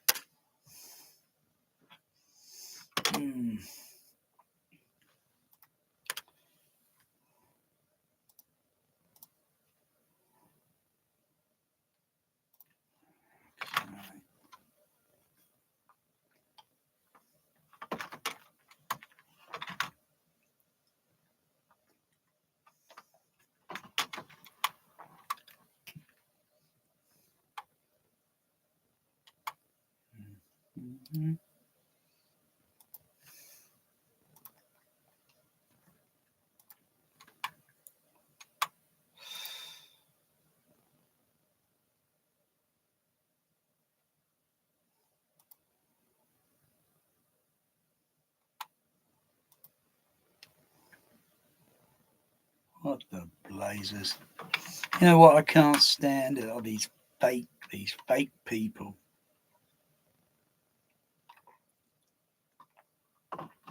They make up these fake imposter names.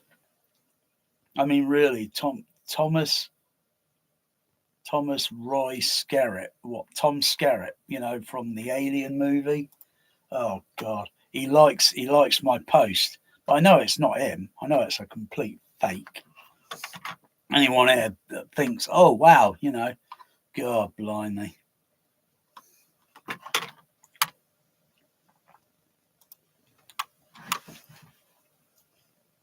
When did I post that? Crikey, that's 8 years ago.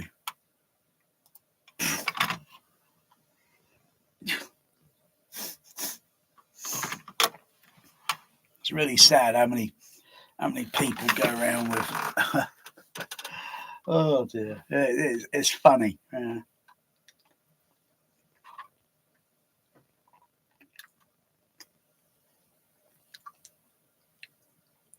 I mean, they should be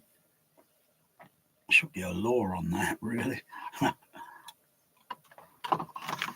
Oh.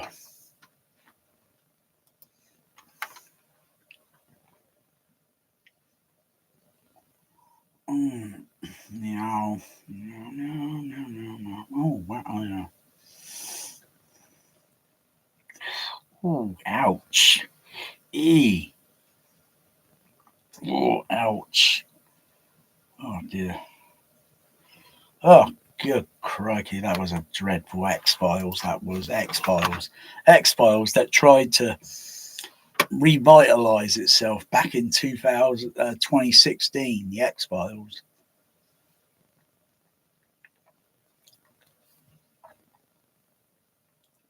Kind of failed, really. Only did about, one season or something? And then,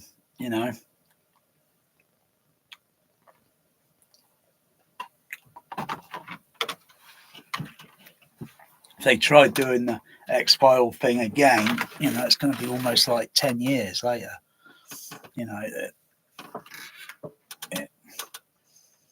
just, they look, well, yeah. The X-File movies, they kind of failed at the second one. The first one was not too bad, aliens and, but the last X-File movie was absolutely appalling.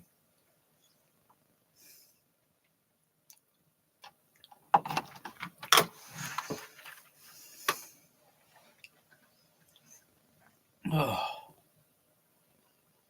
Yeah. I actually saw the last X-Files at the Empire Leicester Square in THX. And all I can hear was mostly dogs barking. No explosions, no guns. Not that I care or like for guns, but there wasn't anything like, yeah.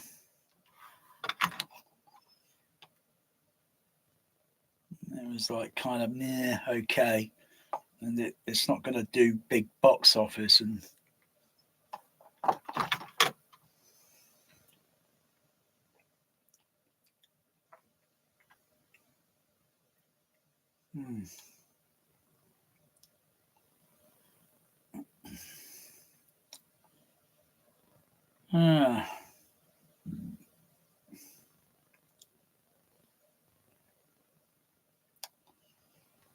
Oh dear. Oh my goodness gracious. Oh wow.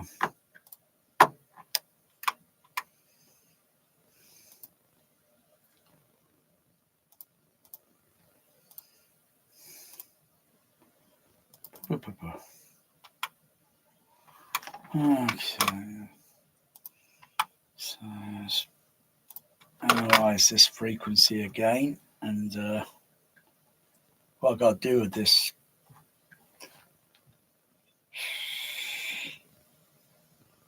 Probably put one filter there and bring it down a bit. Widen the cube bandwidth. That should bring that into shape, into proportion within a few D. It's not going to be totally transparent. So I need a ridiculous amount of filters to shape it into that range.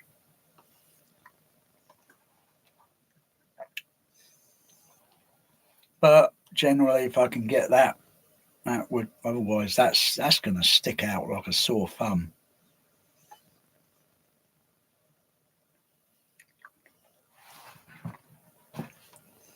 And get the proportions close to within a transparency and a few dB plus and minus, a tiny few dB plus and minus, if not 1.5 dB or so on some, until I run it out, until the filters are completely exhausted on the DCX.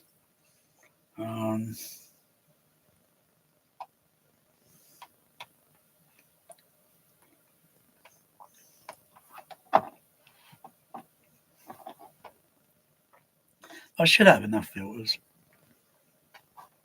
I have filters on the amplifiers, on the NX amplifiers. I'll have at least, I think it's 9 filters.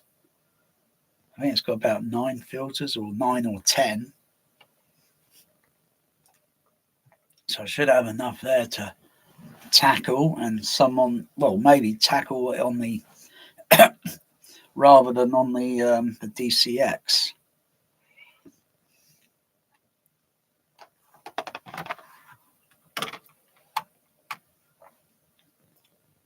Plus you can zero in a little bit different on the amplifier, on the NX.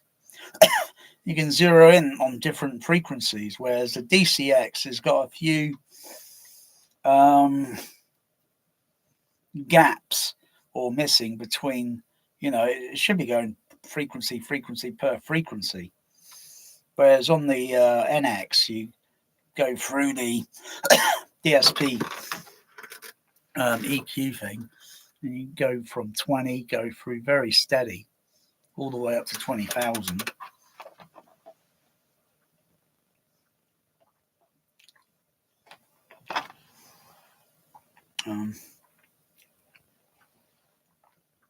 And I think there's a few other little kind of flexibilities there, because the Behringer DCX was made, oh crikey, quite a while back. I'm surprised Behringer have not made a Mark III version. They kind of came out with like a really stupid Behringer DCX that's only 2-channel, really. What are they smoking, for crying out loud? What was the point of that? I should have come out with maybe introducing maybe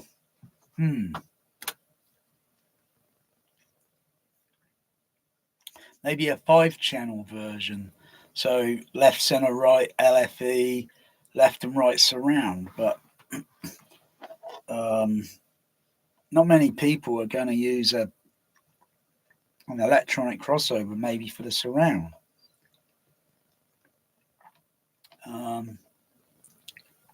But you should. It should be used, to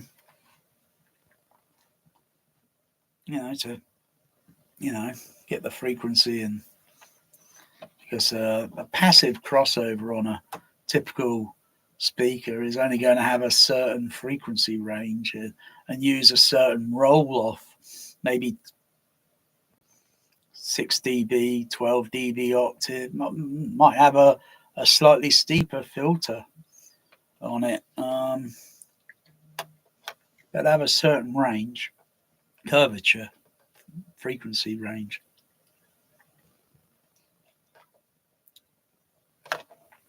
And the speakers at the front, they've got a match, or the surrounds have got to match that frequency passive crossover.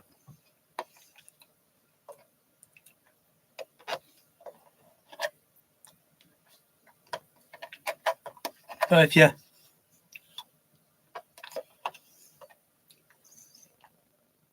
deactivate the passive crossover, hit a DSP crossover on it,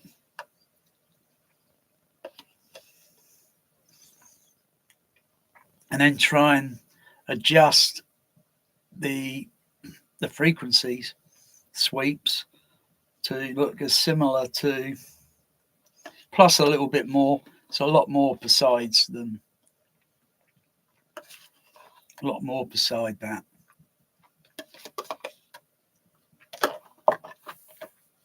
Playing the pink noise independently on the overheads, and then play pink noise on all of them all at the same time and look at the overall frequency response, and then try and shape it more or less to be within a similar range to the center channel or any of the screen channel, and try and shape it similar.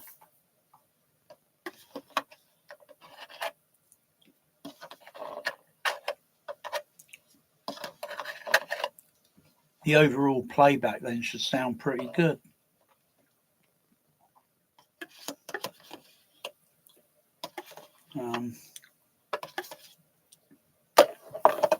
Of course, sometimes you get independent sounds moving around on the overhead. Sometimes it might be,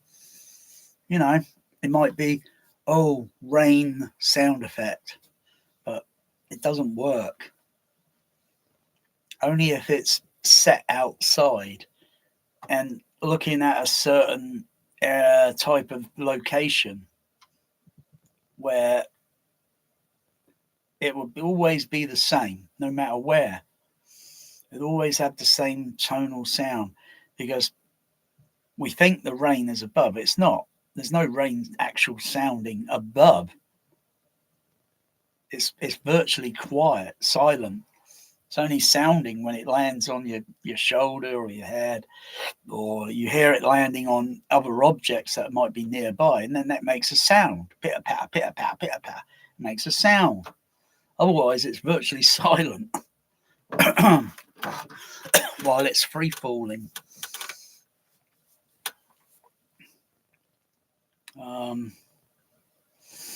But sometimes you get this airy, rainy sound, and that's only because it's landing on trees that are a little bit distant away, and it's landing on lots and lots of trees and buildings, and it has this kind of, as well as the ground level, but it depends on the density of the raindrop. Is it light? Is it heavy? Is it drizzle? Heavy rain? If it's heavy rain, it sounds more on ground level.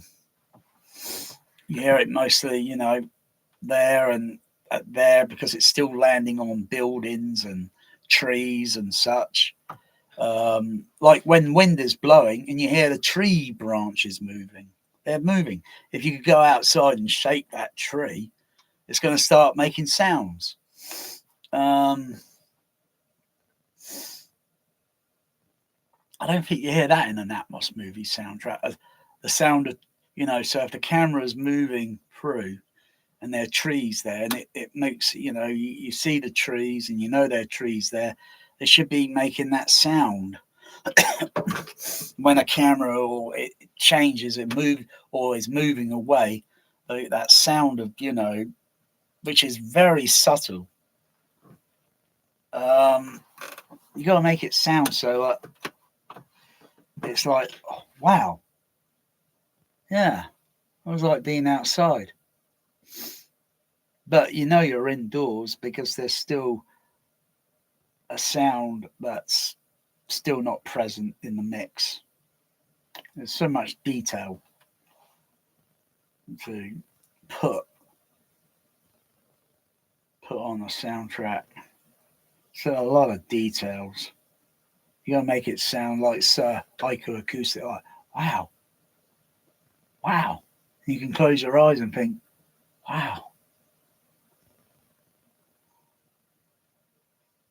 Immersive storytelling. Anyway, I'll just play a brief little bit of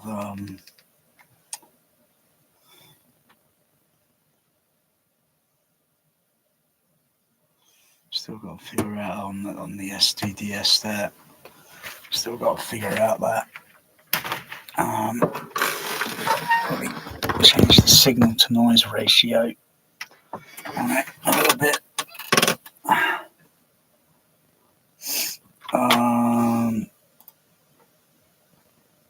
DCX, so okay, exit that. Go to number 3. Recycle. Okay, right. Turn those back on, or I'll probably leave them off. I'll turn them on. Can't make up my mind. Turn those on.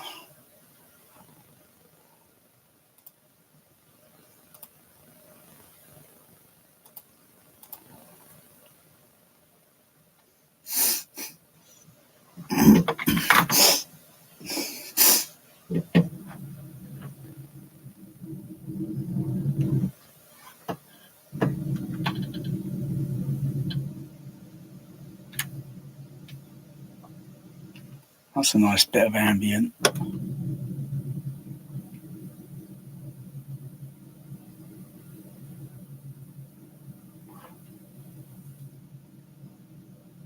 It sounds like speakers, surround speakers that are located up a little bit high, angled downward, tilted with a 15-20 degree angle, I think, and it sounds like, you know, the atmospheric sounds in this spaceship, like an air conditioning sound. The sound that's not even down here, you know, it's completely, you know, because they're speakers. You gotta have it so that it sounds uniform, and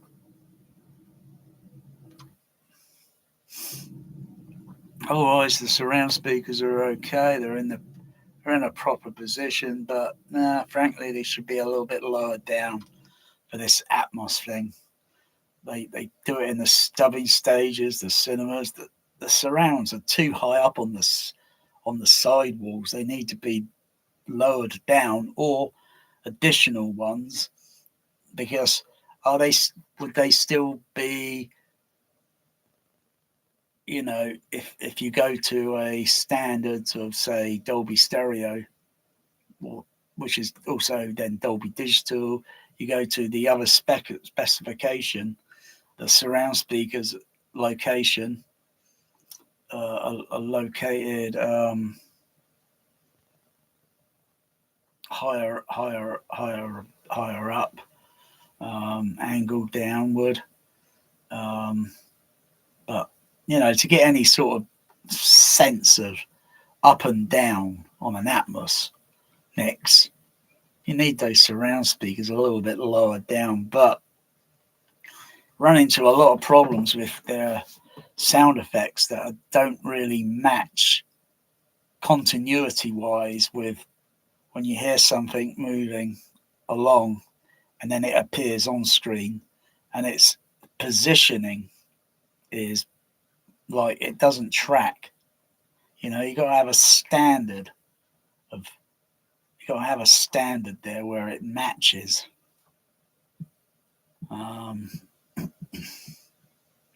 There's just not enough speakers, as I say.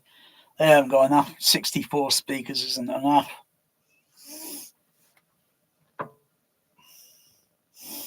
Otherwise, you hear a sound, pink noise in a speaker, a specific frequency, and you can point, oh yeah, it's coming from that speaker.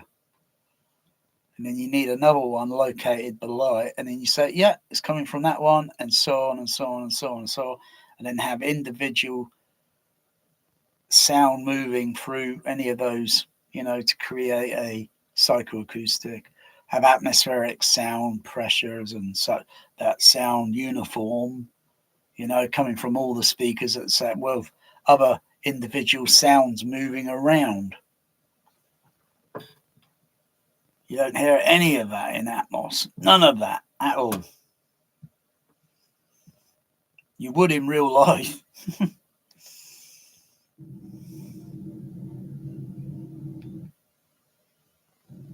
Otherwise, you hear sound in a soundtrack and you hear, oh, something that like sounds like it's going downward or upward, but it's not.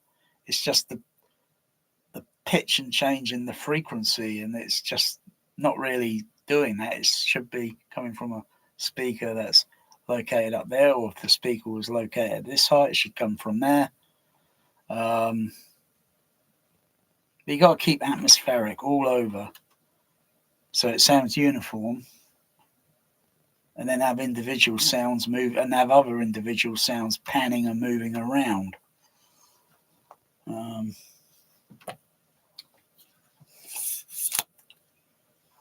Yeah.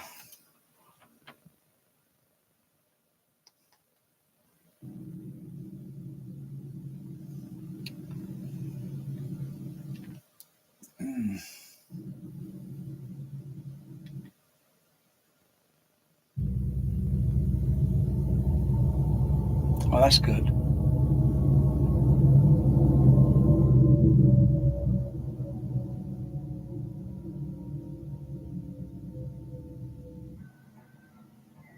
Wow, that's good.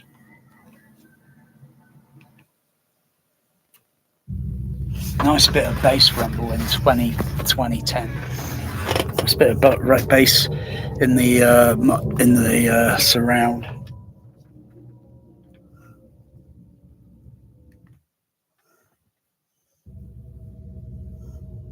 This movie still looks groundbreaking.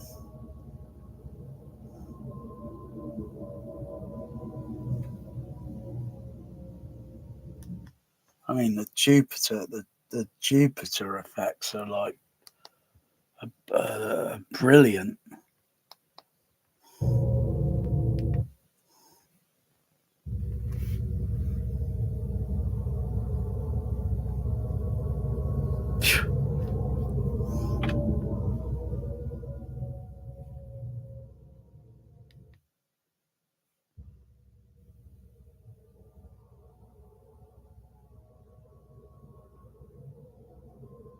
It's got a lot of deep bass rumble there.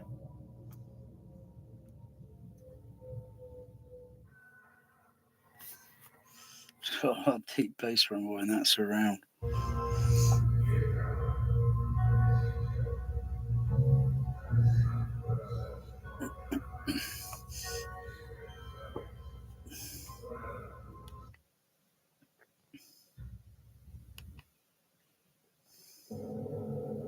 Seconds. 20 seconds. 10 seconds. 9, 8, 7, 6, 5, 4, 3, 2, 1, 0.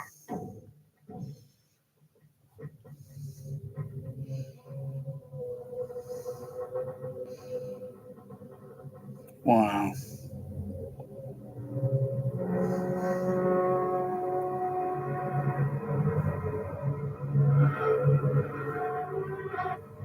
Wow.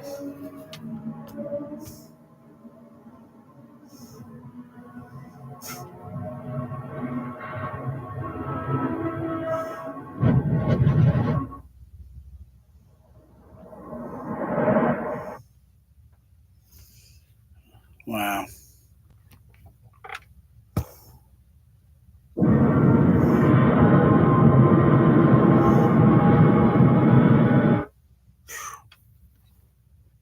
This era breaking is wild.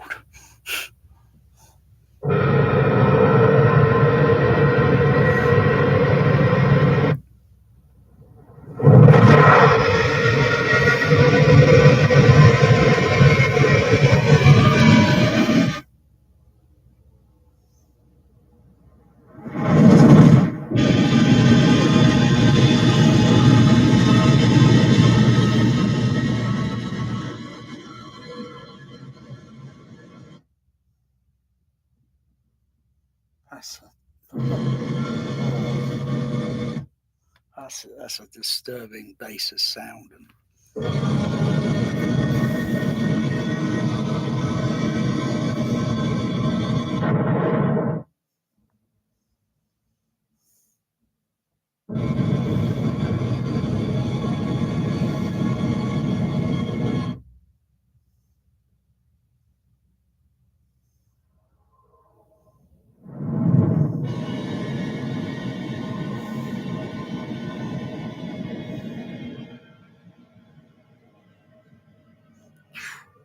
Only lasts for a couple of minutes, but wow.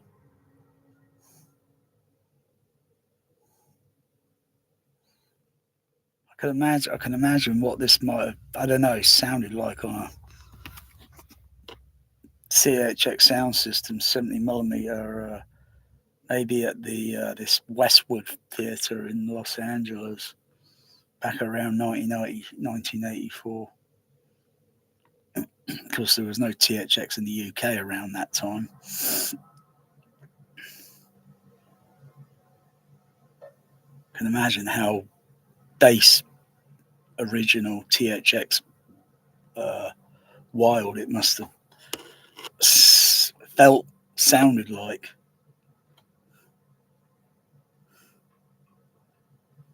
So it works here. I like to perfect it a little bit on the surround. Maybe use bass extension. Maybe use some bass extension to extend the frequency range a little bit. Aggressive, but not too much.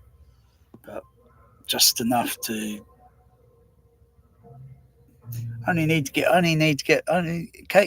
actually the surrounds are capable of reaching, because the THX approved, so that they'll be used in the real THX. Not some home version where I think they might be maybe a little bit bass shy. They're going to be a little bass shy or something.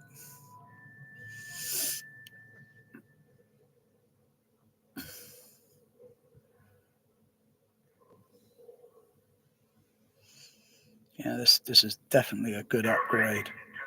Region 1 DVD. Way better than the Blu-ray. 1 minute and 50 seconds.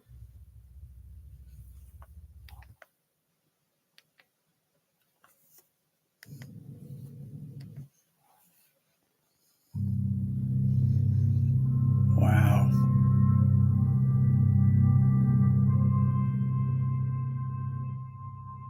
I can almost feel that.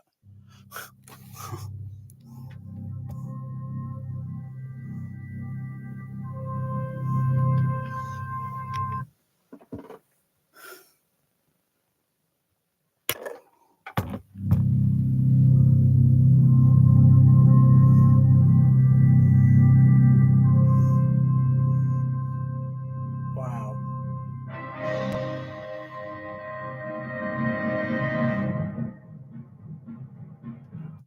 Wow.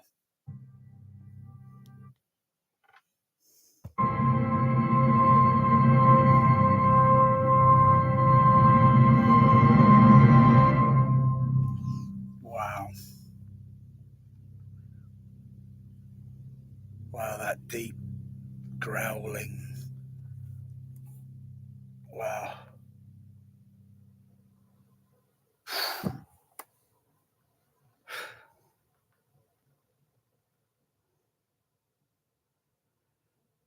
Yeah. It's kind of got a good sound on it. I think this movie is way better than the movie Inception. Oh.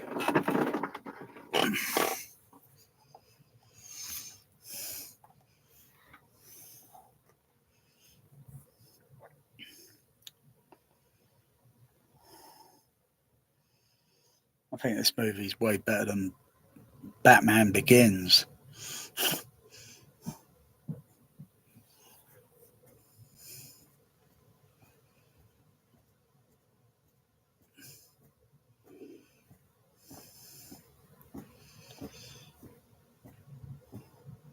I mean, you take a movie like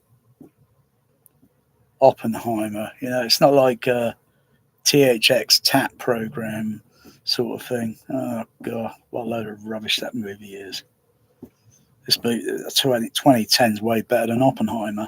This movie is way better than Oppenheimer because it's got Jupiter in it, and then it goes supernova in the movie. Supernova, well, that's way bigger than an atomic bomb explosion. Crikey, atomic bomb explosion is that going to be that bloody tiny compared to a bloody supernova?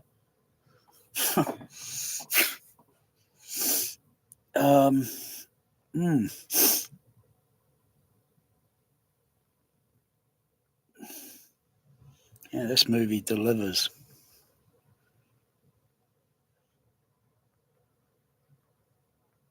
I suppose there's no reason to make a third series, because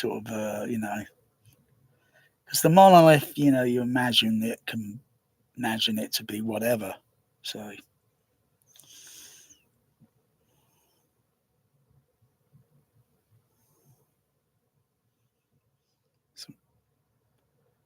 not bad sound mixing on this movie. Got nominated, but I think it lost to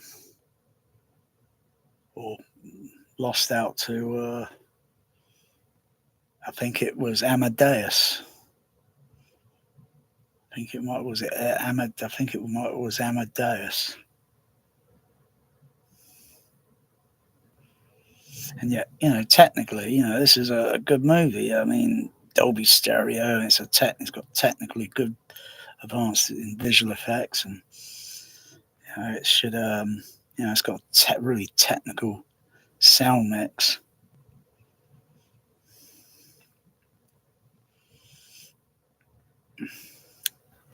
Yeah.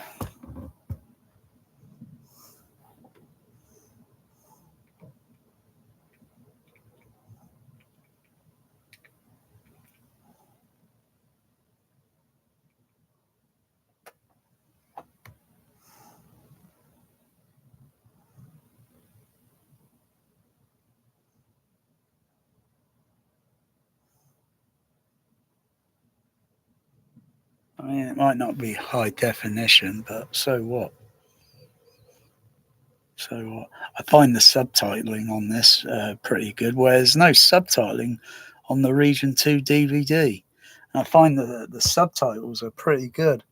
They're almost word for word for what is spoken. What is,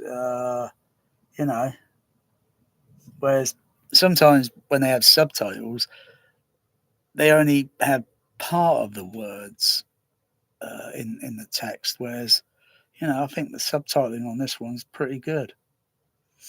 It's almost like usually the closed caption, because usually some of the closed captions I've noticed have a little bit more detail in the text words that are printed out and such, or displayed. They got a bit more information.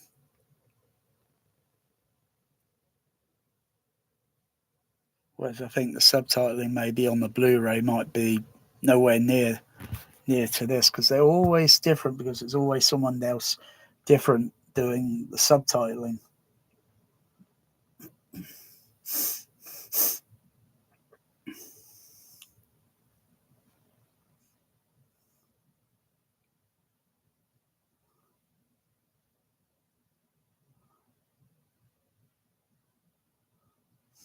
And it's not too bad on the transfer. I can't see much edge enhancement getting in the way. I wouldn't be surprised if the transfer there is similar to the AC3 Laserdisc. Whether the AC3 Laserdisc may have a little bit more dynamic range going on than the DVD. I wouldn't be surprised. Or it might be that usually bit for bit, the transfer is pretty good. I mean, the surrounds are pretty active.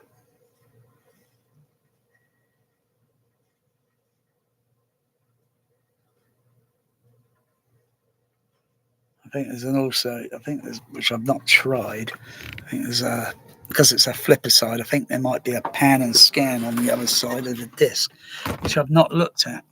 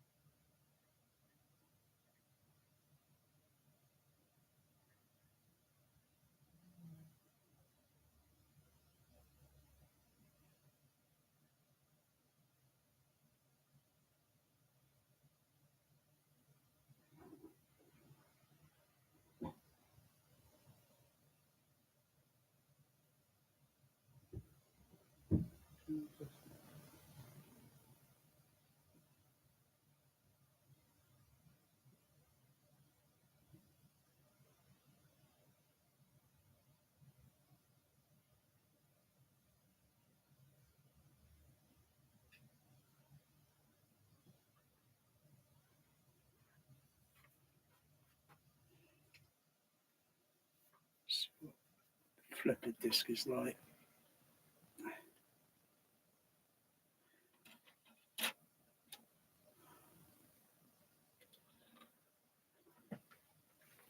See what the flipper's like.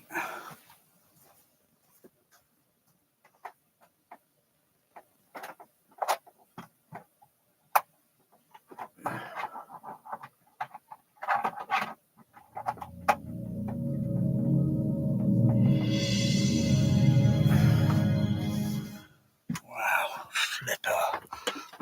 The film has been modified. Okay.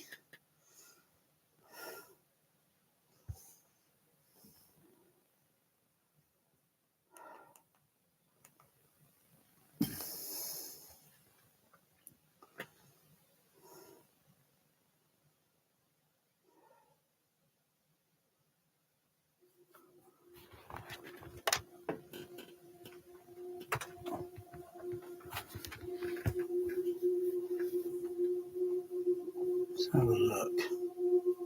I can still see what's it going on there.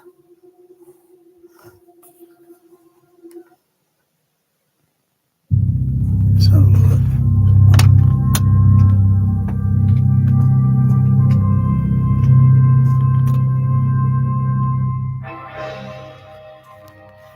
Might go pan and scan. Probably opens in letterbox. On the flipper side, opens in letterbox and then goes then eventually to pan scan.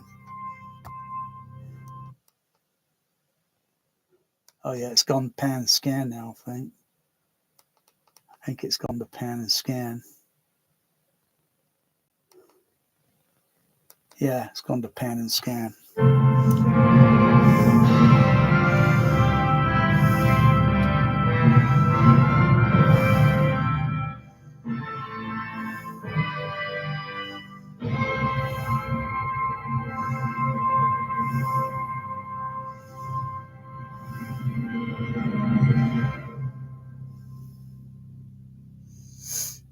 That's interesting. You get two versions of the film, pan scan and scope.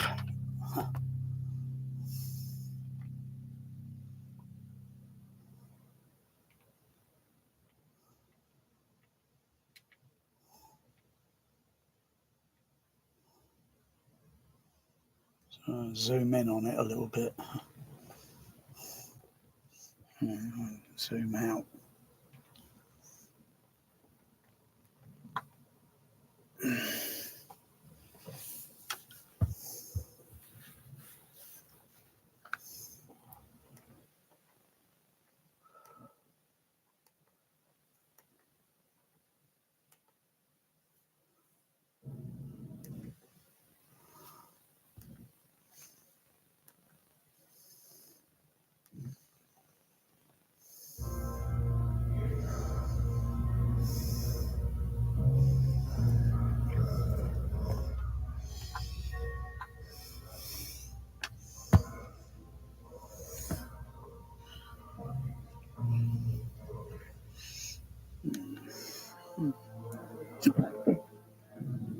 I wonder if it's still got subtitles.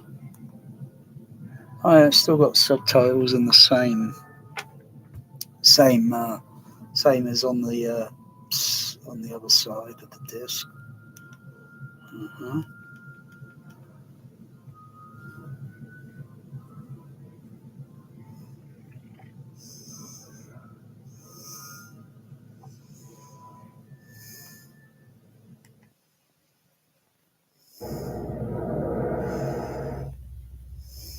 Air braking in 50 seconds.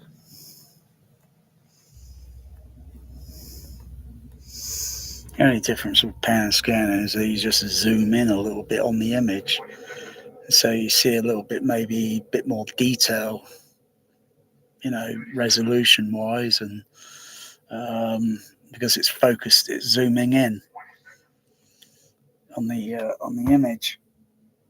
10 seconds. 9, 8, 7, 6, 5, 4, 3, 2, 1, 0.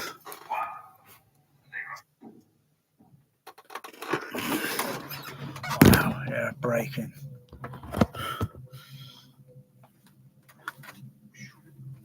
Sounds like a crunchy. What's it called?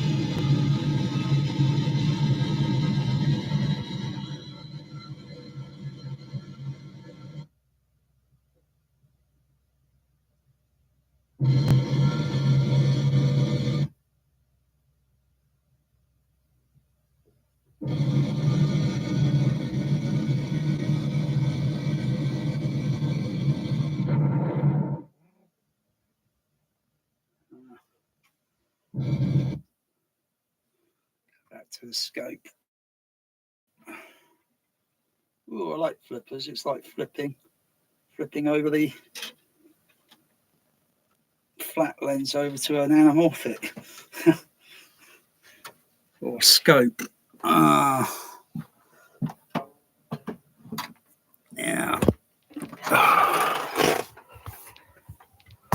Yeah. Oh, bloody really aches. Fucking hell, what the heck did I do there? Bloody aches, that does.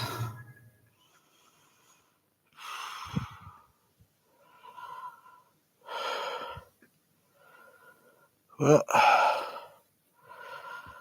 I like it when they brought them back. Brought them back.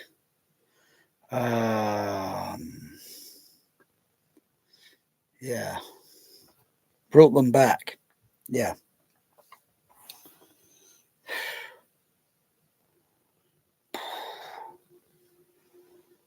Gosh.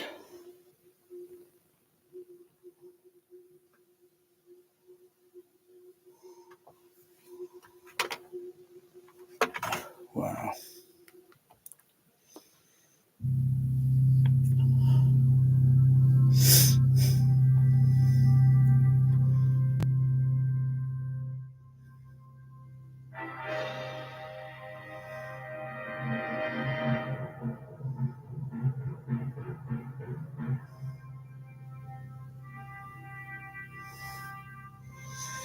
I think both movies are kind of 2001, 2010.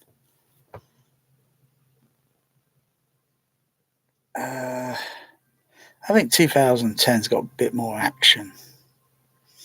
2001's a bit less action, a bit more drama, even though there's drama in 2010.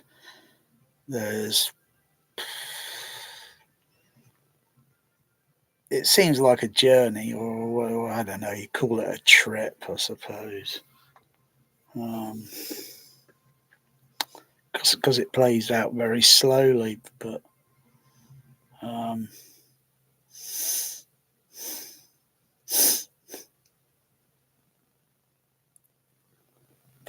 I suppose can be, I don't know, sound exciting with some of them, the Blue Dandy, you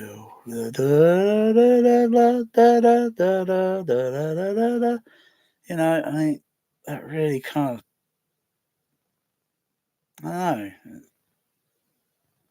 I suppose they could have had other different music they could have selected, and which one kind of plays and works with the visual images.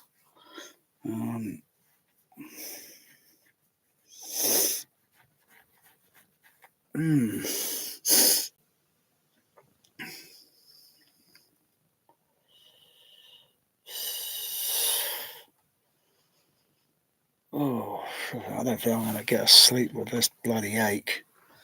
Oh.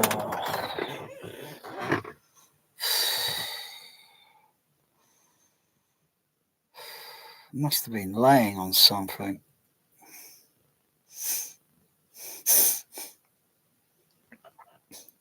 Ooh, the humidity level in the room's gone down to 59%.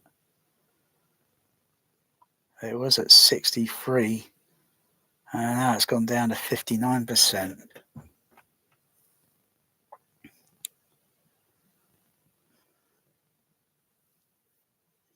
Not sure when the water gets evaporated or something from the humidifier. I'm not sure when the water. I suppose I'll check it, turn it off, and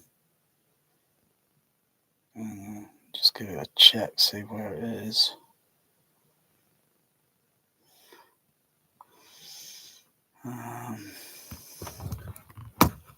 It's gone down a few notches, that. Could be also the external outdoors humidity. Temperature is still the same. Oh, it's gone up to 60%. 60% now. It might be as the water probably is changing, the water level. It might be doing something. Yeah. Oh my goodness. Have I been on this long? Anyway, going off now.